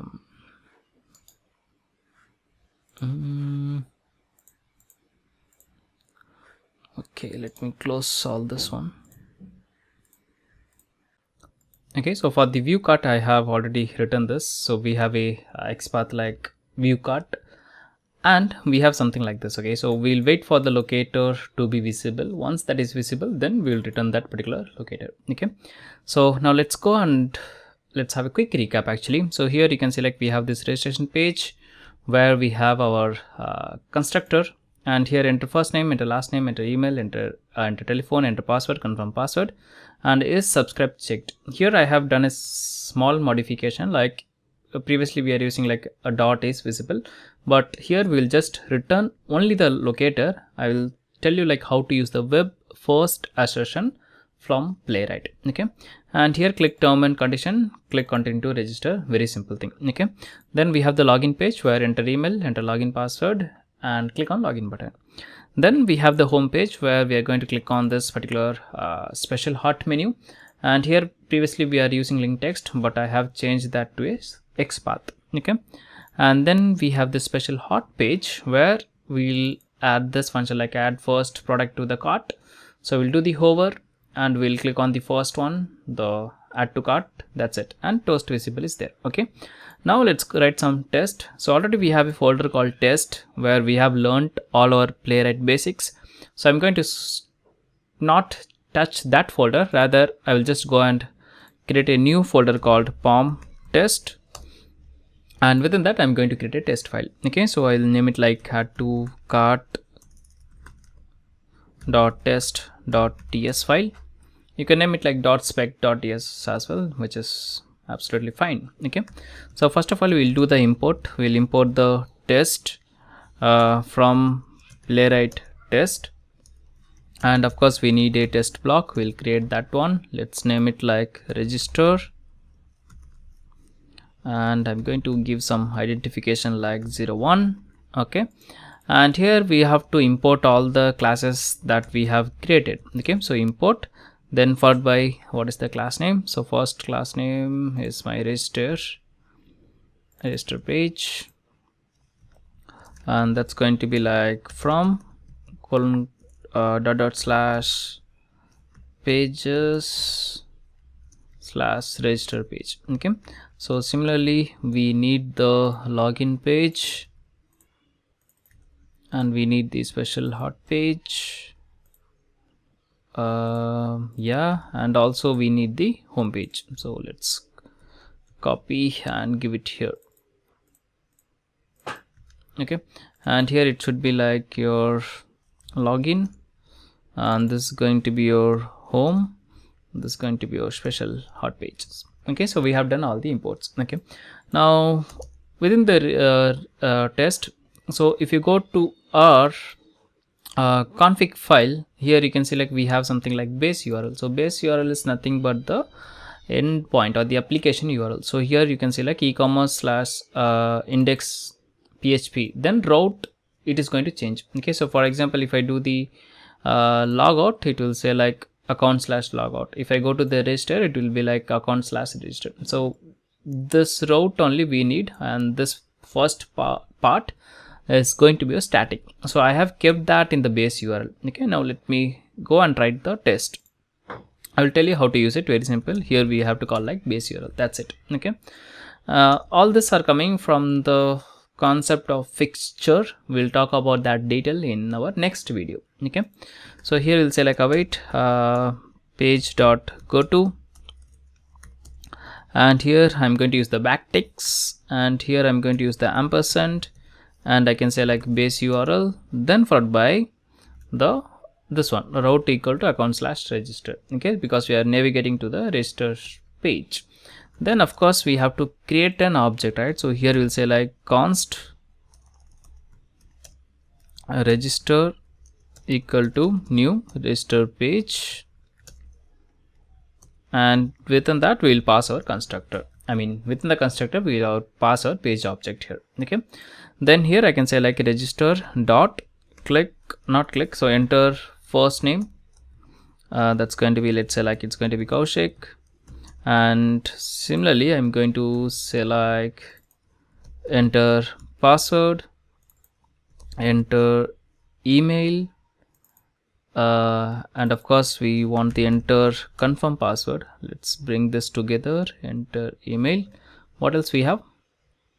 Enter telephone, right? So here we'll say like let's bring this up as well. Yeah, await register dot enter telephone, and give some dummy data like maybe like 1 2 3 4 5 6 7 8 9. Yeah, 1 2 3 4 5 6 7 8 9 0. Okay, that's fine. And enter password is like Kaushik @ 1 2 3, and this password is going to be like @ 1 2 3. And here what else we have? That's it, 1 2 3 4 5. Yeah, so 5 is done. Yeah, we'll remove this one. Okay, now here like enter email, right? So we want this email to be used in our next test as well. So what I'm going to do is I'm going to say like this mailenter.com. okay, this as my global data. Okay, so I'm going to select that, control dot, I will get some menu like this, and I will say like export to constant in module scope. Okay, and this is going to be an email. That means like we are saving this data as a variable in the test level. Okay, not a class, this is not a class file, so this like your test level. That means like out of the scope, out of the test also we can use this for our another test. Okay, and similarly the password as well, right? The password is also going to be like we have to reuse, so I'll just change this. And this confirm password is also going to be same, so I'll just utilize password. Okay, that's it. Do we need the first name and the last name? Not now. Maybe for some kind of assertion we can use that, like we can store anything in a data variable and we can use it, right? That's it. So enter last name, let me give like Chatterjee. Okay, so first name, last name, email, telephone, password, confirm password. That's it. Okay, now here we have some kind of validation, like we'll check like whether the checkbox is subscribe button is enabled or not. Okay, of course it should be no, and it should be enabled, right?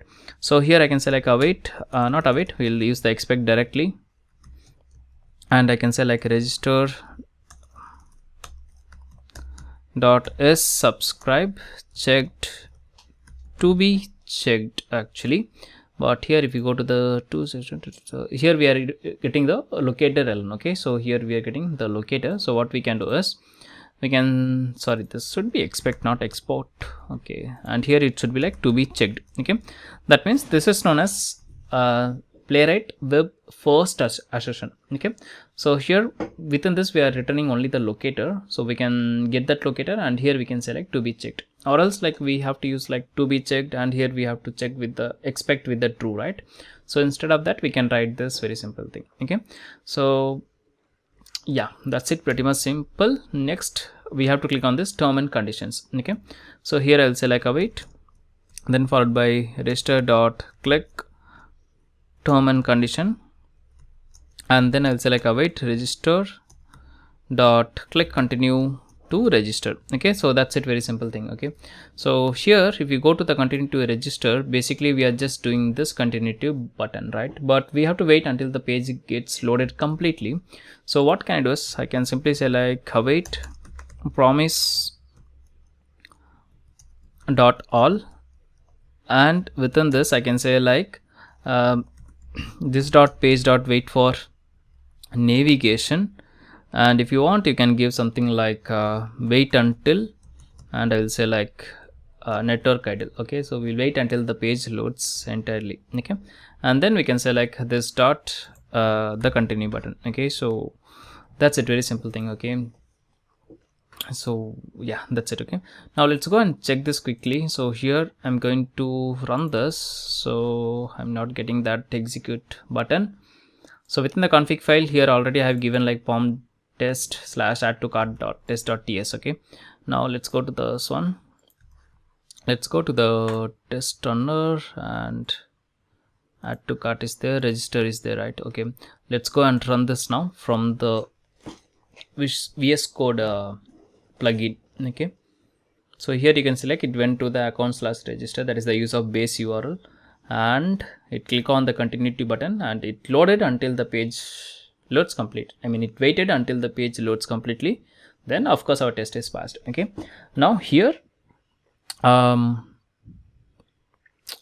with this data, right, so we have the email and we have the password. With that data we are going to do the login. Okay, so I'm going to write one more test, and this is going to be my login test scenario, so I'll name it like test02.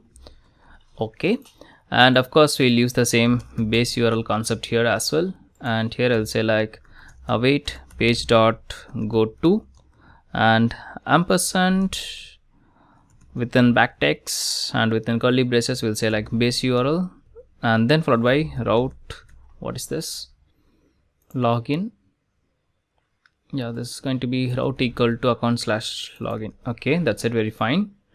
Now of course we have to create object for the login page as well, so we'll say like const login equal to new login page, and within the constructor we'll pass our page object, and here we'll say like login await. Okay, so await login dot enter email, which is going to be our email, and await login dot enter login password, which is going to be our password, and await login come on, this console dot log is getting more suggestion, click login button. Okay, and within the login button also we are going to wait until the page is load completely. Okay, so here we'll say like await promise dot all,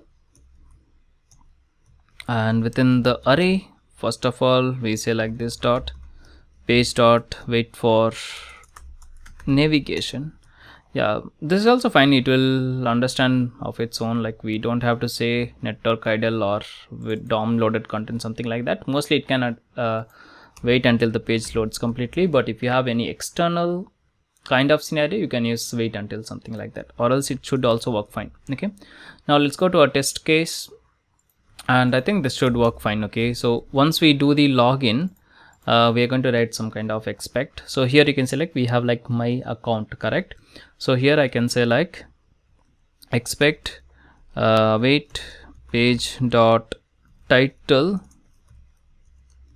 and to be that's going to be like my, and then followed by what we have account, right? So here I can say like my account. Yeah, that's it, I think it's pretty much fine. Let's go and do the login.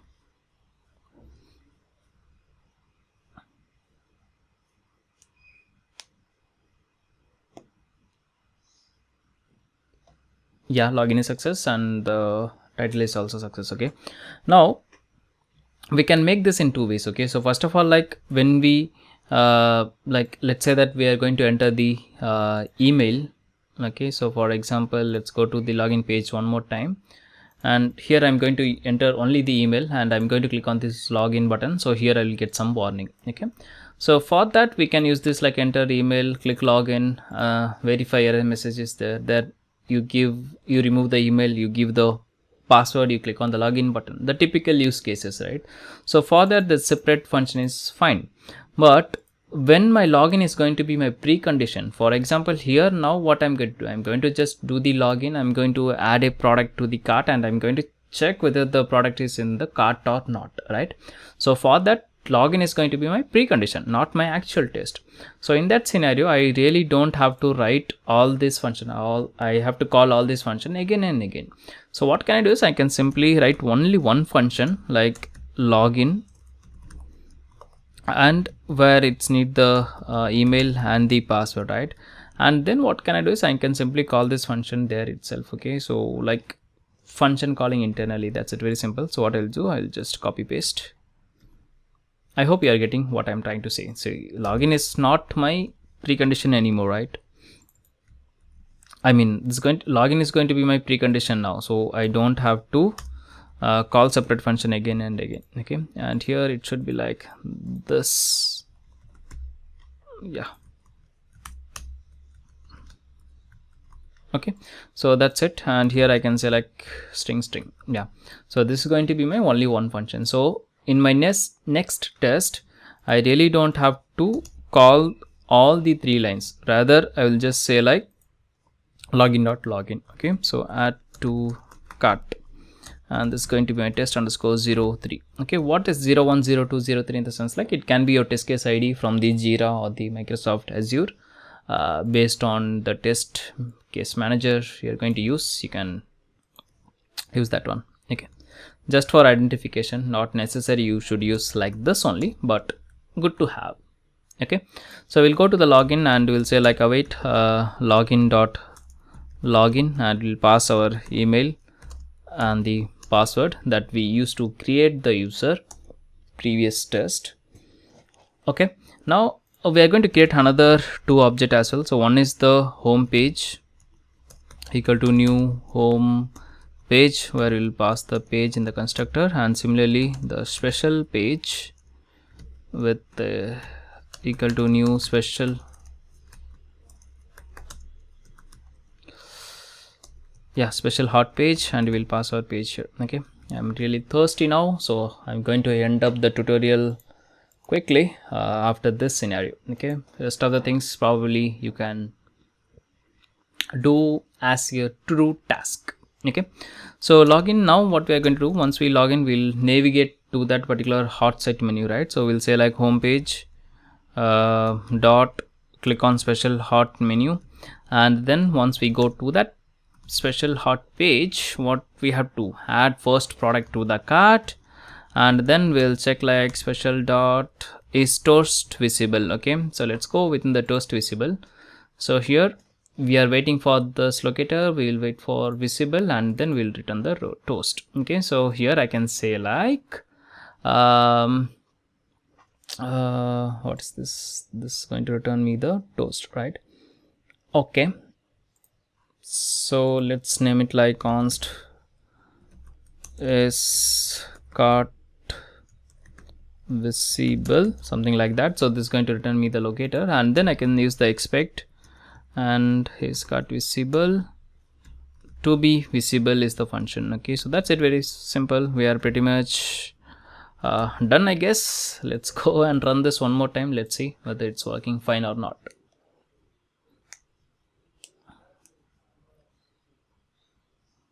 Yeah, it's going to the login page. The login is success. It should go to the special hot, done. And yeah, it's pretty much same, looks very same. Okay, so click on hot menus, click on yeah.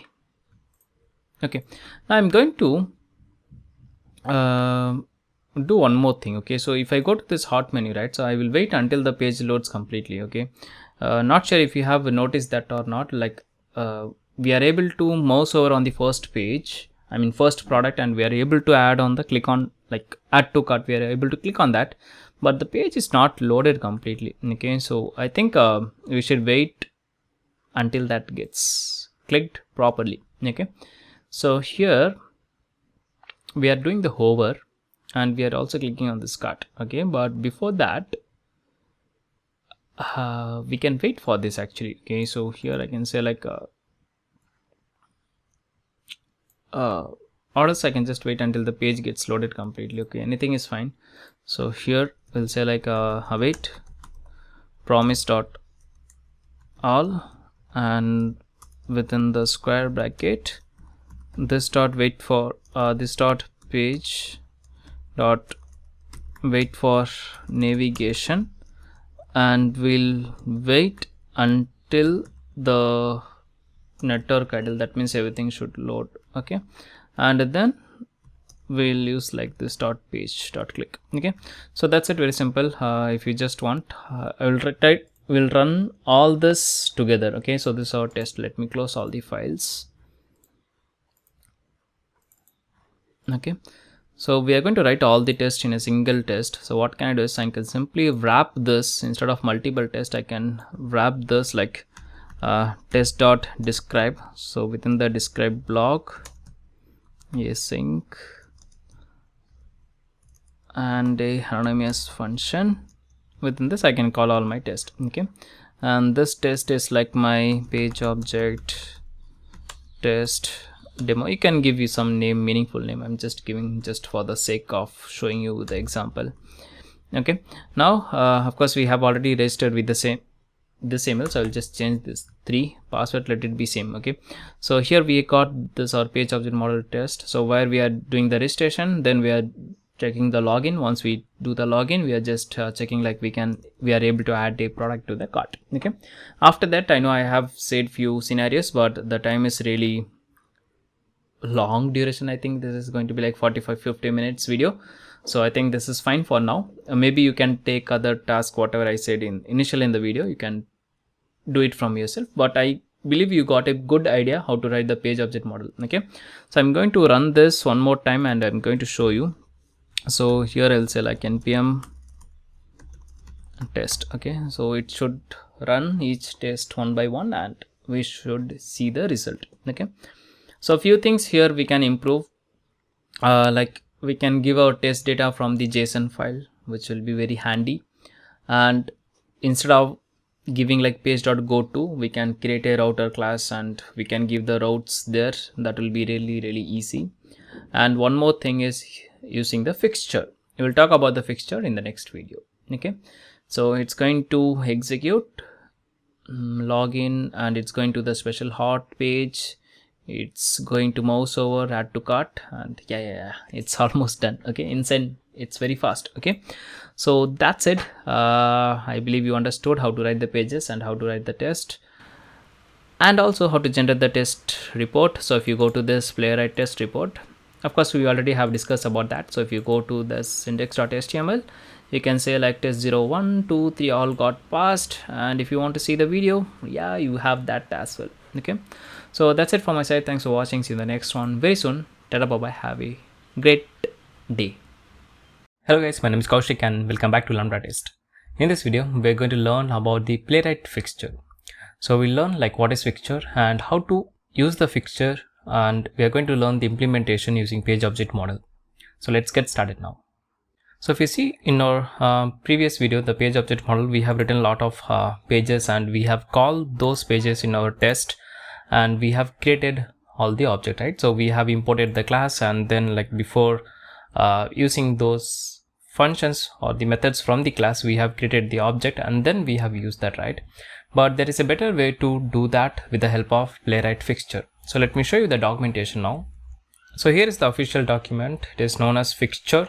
It's based on the concept of the test fixture. So if you already aware of like Python, probably you have heard the term like fixture.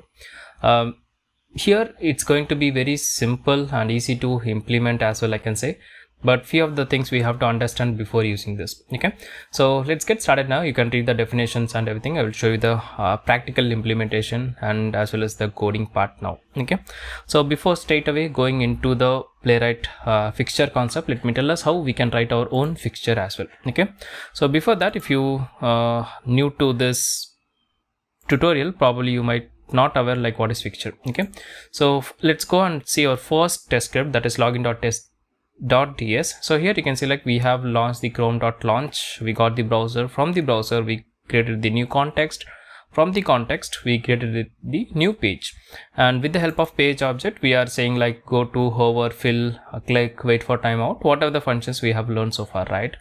But this 3 lines is not required if you are going to use the fixture. So here if you go to any other test like alert.test.ts, you can see like within the test function, and here we are getting this page, right? So this is fixture. That means it's a object where it is already created, like all the codes, like creating the launching the browser, creating the context, and creating object for the new page, right? So we are able to straight away use the page as a fixture. Now let us see how this page comes within this, right? So within the test block we are getting page, that's fine, and it's easy to use as well. But how does it works under the hood? So let us do that. Let us understand that by creating our own fixture. So I'm going to create a folder here. Let's name it like fixture, and within that I'm going to create my fixture, something like that. Okay, so it's just a simple TS file. Same thing applies for JavaScript as well if you are using JavaScript, but the syntactic sugar might be little change, but mostly same. Okay, if you want to learn about the JavaScript, probably here you can see the documentation, only the import statement will change and few things inside the code, but concept is very much same. If you learn the concept in TypeScript and if you want to refer the JavaScript code, probably you can see the documentation from the Playwright website. Okay, so let's go and get started now. So first of all, we are going to import the test, import test, and that's going to be from Playwright test. Okay, but of course we are creating our own fixture, so we will not use the test from the Playwright test directly, but we will override that. Okay, so here I'm going to say something like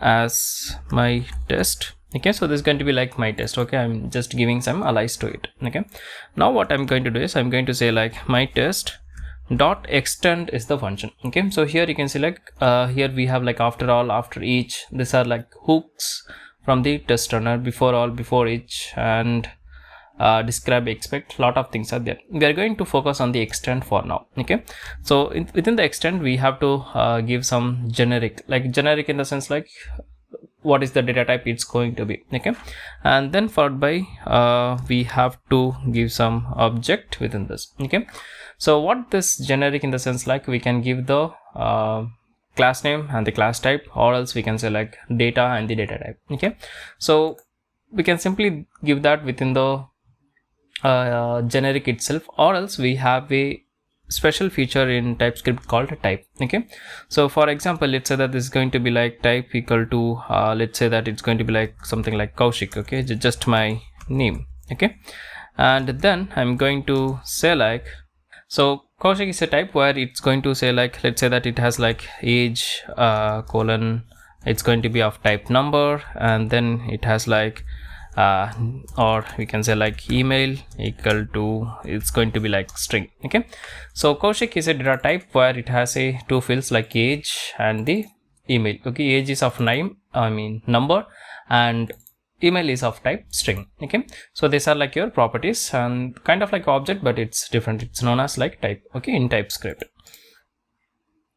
Okay, now here I can pass this simply. Okay, so that's it. That means my test is basically alias from the Playwright test runner, and it has a function called extend, which will basically like create, so extend the test object by defining fixture and option that can be used in this sense. So if you want to use this one, okay, for example, here we are using the page, right? Similarly, I want to use something like age or the email, right? So for that we have to do the extend here. Okay, now here what can I do is I can simply say like age, and then I can give the value. Let's say that it's going to be 27, and email, and that's going to be like string, of course, so we'll enclose that within double quotes, and something like gmail.com. okay, so that's it, very simple, that's it, we are pretty much done already. Okay, now this I'm going to store it like let's name it like my fixture test, something like that. Okay, now of course I cannot use it directly. I have created the fixture, but I cannot use it. I have to do the export. Okay, so here I will say like export, and then followed by const, then followed by test equal to my fixture test. Okay, so this is this value. Okay, so this is like, while using this my fixture test in another class, I will use that as a test. Okay, not the my fixture test. Okay, now let's go and create a file. Okay, so here I'm going to say something like fixture test .ts file. Okay, or we can give the name as well, like .ts. Okay, so here I have created a test. Now usually what we do like we write a test block, and then we import the test from the Playwright test, right? But instead of that, what I'm going to do is I'm going to import my test from the fixture that I have created. Okay, so / in the sense like it's in the current folder, and my fixture is the file name. Okay, so here you can see this is the file name. Now this test will refer to this test that we imported. Okay, so here I'm going to of course give the test described name, for example fixture demo, and then followed by the async guy, and then here we'll get our fixture, and of course this is going to be your anonymous function. Okay, so this one, right? So usually what we do, we will get the page. Okay, so page is like similarly like we have extended, that means already whatever we have in the Playwright test runner, we will get all those things. But additional to that, like I have defined the age, right? I can get that. I have defined the email, that also I can get. Okay, so this is how the Playwright fixture is working. Okay, so here you can see like here we are getting the page because that is already defined. Similarly, if I want to get something of my own, then I have to use this like creating a fixture. I have to extend that, and then I have to use it. Okay, so similarly like, okay, let's go and run this. Okay, so I'm going to console log like age, and then followed by the email. Okay, now let's go and run this. So what I'm going to do is I'm going to navigate to my config file, and here within the test match, let's give this particular test. So copy relative path, paste it, and change this to this. Okay, now let's bring our terminal, Control J, and here I'm going to say npm test. So what we can expect like the age and the email, that is like 27 and kaushik350@gmail.com. so here you can select we got 27 and the data. Okay, since we are receiving the string and the number, then of course I can do some manipulation on that, right? For example, if I say like email dot, you can see like we are getting some functions like 2 uppercase, 2 lowercase, like whatever the string functions are there, we can get it. And number in the sense like, of course I can do some manipulation. I can say like maybe like 15, something like that. Okay, so if I try to execute the same,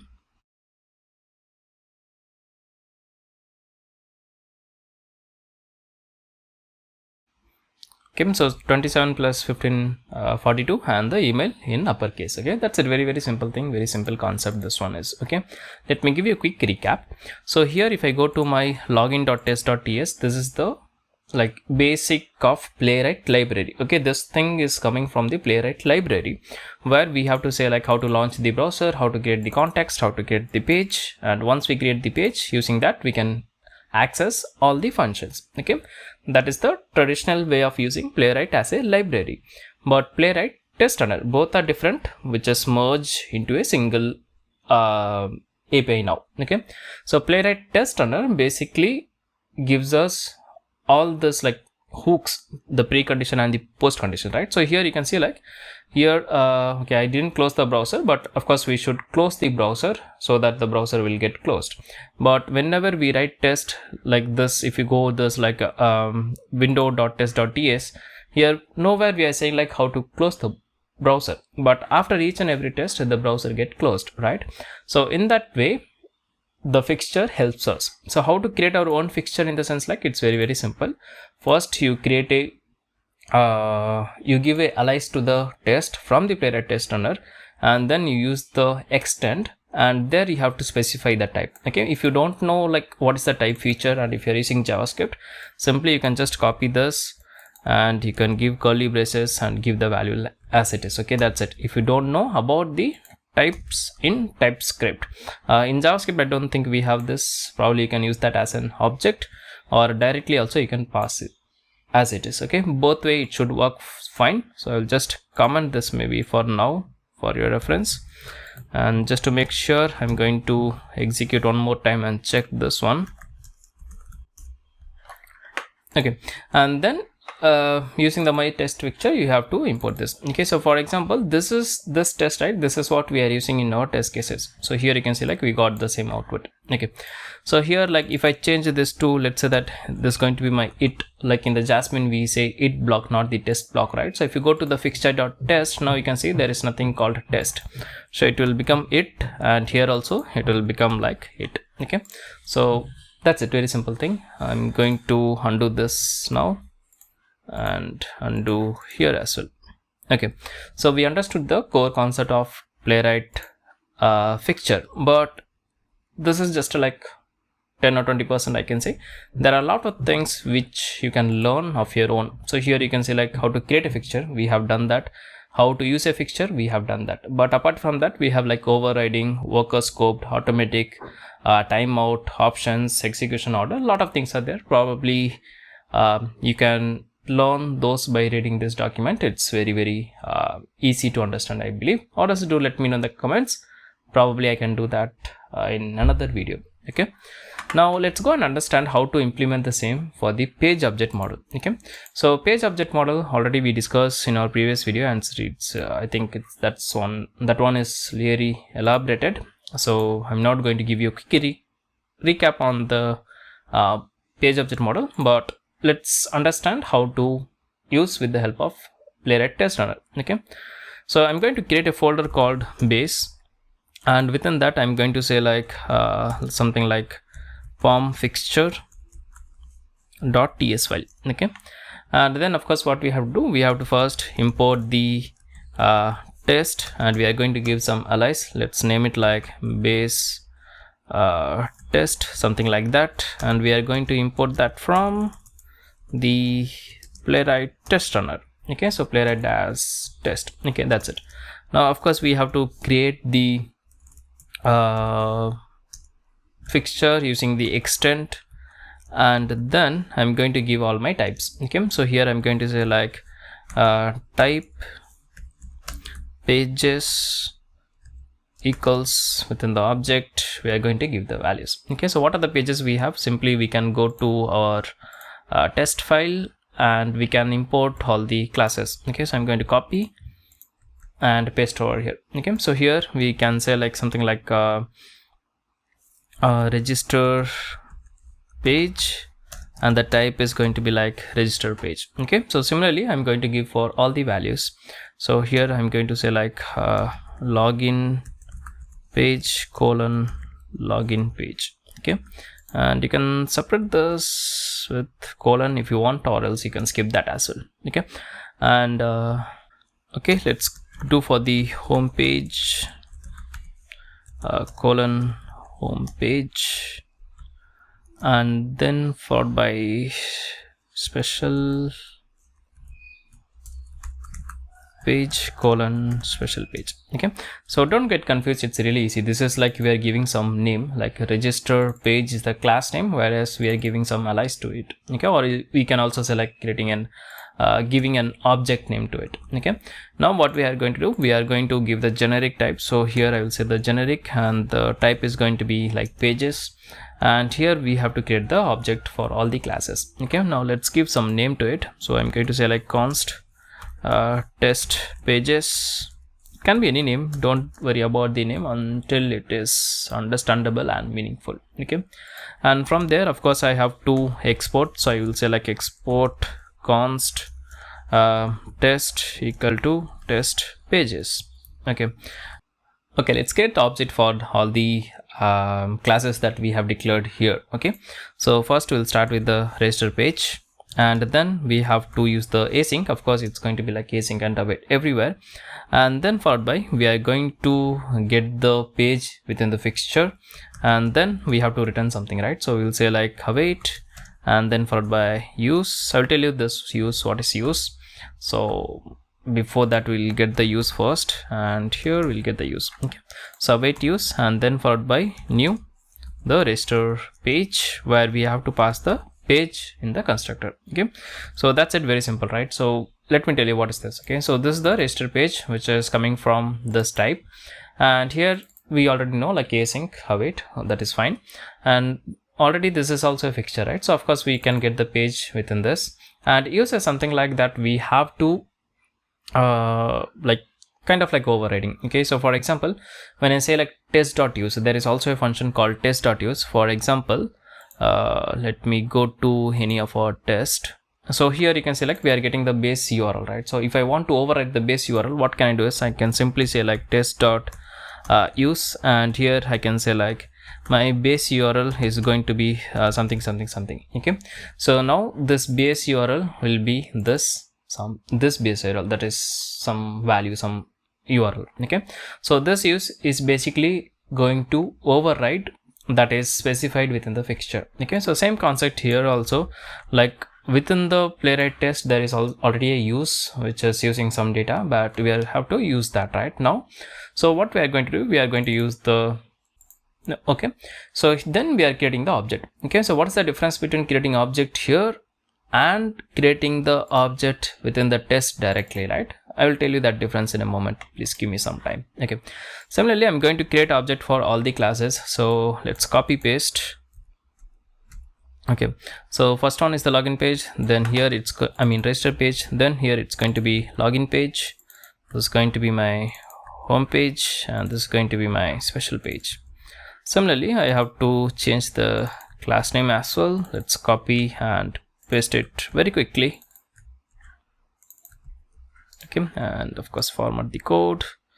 Let's write this one by one for better understanding. Okay, last comma is not needed. Yeah, so this is how we have created all our page objects within the fixture. That means now I don't have to create the page objects or the class objects in all my tests, rather I can just simply use those. For example, I'm going to copy paste the same test, and here I will name it like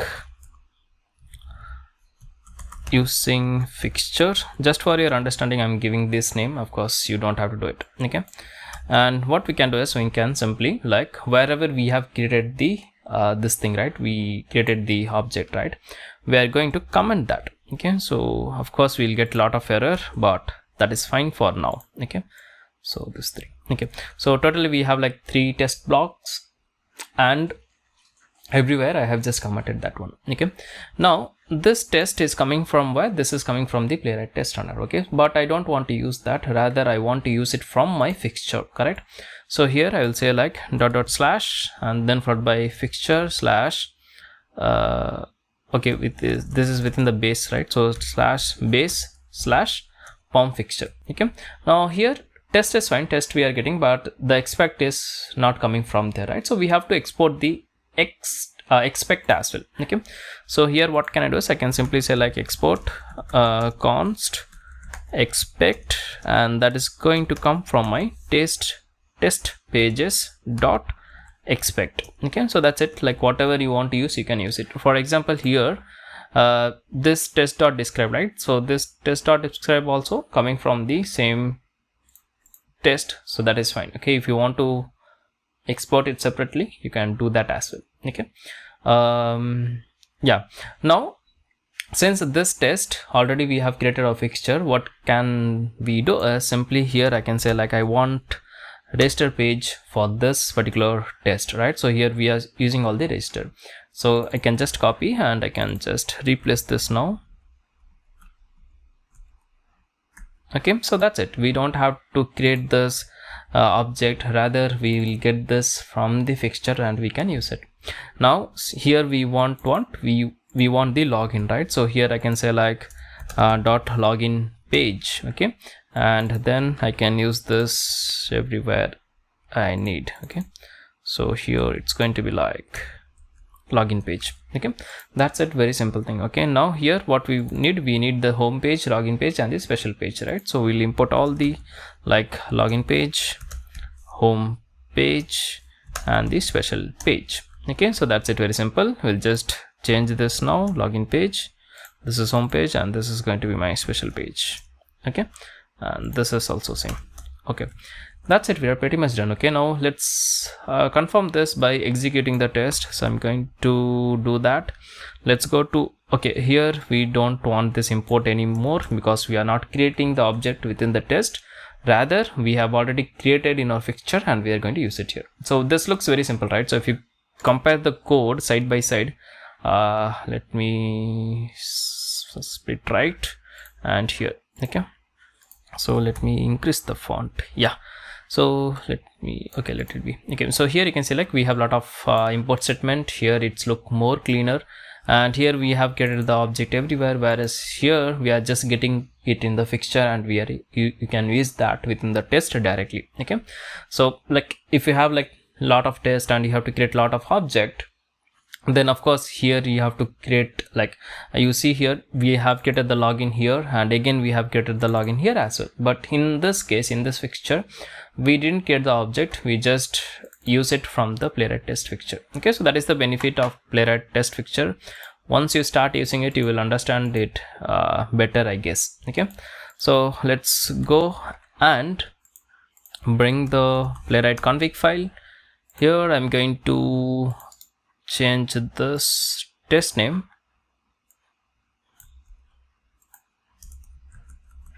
Okay, and let's run it just to confirm like everything works fine.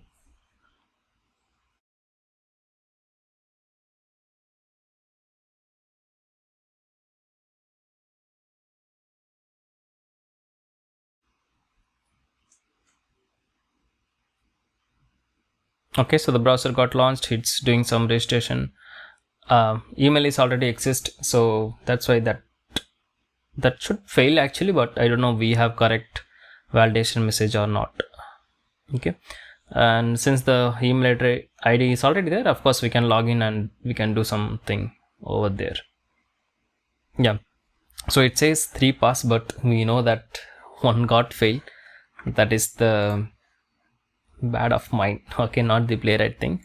So here of course I have to write some validation step. Okay, that is why like without validation we should not write any of the test. Okay, so here like this one we are checking, but once we click on the continue register button, we have to do some verifications, like the verification, I mean the registration is complete or not. If that is done, probably here it will be failed, but in our case it is passing. Okay, that's test script problem, don't worry about it too much now. Okay, so that's it, we are pretty much done with our Playwright fixture. Let me give you one more tip to improve your page object model, like reading the data from the JSON file. Okay, so instead of like creating here all the test data, what we can do is we can create a JSON file. Okay, so I'm going to write that within a folder. Let's make it like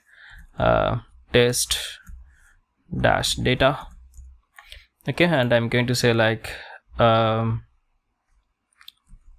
to cart dot test dot data, not like dash. Yeah, that should fine.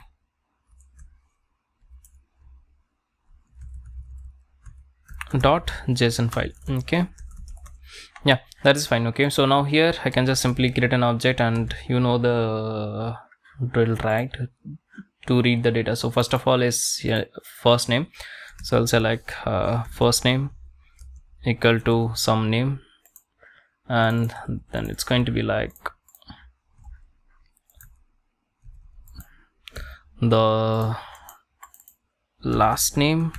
So what are the test data you want, you can specify over here. Okay, and what we need the email we are getting from here, so we will change that. So here I can say like comma, then followed by email, and the value. So here I'm going to make a change to like 04. Okay, and what else we need? We need the password guy, right? So we'll copy that, and here we'll change that like password and the value. Okay, I think these are the 4 only we need, so we'll just remove this one. Yeah, we don't have any other values. Okay, so even if you want the phone number, probably you can give that. Let me show you that as well. Okay, so here I'm going to give one more like phone underscore number and the phone number. Okay, some number. Yeah, fine. Now let's go and do this. So here I'm going to like do the import star as data from the where is the folder name? It's in the test dash data slash. Okay, I have to use like dot slash. Come on, I can just copy the path and paste over here, and of course within the double quotes, and we'll change this to this one. Okay, and it should be like dot slash, I guess, dot slash. Yeah, so this is the path dot slash test data slash the JSON file name. Okay, now here we are using this like alias data, right? So here I can say like I can remove the first name and I can say like data dot first name. Okay, that is the beauty of TypeScript. You can get the suggestion here directly from your JSON file. Okay, so this is the last name, and this is going to be my data dot phone number, and this is going to be my data dot password, and same here, data dot password. Okay, so similarly you can change for other things as well. So I'm going to okay, let's do it. Okay, so data dot email, and here it's going to data dot password, similarly here. Okay, so data dot email and data dot password. Okay, that's it, pretty much done. Now here we have changed this to 04, so hopefully it should do the registration. Now let's go and run this one more last time. Okay, so let's go and run this.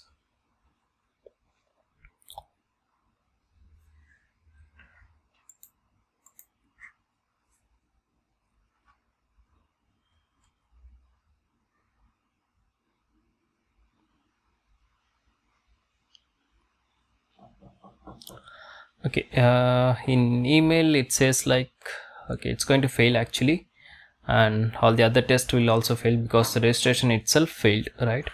So let's see what happens.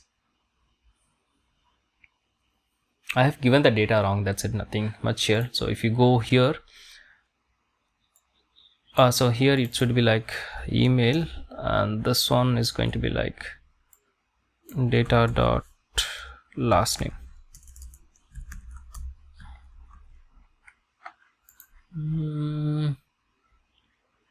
Data dot email, data dot password, data dot email, data dot password. Okay, so we got we corrected everything, but let's wait for this one. Okay, last one got passed because we have given that here correctly, but other two failed because last one should also fail, right? Let's go and check the reporter.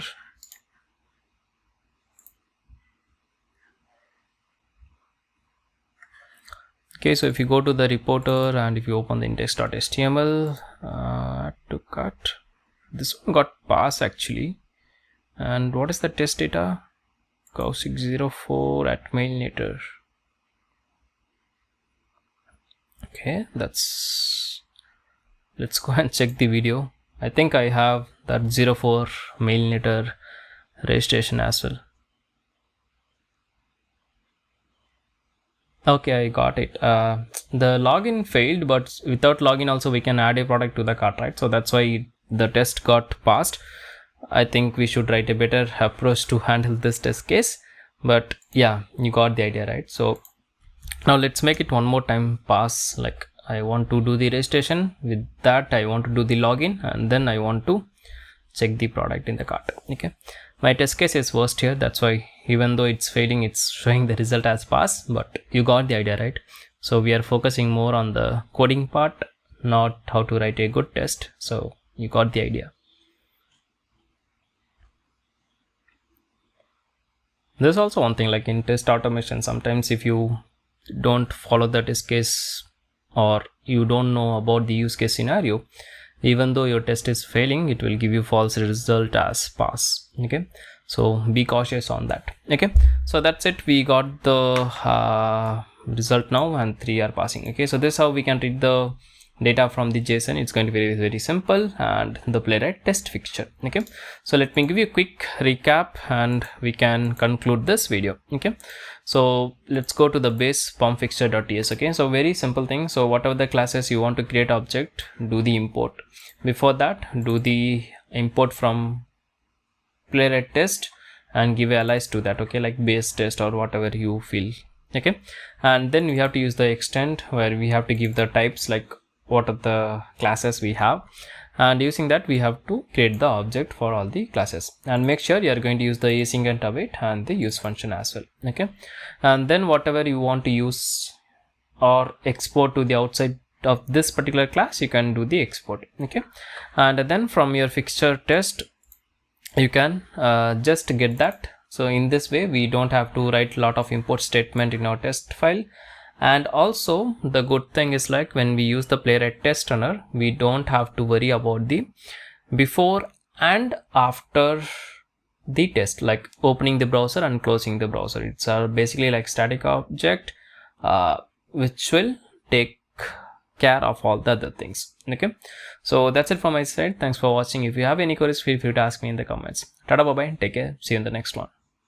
Hello guys, my name is Kaushik and welcome back to Lambda Test. In this video, we are going to learn about the projects in Playwright that is used to run single or multiple tests in different browser. We can call it like cross-browser testing. And then followed by, we're going to learn how to execute single or multiple tests in multiple environment, multiple browser, multiple OS with the help of Lambda Test platform. So let's get started now. So let me give you a quick recap. So this is what we have done in our previous video. So we have created like describe block, and then we have like multiple tests, and we have also used our fixture, like this base fixture, where we have written the pages objects, and we call that using the fixture, right?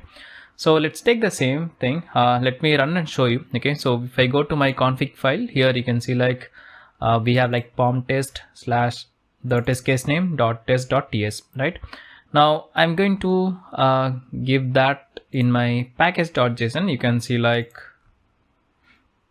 here I have like npm test, and then followed by the okay, I'm going to remove this for now. Okay, so npx playwright test, right? I will cover this in a moment. Let's go back to our terminal, and here I'm going to say like npm then followed by test. So it's going to execute all the 3 test case in a sequential manner. Okay, and of course it's going to execute in the Chrome browser.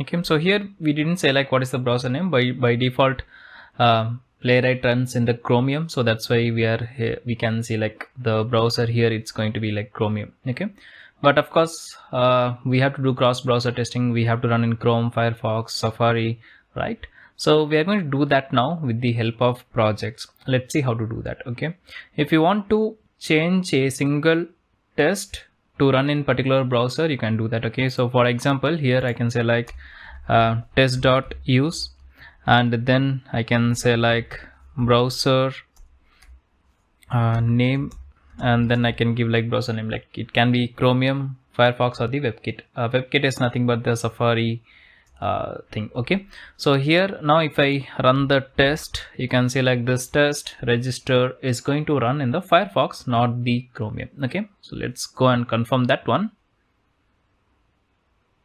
and here we are getting some error. Not a problem. Okay, so it says like since we have the describe block, it's basically not able to do it. So what we can do is we can just simply move out of the describe block. That means now all the tests within the describe block will execute in the Firefox browser. Okay, so let's go and confirm that one.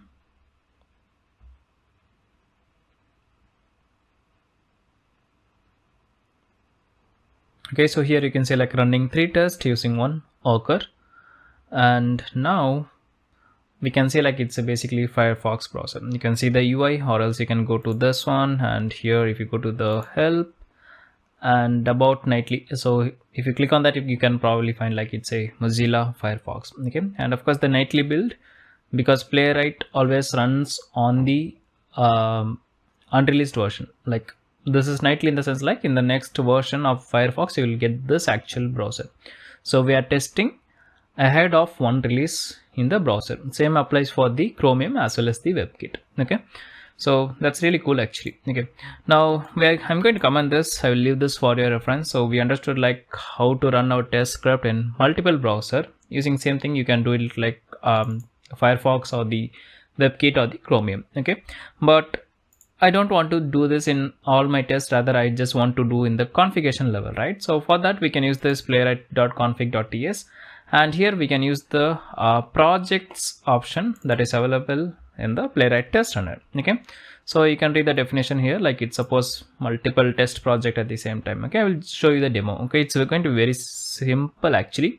So first of all, like we have to introduce something like projects, and it's going to accept an array of values. Within the array we can have like multiple objects. Okay, so the first one, let's give a name to it. Let's say like it's going to be my Chrome, and then we can add like device, or not device, it should be like use, and then followed by we can say like object, and then followed by we can say something like the browser name. So for that we can say like dot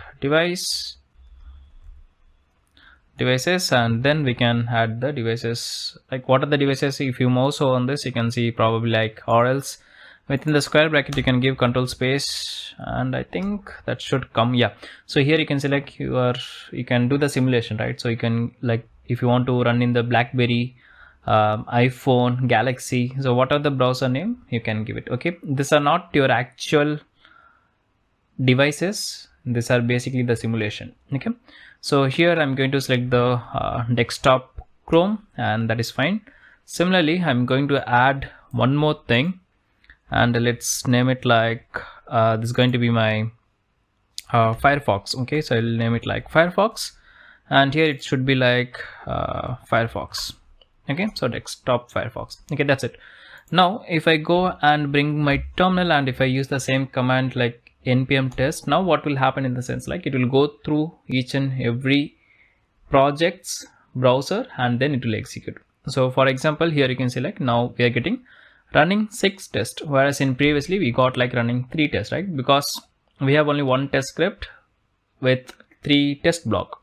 But now here we have like same test script, but since we are using project, it's going to run in the Firefox as well as in the Chrome.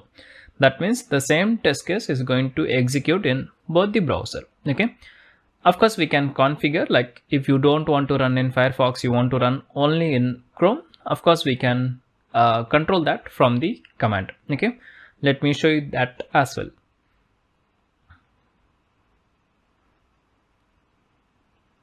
Okay, so here all the tests got passed.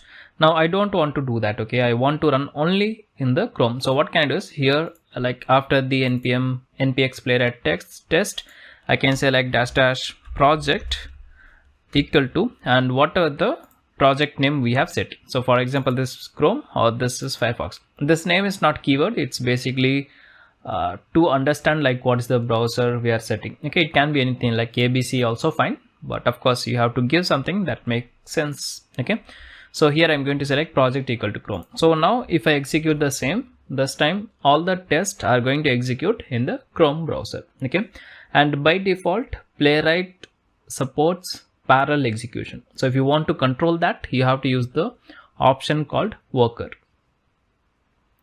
Okay, so here you can select we are able to run in the Chrome browser. Okay, so that's all about the cross browser testing, or typically the projects in Playwright. It's very easy to understand, I believe. Okay, now let's go and learn how to run our test script in the Lambda test platform. So before that, I'm going to do it in 2 ways. Okay, so some of you might already using the Playwright test runner, which definitely I will recommend. And some of you might using the just or just the Playwright library. Okay, so I'm going to give you solution for both the things. Okay, if you're using only the Playwright library, I will tell you how to execute. If you're using Playwright test runner, for that also I will show you. Okay, so let's go to any of our basic script like login.test.ts1. okay, so if you remember, this is our first test script that we started while we started this Playwright playlist, right? So here what I'm going to do is I'm going to comment all this, so this is not required. And here, of course, good practice is we have to close all the objects whatever we have opened. Okay, so I'm going to say page.close and then followed by the context.close and then followed by await and the browser.close. okay, so that's it. Very cool. So let me run this in a local first. Okay, so I'm going to change that in my config file. So here I'm going to disable the test match for now, and if I go to the login test, now you can say like we will get the this test runner probably. Yeah, we got it. So if I click on this, basically it will try to execute in the Chrome browser. Okay, it's running.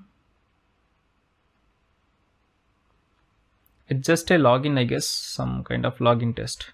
Yeah, so the login is done. That's it. Okay, so we are not doing any kind of expect here, but you got the idea, right? Yeah, so that's it. We are pretty much cool with this one. Okay, now let me show you the Lambda test account first.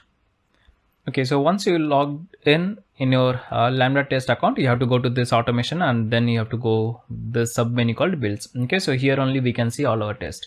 Now, if you have watched my previous Selenium playlist, you might already know like how this Lambda test work and what are the things are required. Okay, so for example, whenever we have to run our test, we have to say like which OS, like Windows 10 or Mac, whatever it is, and the browser and the browser version. And of course, we have to give the username and the access key, right? So you can get that easily. If you click on here, you can see like this is my username and this is my access key. Okay, now coming back to things like in Selenium, when we execute in the grid or Lambda test platform, of course we have to connect to the hub and we have to set the capabilities. In capabilities only we will say like what is the browser, OS, all the things, right? So we can do that with the help of Playwright and Lambda test as well. So here I have some basic Lambda test. I will leave this link in the description. You can play with this. So I'm just going to copy this capabilities for now. Let me copy, and within my browser, within my code editor, here I'm going to paste this one. Okay, so here what are the things we have in the sense like, first of all, browser name, of course we are going to execute in the Chrome, and browser version is like whatever the latest we have, and LT in the sense like Lambda test options. Like here we are going to say like what is the Windows we want, the machine.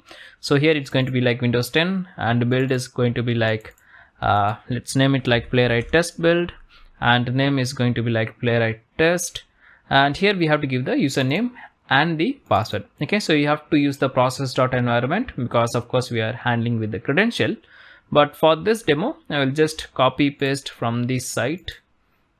So of course you should use the process, and you should you have to create a .env file, or also you can set it from your terminal. That's absolutely fine. Okay, so and I'm going to copy my key as well. Let me copy and let me replace this. Okay, so that's it. And then if you want to capture the network logs, you have to give like true, and if you want to get the video output, of course you have to give it true. And if you want to see some of the console logs, you can do this. And tunnel name is basically optional. You can skip this for now. If you want to set the geolocation, probably you can do that. Okay, now we have the capability, so we know like in what browser, in what OS we have to execute our test. Now we have to connect that. Okay, how to connect is very simple actually. Within the chromium.launch, what we have to do is we have to say like instead of chromium.launch, we have to say like chromium.connect, and after that we have to give the WS point, that is like the point where we have our hub URL. Okay, so what is WS point in the sense, like it's very simple. You can get it same from the Lambda test itself.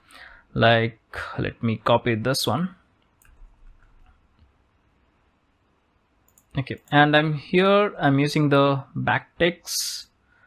Let me delete this one. And okay, so here let me make it simple for you. Yeah, so we are going to say like chromium.connect, and within the connect we have to give the endpoint, WS endpoint, and this the endpoint, and we can get this from the Lambda test platform website itself. And here we have to say like capabilities, and capabilities equal to, we are just using the stringify. So like whenever we give like spaces, there will be like code modulus is all those thing, right?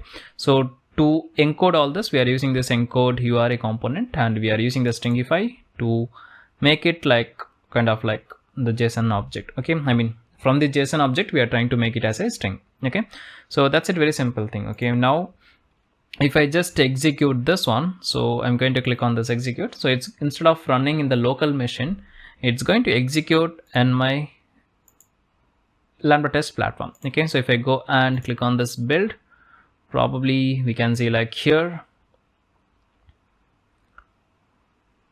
we should get a test. Let's see. Okay, yeah, I'm going to click on this run one more time. Let's see.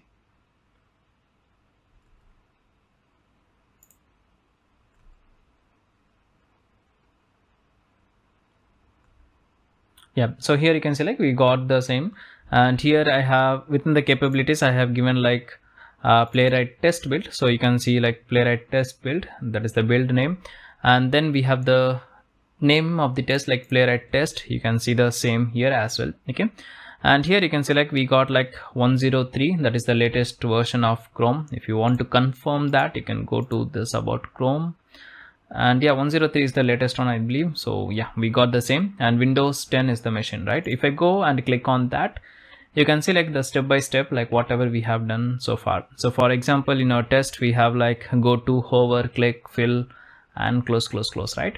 So you can check the same. So if you once the page is loaded, you can see that one. So here you can see like browser session started, initialization is done, new context, and we are navigating to some URL, and then we have like new page, URL, the hover, the click action, the fill action, and all the close actions, right? Now if you want to see the video, of course you can go and you can download the video as well, or else if you want to check here, you can just click on this play button and you can see the video report like how the execution is done. So here you can see like this is like Windows 10 machine and with some Chromium browser. Okay, so that's it, very easy it is actually to run in the Lambda test platform. Okay, but still there are a few things we have to learn. Okay, so this one is very simple. So if you are using only the Playwright test library, where you want to say like how to connect to the Lambda test platform and how to set the capabilities, that's a very simple thing. Okay, but things will get little complicated when we start to integrate with the Playwright fixture, but I'm going to make it very simple and easy. Okay, so I hope so far we are clear. Now let's go and start with the next lesson, that is how to execute in the how to integrate with the Playwright test runner. Okay, so okay, let's get started now. So here what I'm going to do is, first of all, if you go to our pom.fixture, right? So in our pom.fixture, if you see here, we are already getting the page. So browser will be already opened. We'll get the new page context, and with the help of new page, like the page object, we are using this. Okay, nowhere we have said like how to launch the browser or which browser to use. Basically it takes all the value from our config file, right? But I cannot do the same if I want to execute in the cloud browser. Basically it will focus on my local browser. Okay, one way is there, like if you go to the Playwright config file, and here within the use you can say like connection option, and within that you can say like WS point, and then you can give the URL and you can give the capabilities, that should also work. Okay, let me show you that as well. Okay, so what I'm going to do is I'm going to copy the same thing. Let's go to our login page, and here I'm going to take all the capabilities and let me paste in my config file. And of course I need the endpoint, so I'm going to copy from here to here, and I'm going to give that in my config file. Okay, so this is the one. Yeah, that's it. Okay, now just to do some change, what I'll do, instead of Chrome, I'll name it like Firefox, and here I'll say like Playwright test from config. Okay, and here let's name it like Playwright test -1. Okay, so that's a very simple thing. Okay, now what I'm going to do is I'm going to bring my test match here. So Playwright test match. So we are going to execute this fixture test. Okay, so let's go and bring our terminal, and I'm going to say like npm test. Let's see what happens. Okay,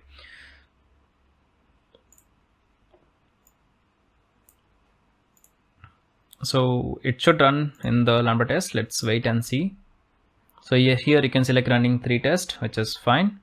And then we got a failure first of all, and once again a failure and another failure. Okay, so Firefox not supported. Okay, so Firefox seems like we have to give something like Mozilla or something like that maybe.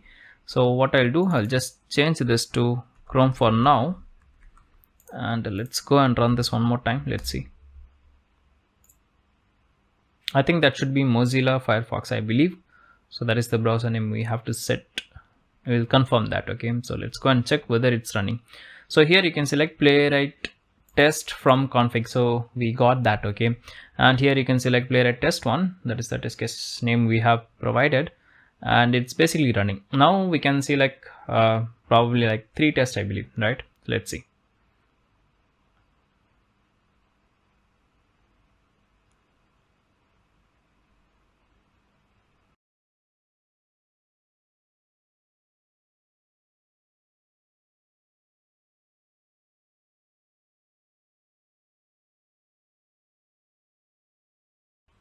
Okay, so here you can select 3 tests passed. Okay, all the 3 completed, but if you see here we got only once. Okay, and if I go inside that, actually all the results are merged here. Okay, so that is one kind of issue I can say. Okay, not in the lambda test, it's basically in the Playwright. So if you see the video like 30, like here you can see like 10, 11, 13. Yeah, so if I play the video, you can see probably like it just merged all the tests in a single file, and that is how we got it. Okay, so it's basically like all the reports in the same file. Okay, so one browser got closed, another is getting open, and then we got the second test. Okay, so that is the issue with the Playwright, the setting the config from the like setting the ws point in the config file. Okay, so this was implemented newly, so even though the documentation is also not yet very clear. Okay, and we cannot change the like values capabilities in the runtime. Okay, so I will not recommend you to use this from the config file as of now. Okay, it might be get changed in the future, but for now this is not a good option as per my understanding. Okay, so if you read the documentation, you might get some idea, but for now you can skip this from the use in the config file. But of course there is a different way to do this. I will teach that now. Okay, so if I go to my fixture file, where is the fixture? Yeah, so here's my fixture. So here what we are going to do is we are going to basically override the page. Okay, so overriding page is very simple concept. If you go to the advanced fixture, and seems like my internet is a bit slow today. Yeah, and here if you go to this overriding fixture, you can see like we have to create a object for the page, and then we can override. Okay, so let's see how to do that. Okay, it's going to be very simple actually. So here I'm going to say like page, and then followed by, of course, it should be the async guy and the comma here, and here I'm going to get the context. So I want my context to be here, and of course it should come within the bracket. That's why we are getting error. Okay, so here one bracket is extra. Okay, cool. Right, so this is the syntax. We are going to override this page. Okay, and why we need the context in the sense like from the context only we can do that. Okay, so for example here I can say like await context dot new page, and that's going to return me the page, right? So here I can say like const lambda test page. Let's name it like this, and it should be const, not this spelling. Okay, and then I can say like use and then followed by lambda test page. Okay, so that's it, very simple. And of course the await, and then of course once I created the page I have to close it as well, right? So I'll say like a lambda test page dot close. Okay, so what does it make difference? Nothing, right? It makes a difference. Okay, so the way we open the page is going to change. Here we are going to say like from here we have to run the page, I mean override the page, but this alone is not enough. Okay, so only the context is not enough, we have to do more things as well. So for example, first of all we have to say like chromium dot connect, and here we have to give our endpoint. Okay, so that is nothing but the endpoint used here. Okay, so this is the same thing, right? So we are going to copy the same actually. Let's do that. Okay, so here I'm going to say like await chromium.connect, and here we have to give the capabilities. So I'm going to copy all the capabilities here and going to paste over here. Okay, so capabilities just the configuration, so don't look like we have a lot of things to write. Just you can copy and you can change this value. That's it, very simple thing. Okay, only part is this one here, you have to focus. Okay, now okay, I don't want the context actually, so I can remove this and I can say like from the browser, right? So here from the browser we can create the new context actually, and from the context like here I can say like context, I can create a new page and then I can use the like use it. Okay, and then I will close it, and of course I have to close my context, and then followed by of course I have to close my browser as well. Okay, so browser dot close. Okay, that's it, very simple. Okay, so that's it actually, very simple. Okay, so let's go and execute and let's see what happens now. Okay, so I have removed the use option from the config file. Okay, so now what will happen in the sense like it will go to my fixture, and in the fixture, since we have overridden our page, now before launching the page in the local machine, basically it's going to launch in my lambda test platform. Okay, so let's go and confirm that quickly. So npm test, and let's see what happens. Okay, so it's running in the project Chrome. So if I go to my lambda test account, and if I go back to the builds, and here you can select Playwright test build is running once again because the name is same actually, I didn't change that, but let's see if there is any reference. Okay, so running 3 tests, 1 is completed, and you can see like completed is there, and it's running the second one is completed, so you can see, and here we can see the third one. Okay, so in previously what happened in the sense like when we use the ws point in the config file, basically it clubbed all the tests in a single result. Now of course 3 tests in the sense like it should run in the 3 browser, so we got the same here as well. If you want to confirm, you can just go inside this and you can just play the video and you can check that as well. Okay, so this is my register page, I believe. Yeah, this is the register page, and let's go back, and then I have something like, what is this one? I think this is add to cart, something like that. Yeah, this is on the add to cart, and another test is the login. Okay, so I hope you got the idea like what was the issue and how to fix it, but still issues are there. Okay, so for example, we don't want to get the playwright test always, right? So we want to get the actual test name. So what is the actual test name? Here you can see like if I go to my page, the test script, you can see like it's like register test01, login test02, and add to cart test03, right? So we want to get this, and of course, like in the runtime, based on my capabilities, I want to execute in different browser and different OS as well, right? So for that also we have to do some changes. So this part is going to be little complex, I can say. So I will teach the concept, but don't try to write your own code, rather just use the copy paste. Okay, very simple actually. Okay, let me tell you, it might look like little big code, but it's very easy. Okay, I will try to make it more simpler.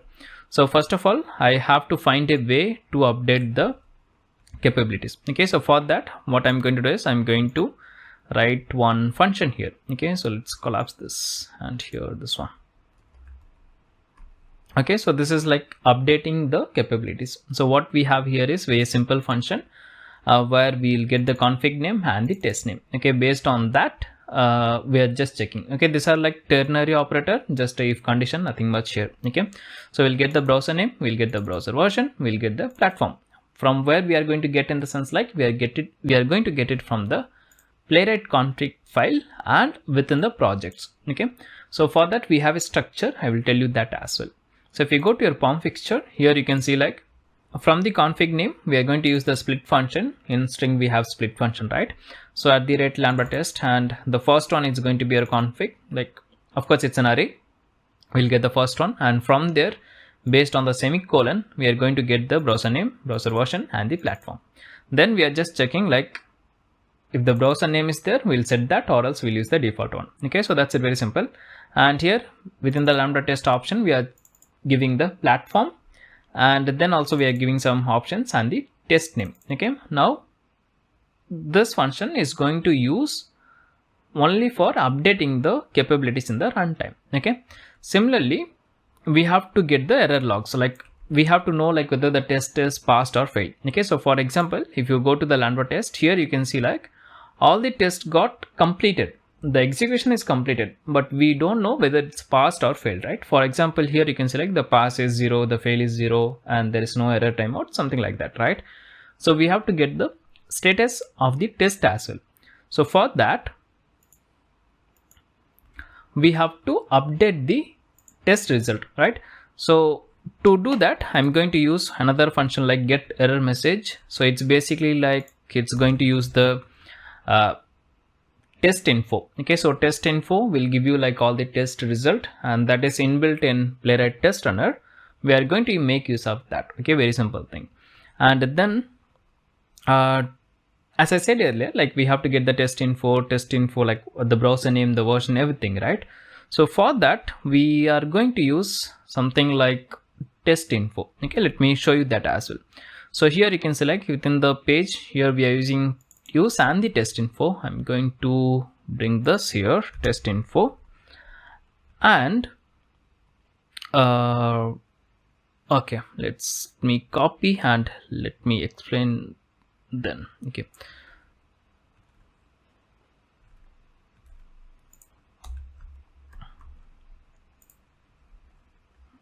okay, so first of all we have to import the path.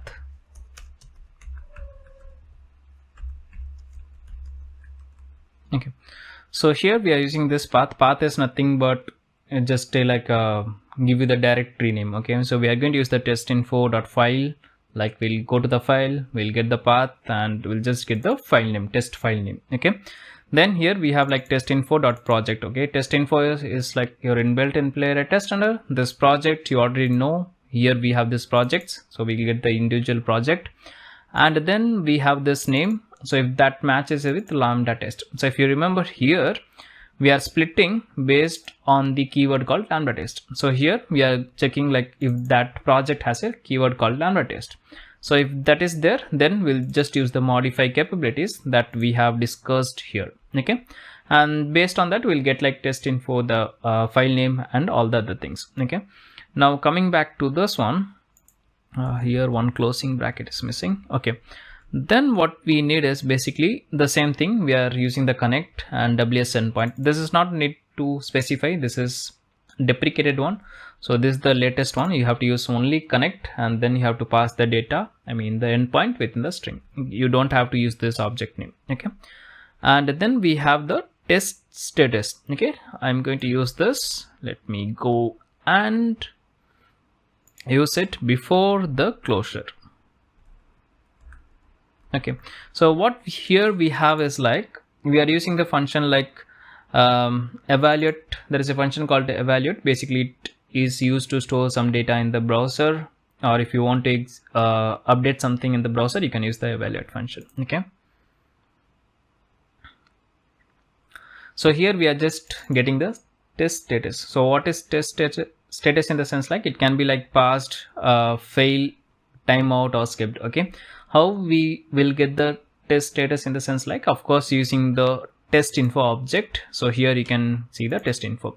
To give you a better idea, what I'm going to do is I'm going to take any of my old test here. Okay, so here this is my without fixture test. Okay, so what I'm going to do is I'm going to say like test info, and then I'm going to say like console.log test info dot like let's say that title. Okay, and then in the last I'm going to say like console log test info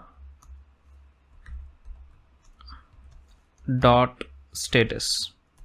Okay, so I'm going to run this now. Let's go to our config file. Let's disable this test match, and here if I go to this one, this is very simple test, actually the same test case we have without fixture. Okay, so I'm going to execute this just to show you like what this test info is all about. Okay, so let me add some concatenation.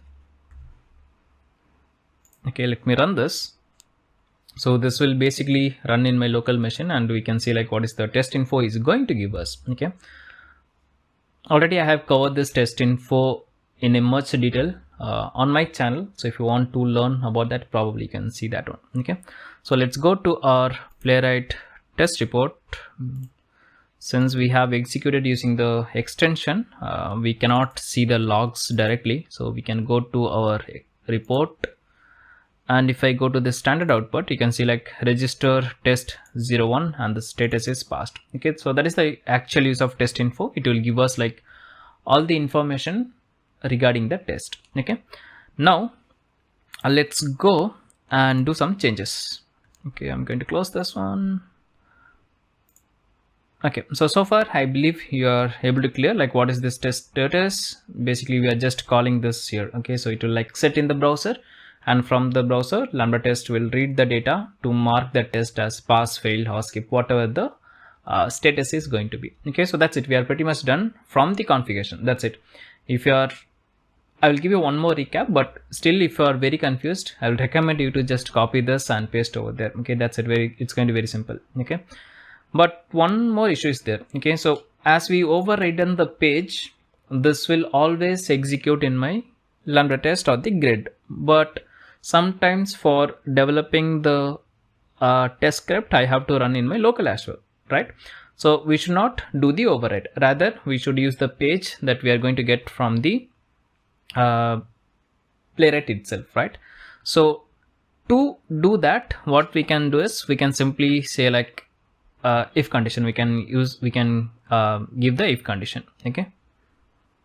Okay, so to do that, what I'm going to do is, so here if the config file has something like lambda test, then I will use this one, or else what I will do, I will just simply say like I want to use the local browser. Okay, so here I'm going to close this one and I'm going to write a else condition, and there I can bring the same thing, but instead of like chromium.connect, what I'm going to do is I'm going to say like we need the browser. So what we actually we can say like chromium.launch. Okay, so that will give me the browser object, and from the browser we can say like what is this? Okay, here we have missed the await. That's it. Okay, so that's it. Yeah, so now this will become my page, and then I can say like use, I mean of course the await use, await use and then followed by the page. Okay, now one more last thing. So we have to also set the test script name, right? So here you can see like always we are getting playwright test, right? And instead of that, I want to get my actual test name. So for that, here whenever we create a new page or a new context, we have to use this one. Okay, so let's go to our context probably.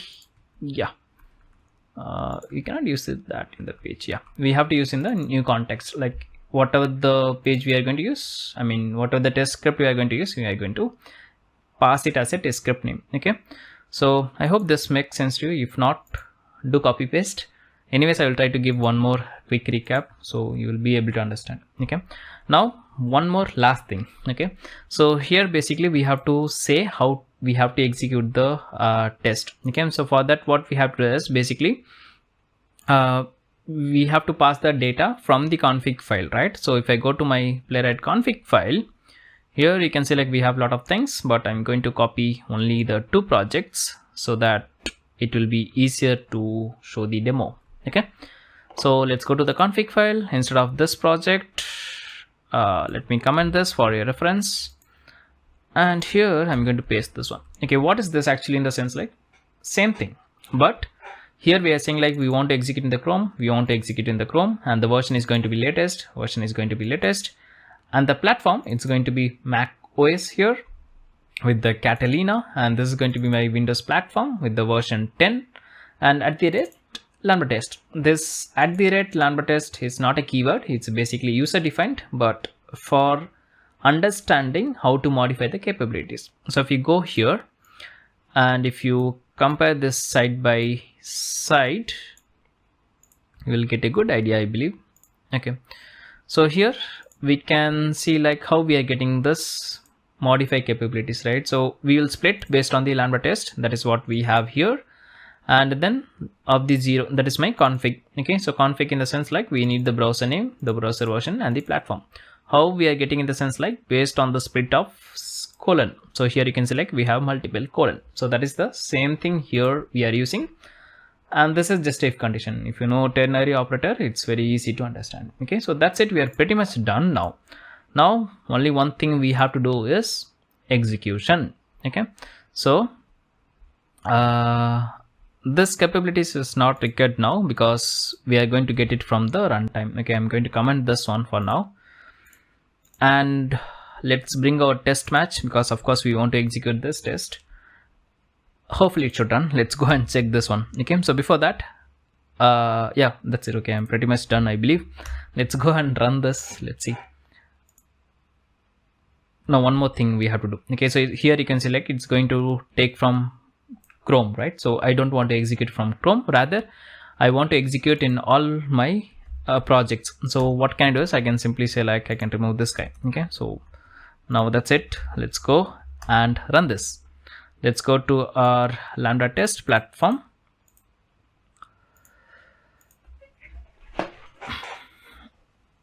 and let's see. Yeah, it's running 6 test, which is a good sign. And here you can see like we are getting like Playwright test build. Why it's giving Playwright test build. So if I go here, you can see like we got the same thing, right? So we got like the test case name actually. Okay, let it complete, then I will tell you.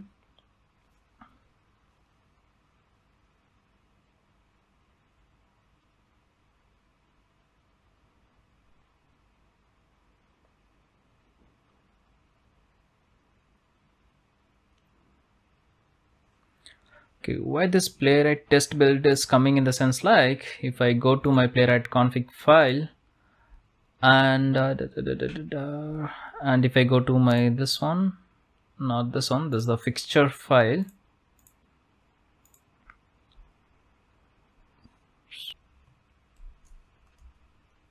Okay, so that is why we are getting, right? So if you see in the capabilities, basically we have given like Playwright test build and the name is like Playwright test. Okay, that's why it already we have the Playwright test build, so the build name is same. But if you see the test name, actually we have used the modified capabilities so that it can run update in the runtime.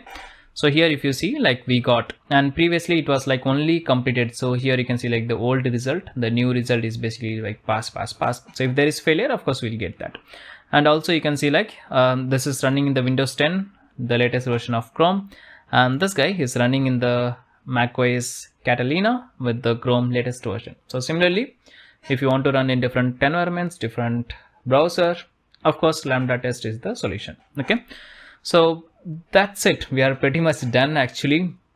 I hope you have noted all the steps. If not, let me give you a quick recap. Okay, so first thing, if you want to use only the Playwright test library, and if you want to run it from your local file, then it's very simple actually.